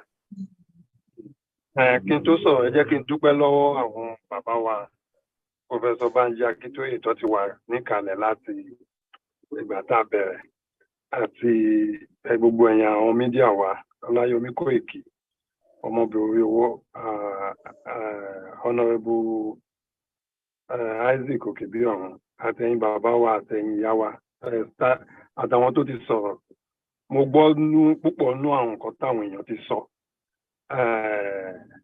mo dẹ̀ dúpẹ́ lọ́wọ́ yín owó ó ní owó ní kẹ̀kẹ́ ìyìn rere and tá a bá dẹ̀ wò nígbà ayé àwọn Ísírẹ́lì ìgbà tó ń tùlù wọn ṣe gbogbo wọn èyí tó ní tọ́rọ́ ó fi sí èyí tó ní kọ́bọ̀ ó fi sí èyí tó tiẹ̀ lówó gan ó fi ara ẹ̀ sílẹ̀ láti lè ṣiṣẹ́ so ọ̀rọ̀ owó ó ṣe pàtàkì commitment to financial obligations Yorùbá nation tá à ń jà yìí gbogbo wa la lẹ́gbẹ́ gbogbo wa la dẹ̀ níbi tí ipa tí à ń kó ipa tá a dẹ̀ ń kó ẹlòmíì ó ń fi owó sí ó tún fi ara sí ṣùgbọ́n nǹkan tá a máa bẹ àwọn ó dàárọ̀ nǹkan tá a máa bẹ àwọn èèyàn ní pé àwọn tó ò bá lè fi ara sí kán jọ kán fi owó ránṣẹ́ torí owó yẹn máa níbi tó máa dé àwọn kan máa pariwo kówó jẹ ní olè ni wọ́n ẹ má dá wọn lóhùn àwọn gangan ni kẹ́ má dá lóhùn torí àwọn yẹn ni ọ̀bàyéjẹ́ fún ọ̀dọ́ lè ní òun ò tí ì níṣẹ́ òun ò tí ì bẹ̀rẹ̀ iṣẹ́ òun ò tí ì ṣe kinní ṣùgbọ́n nǹkan tí àwọn bàbá wa fi lélẹ̀ wà ní pé tá a bá jẹun ká tọ́jú díẹ̀ síbì kan ìtorí ẹ̀ tí o bá ṣe nǹkan kíkan tá a bá ní ká dá sí ká dá gbogbo alamọ bí àmọ central account àdẹmọ gbogbo aladẹ tún ní individual post tá à ń dáwó sí fún individual project nǹkan tí máa rọ̀ wá ní pé ẹ má jẹ́ kó sú wa táwọn èèyàn bá ní wọ́n kówó jẹ ẹ má dá wọn lóhùn ẹ béèrè lọ́wọ́ wọn pé ibi tó kówó jẹ sí kan wá sọ so mi ò ní fẹ́ sọ̀rọ̀ púpọ̀ torí a ti gbọ́ ọ̀rọ̀ púpọ̀ lénìí màmá wa kan tó sọ̀rọ̀ ní ọ̀sán yìí wọ́n ní nǹkan tó fi tọ́ àwọn èèyàn wa jẹ ní pé wọ́n wá ní wọ́n Nàìjíríà ṣùgbọ́n ètò tí àwọn bàbá wa Awólọ́wọ̀ gbé kalẹ̀ tá a fi gba independence ní pé olúkálùkù máa wà lọ́tọ̀ọ̀tọ̀ àwọn ìjọba ológun ló wá fi tipátipá so wá pọ̀ gbogbo nǹkan tá a dẹ̀ ń ṣe láìpẹ́ láì jìnnà a máa dé ilẹ̀ ìlérí tá à ń lọ àwọn ọ̀dọ́ wa àá túbọ̀ máa kọ́ wọn ni àá dẹ̀ tún máa gbàdúrà pé kí Ọlọ́run fi òye yé wọn pé Nàìjíríà òun ṣe ìlú Yorùbá nation ní ìlú òun ní orílẹ̀-èdè Nàìjíríà ò léde èdè tó ń fún wa wọ́n yá wa ni so ẹ jẹ́ ká padà sí ilẹ̀ wa ká lọ tú àṣà wa àti èdè wa àwọn èèyàn tó bá gbọ́ wọn á túbọ̀ kọ́ àwọn tó bá gbọ́ wọn á túbọ̀ kọ́ àwọn tó gbọ́ so ìyẹn wà ń bẹ fún àwọn ọ̀dọ́ wa èdè yẹn ṣe pàtàkì púpọ̀ náà àwọn èèyàn tó wà nílé tẹ́ bá bá wọn sọ̀rọ̀ ní àníyẹ Yorùbá o wọn ò ní gbọ́ torí wọn ò fi kọ́ wọn àwọn náà ò dẹ̀ fi kọ́ra wọn so àmàdélẹ̀ lérí lágbára náà. àṣẹ Èdùmàrè ẹ ṣe gan ni lẹ́yìn máa fi àsìkò yìí pé èyí náà lè padà fún wa ní àdúrà ìparí àmọ́ kẹ́tù fún wa àsìkò yìí pé òmíyọ láàrin ìṣẹ́jú kan kí wọ́n bá wa kí àwọn ọ̀dọ́ bẹ́ẹ̀ ni kí wọ́n sì fi fóònù nọ́mbà èyí tí àwọn èèyàn lè pè sí òmíyọ ṣé wà pẹ̀lú wa comrade òmíyọ tàbí prophet Ológunolúwa nọ́mbà tí àwọn èèyàn lè pè sí. Mo wà pẹ̀lú yín sà, mo wà pẹ̀lú yín sà bá mi. Mo kí ẹ̀yin bàbá mi má bínú pé ilẹ̀ ti ṣú torí ilẹ̀ Yorùbá la wà, ilẹ̀ Nàìjíríà, bàbá ti kúrò nínú Nàìjíríà, ilẹ̀ Yorùbá la wà. Mo kí bàbá wa Emeritus Professor Banji Akintoye lẹ́ẹ̀kan sí, bẹ́ẹ̀ náà ni mo kí bàbá wa Chief Dr. Sunday Adeniyi Adeyemo Igboho Oòṣà, bẹ́ẹ̀ náà ni mo kí gbogbo àwọn tó jẹ́ pé a jọ darapọ̀ pẹ̀lú pàdé wa yìí nínú òótọ́. Bí nǹkan tí bàbá wa Ayémọ̀lá tí wọ́n sọ, tí wọ́n ní wípé kí a má dá nǹkan tó bá ń pe àwọn kan bí à ń pé ó lè, ẹ jẹ́ ká change impression ẹ jẹ́ ká gbé kúrò lọ́kàn. Gbogbo àwa tí a dúró tá à ń sọ̀rọ̀ bíbá gbogbo la mọ̀ wípé a fi igbá kan pọ̀ bọ nínú, ṣùgbọ́n à ń wá peace, a dẹ̀ fẹ́ kí wàhálà ṣẹlẹ̀ torí pé tá bá nípa fẹ́ ṣe bí agbára wa ṣe tó, a máa bà nǹkan jẹ́.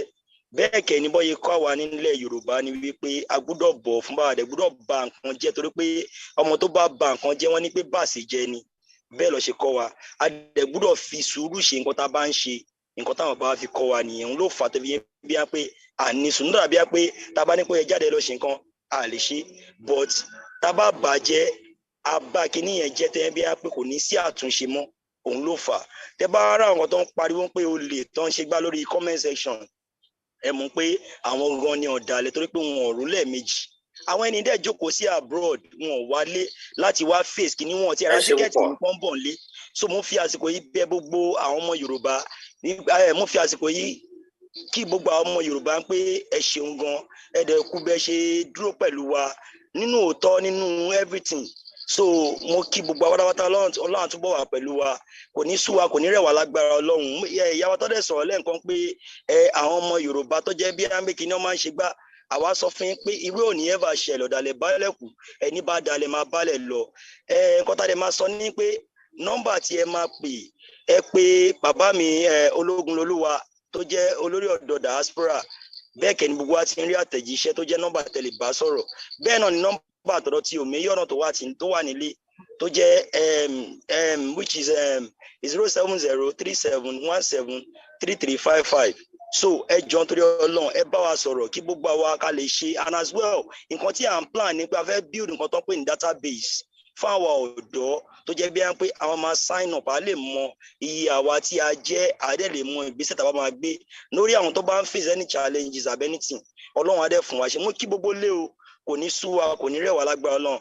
Èmi àti brother mi Prophet Ológunlolúwa 1 and 2 ni wá. Nǹkan tá bá ti bá lẹ́nu wọn, ẹ bá lẹ́nu Mayor. Nǹkan tá bá lẹ́ ti bá lẹ́nu tèmi náà, ẹ bá lẹ́nu àwọn náà. Bó ṣe jẹ́ nìyẹn, ẹyọ kan ni wá, àdẹ̀ ní ẹ̀fà dálẹ̀ lẹ̀ Yorùbá, ọ̀dàlẹ̀ balẹ̀ kù ẹni bá dalẹ̀ máa balẹ̀ lọ, bó ṣe jẹ́ nìyẹn. Ẹ ṣe gan lẹ́ẹ̀kan sí mi mọ́ ikọ̀ mi dùn mílíọ̀nù ni o. Oyègúnlolúwa máa ẹ ṣe gan ni, ẹ jẹ́ kí n wá fi kíní kan náà ká tó máa lọ. Inú Quran, inú Bible àti inú odù Ifá, ó ní ẹ jẹ́ kí túnṣe ó máa túnṣe, ẹ jẹ́ kí bàájẹ́ ó máa bàájẹ́, atẹ́ntúntúnṣe atẹ́ntúnbàjẹ́. Àdúrà kan náà wọ́n jọba wípé Ọlọ́run ò san lẹ́san, ẹ̀san wo Ọlọ́run wá san oníkálukú wa, gbọ́dọ̀ pé lábọ́ Ọlọ́run ẹ̀san rẹ̀ Ọlọ́run yóò san ẹnìkọ̀ọ̀kan wa. Ó wù ní ká jẹun pẹ́ lẹ́nu ọ̀nà fún náà ni ó jẹ́ àti lé ní wákàtí 3 lórí ètò ìlónìí. A dúpẹ́ fún gbogbo ẹ̀yin tí ẹ bá wa dúró, Elédùmarè yóò máa wà pẹ̀lú yín, àbúrò náà ló ń dájúra yín. Bàbá wa Ẹmọ̀lá, ẹ fún wa ní àdúrà ìparí, ẹ̀yin náà lẹ fún wa ní àdúrà ìparí. Ẹ ṣé púpọ̀. Ẹmọ̀lá, àdúrà ìparí. Ẹ ṣé gan. Bàbá wa ní orúkọ Jésù, a dúpẹ́ lọ́wọ́ yín pé a bẹ̀rẹ̀ ìpàdé yìí láyọ̀. Gbogbo ẹ̀kọ́ tá a ti kọ́, gbogbo nǹkan tá a ti gbọ́, Ọlọ́run ẹ wá àwọn tó máa bẹ̀rẹ̀ sí múṣẹ́ ṣe lórí nǹkan táwọn bàbá wa ti sọ, àtàwọn ìyá wa àti àwọn ẹ̀gbọ́n wa àtàwọn àbúrò. Ọlọ́run ẹ wá fún wa ní ìmọ̀, gbogbo àgbékalẹ̀ tó yẹ ká gbé kalẹ̀, bá ṣe máa gbé kalẹ̀, gbogbo àwọn ètò tá a máa ṣe, Olúwa bá ṣe máa wá darí wa, ẹ wá fún wa ní agbára yẹn.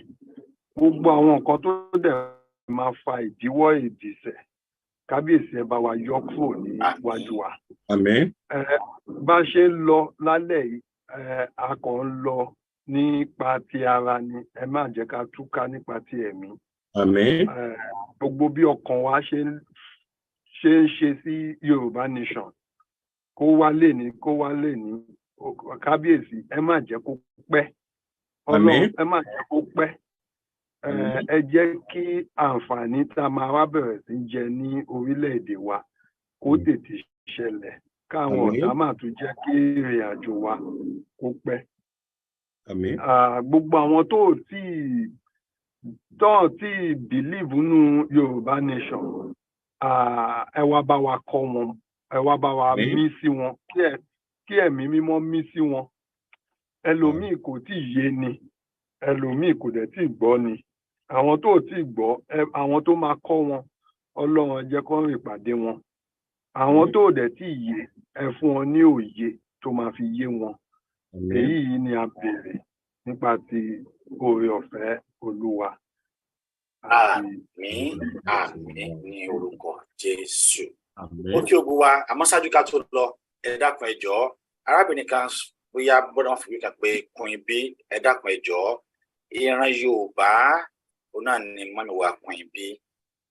Sí nítorí pé bóyá pé wọ́n sí pẹ̀lú wa lónìí ká di ọ̀tá wọn. Àwọn ni wọ́n fèlè protocol tí mo fi lẹ̀, mi ò bínú sí wọn sí bá wọn jà. Ọmọlúwàbí àtàtà ni wá. Mo rántí ọ̀rọ̀ kan bàbá sọ wípé kì í sọ wípé ìwà tó wù yóò dánù ọ̀nà Yorùbá.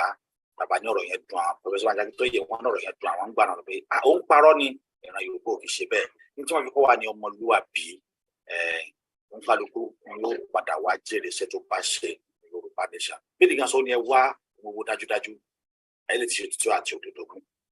Òtítọ́ yóò sọ yín di òmìnira, yín yóò mọ òtítọ́ yóò sọ yín di òmìnira. Bẹ́ẹ̀ ni àdúgbò sọ pé ìdínà sọ̀rọ̀ àwọn kan wà tó yẹ pé a fi mọ̀nà wọn kàn dára ní fi mọ̀nà. Gbogbo wa lónìí tá a pín ojú kan àjọ wà tẹ́lẹ̀tẹ́lẹ̀ tó lè bá a pín. Sínú tó yẹ pé a ò gbọ́dọ̀ ní ọ̀gá méjì nínú ìjàgbara kan náà. Jésù ò wá ó ní ọ̀gá méjì, Ọlọ́run kan ni Jésù wọ́n máa bọ̀. Jésù ló gbà ó lọ sáà lọ. Ó ní kẹ́kọ̀ọ́ tó dé àwọn ànábì ti wá, Nóà ti wá, Jacob ti wá, Israẹli wọn ti wá. Ó ní kí inú àkókò kan ju omi, kò ní kí Jésù wá lásìkò tó bá ní kí Jésù wá, ìjìyàn ó wà láàrin wọn. Ló fi jẹ́ pé àwa Yorùbá we are too gullible. Ibi náà láti àtàrà wa náà láti máa kọ́ ẹ̀kọ́ pé ara wa náà la máa fi ara wa kọ́ ẹ̀kọ́. Ọlọ́run yóò ṣàkóso. Ọmọ akọyin bíi mi ò dá ilé lẹ́nu, ṣùgbọ́n ìbéèrè tí ó yẹ kẹ́ ẹ béèrè òun náà ni ẹ̀bẹ̀rẹ̀ mo sì fọwọ́ tẹ gbé wá ọwọ́ ìjà ni pẹ̀lú bí ẹ ṣe ń fi òun líle sọ̀rọ̀. Ẹ dákun ẹ dábọ̀ ẹ máa mú omi sùúrù. Ọlọ́run yóò wà pẹ̀lú yín, Ọlọ́run yóò tì lẹ́yìn. Sọ pé lóòótọ́ ni tẹ́ gbé dání bá jẹ́ òótọ́. Àfọyín láyé yín lè tẹ̀síwájú. Ọlọ́run ló jẹ́ kájọ ibi àkókò ní Yorùbá méjì, Yorùbá kìlẹ̀sà kan náà ni ńlá fẹ́ gbà. Ibi tó yẹ kẹ́yìn gẹ́gẹ́ ti ronú pé Yorùbá ò pé méjì, Yorùbá nation kan náà ni òun náà la sì fẹ́ gbà. Sì ní gbà tán kẹ́ni kíkó èdè kì í kó mọ́ dé Yorùbá bẹ́ẹ̀ o. Sì ní gbà tán kẹ́ni kí mi náà mọ́ dọ̀rọ̀ mi pé Yorùbá kan ṣoṣo la fẹ́ gbà kí wàá ló wá dé tá wàá di ọ̀tá ara wa. Ẹ̀yin náà lọ ronú sí ọ̀dọ́ òun náà ló lè ṣe é. Ẹ jẹ́ gbogbo wa kájọ ṣe pọ̀. Wọ́n ní tabatọ̀ sójú kan ó tún sún ọ̀wọ̀ ò ní gbálẹ̀ mọ́, ṣáṣáwọ̀ kan ò lè gbálẹ̀ mọ́. Ó kí ògbẹ́yìn bàbá wa kì í pé orí ọ̀fẹ́ Ọlọ́run ajẹ́tẹ́ Olódùmarè yóò mọ̀ wà pẹ̀lú yín lágbára Ọlọ́run. Ní délé bá òkú máa láṣẹ Ọlọ́run. Èwo báyìí ìbẹ̀rẹ̀ Ìbàdàn jáwòdì ìbárìbá náà nílé àti òru wáyé báyìí ni wọ́n nígún. Ẹgbẹ́ ìfìlẹ̀ kó máa gbé àti olùgbé báyìí lẹ́yìn àwọn àgbà kò tún fi ní kó ṣe kílé òkè tí fúlọ́ọ̀tì ìyàwó báyìí nílé ẹja bàtà báyìí nílé ẹ̀gún. Akìtàkìtì lọ́wọ́ kátá àgbàgbà lọ́wọ́ wọn lágbára Ọlọ́run ilé bàbá wa Fúlàní ò ní gbà lọ́wọ́ wa àdìrẹ́ ìlérí láṣẹ Olódùmarè. Ọlọ́run ló sì fún wa ní Yorùbá nation ní ayọ̀ àti àlàáfíà ní agbára Ọlọ́run láṣẹ Olódùmarè ọba tó dá ẹnì kọ̀ọ̀kan wa. Bẹ́ẹ̀ ní ológun àsáré pé ibù sí ẹnì kọ̀ọ̀kan wa. Ìjẹ́ ìmú ẹnì kọ̀ọ̀kan wa kò ní di ìbànújẹ́. Ibi tẹ́lẹ̀ kan wá tá a ti rí jẹ́ta ti rìn mú ọ̀nà òní dímọ̀ wa, ọ̀nà òkè dímọ̀ gbàrà kágbàrà wọn sàn, ọ̀nà òní dímọ̀ ẹnì kọ̀ọ̀kan wa láṣẹ Olódùmarè. Ọ̀nà ó máa là fún wa. Olódùmarè yóò máa lànà ọ̀rọ̀, lànà owó, lànà àrísìkí yóò máa là fún wa láṣẹ Ọlọ́run. Títí di ìgbà míì tí a tún máa mú ètò yìí wá sí ojúmọ́ yín. Èmi ọmọ yín, ọmọ Bòlówó, ayé kò tọ́, náà ni mo ṣe ètò ní lágbára Ọlọ́run.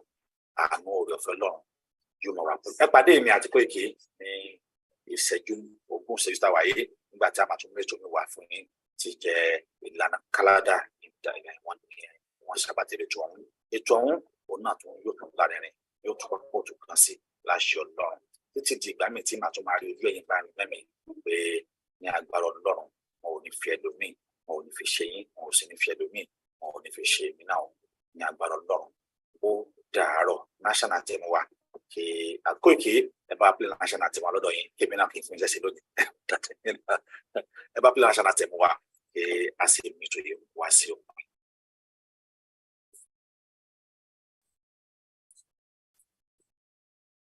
Ni mo kí gbogbo àwọn tí wọ́n darapọ̀ mọ́ wa ní gbogbo ibi tí ẹ ti ń gbọ́ wa. A ní rí jù báyìí lọ nígbà tí a máa play anthem wa. A kí bàbá wa Professor Adébánjí Akíntóyè, Ọlọ́run á jẹ́ ká máa rí yín ní gbogbo ìgbà. Ẹ̀gbà yín á túbọ̀ dálẹ̀ fún gbogbo wa. Mo kí gbogbo wa lẹ́ẹ̀kan sí o. And on that note, this is the anthem. Ẹ jọ̀ọ́ jẹ́ kí n gbọ́ tó bá dún látọ̀dọ̀ yín jọra máa play láti orí device kan sí device kan ni torí gbogbo technology bó ṣe máa work ó ń bọ̀ ó kù díẹ̀ in just a few minutes. Ṣé ẹ̀ ń gbọ́ mi ṣá bàbá ọmọbìnrin owó? Yà mo ń gbọ́ yín clearly sir. So wait. Tó bá jọ jẹ́ kí n gbọ́. Yà bẹ́ẹ̀ ni ó lọ. Iṣẹ́ wa ọ̀lẹ́ wa orílẹ̀-èdè wa kàgbéga kàgbéga kàgbéga fàmì ìgbàgbọ́ wípé bá ti bẹ̀rù làbọ̀ mọ́ ká ṣiṣẹ́ ká ṣiṣẹ́ ká ṣiṣẹ́ ká jọlá. Ìṣọ̀kan àti ìlera ni ẹ jẹ́ ká máa lépa. Tẹ̀síwájú kọ̀kọ́ ire àtòhun tó dára. Bọ́ sípò ẹ̀tọ́ rẹ̀. Ìwọ ni ìmọ́lẹ̀ ògo àdúrà.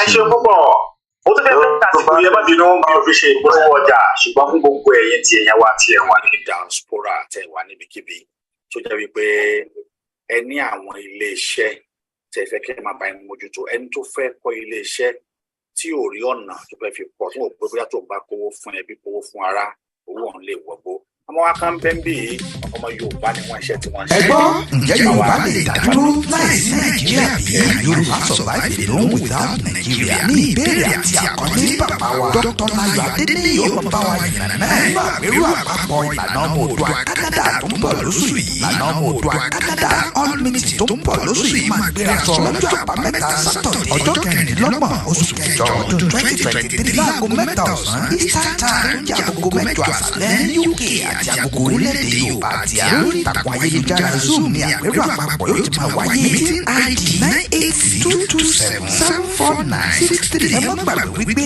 a ó máa ṣàfihàn àpérò àpapọ̀ yìí láì lórí Yorùbá World Media Yorùbá Kingdom TV ọmọbòrí owó media ọmọọba lànà TV koikimedia àti gbogbo ìkànnì mìíràn tó ń sọ̀rọ̀ sókè fún ìjàgbára òmìnira ilẹ̀ Yorùbá fún ẹ̀kúnrẹ́rẹ́ àlàyé síwájú sí tàbí fún ọ̀kan òjọ̀kan ìbéèrè tẹ́ bá ní ẹ kàn sí wa látòrí ìtàkùn ayélujára www.ilanachanada.org tàbí kẹ́fì àtẹ̀jíṣẹ́ sọwọ́ sí wa látòrí ilanachanada@gmail.com ẹ̀yin náà wá darapọ̀ láti gbọ́ òkodoro ọ̀rọ̀ ìdáhùn sí ìbéèrè yìí kẹ́rin náà kò láàrin wọn pé wọ́n ní tàbí ṣùgbọ́n ìdèdè títí gbọ́n látọwọ́ ìgbìmọ̀ tó wà fún ìpolongo ìlànà ọmọ Oòduà ti ìlú Canada. We end this transmission and we'll be back at 8 o'clock for the town hall meeting of Ilana Ọmọ Oòduà. Thank you so much for watching with us. Thank you so much for every one of you on different platforms. My name is Olayomi Koiki of Koikimedia, bringing the world closer to your doorstep. Adúpẹ́ lọ́wọ́ gbogbo ẹ̀yin tí ẹ darapọ̀ mọ́ wa lórí the Yoruba Youth Conference. Now at 8 o'clock, a máa padà wá láti join Ìlànà Ọmọ Oòduà Town Hall meeting. And on that note, have a very good evening. Bye for now.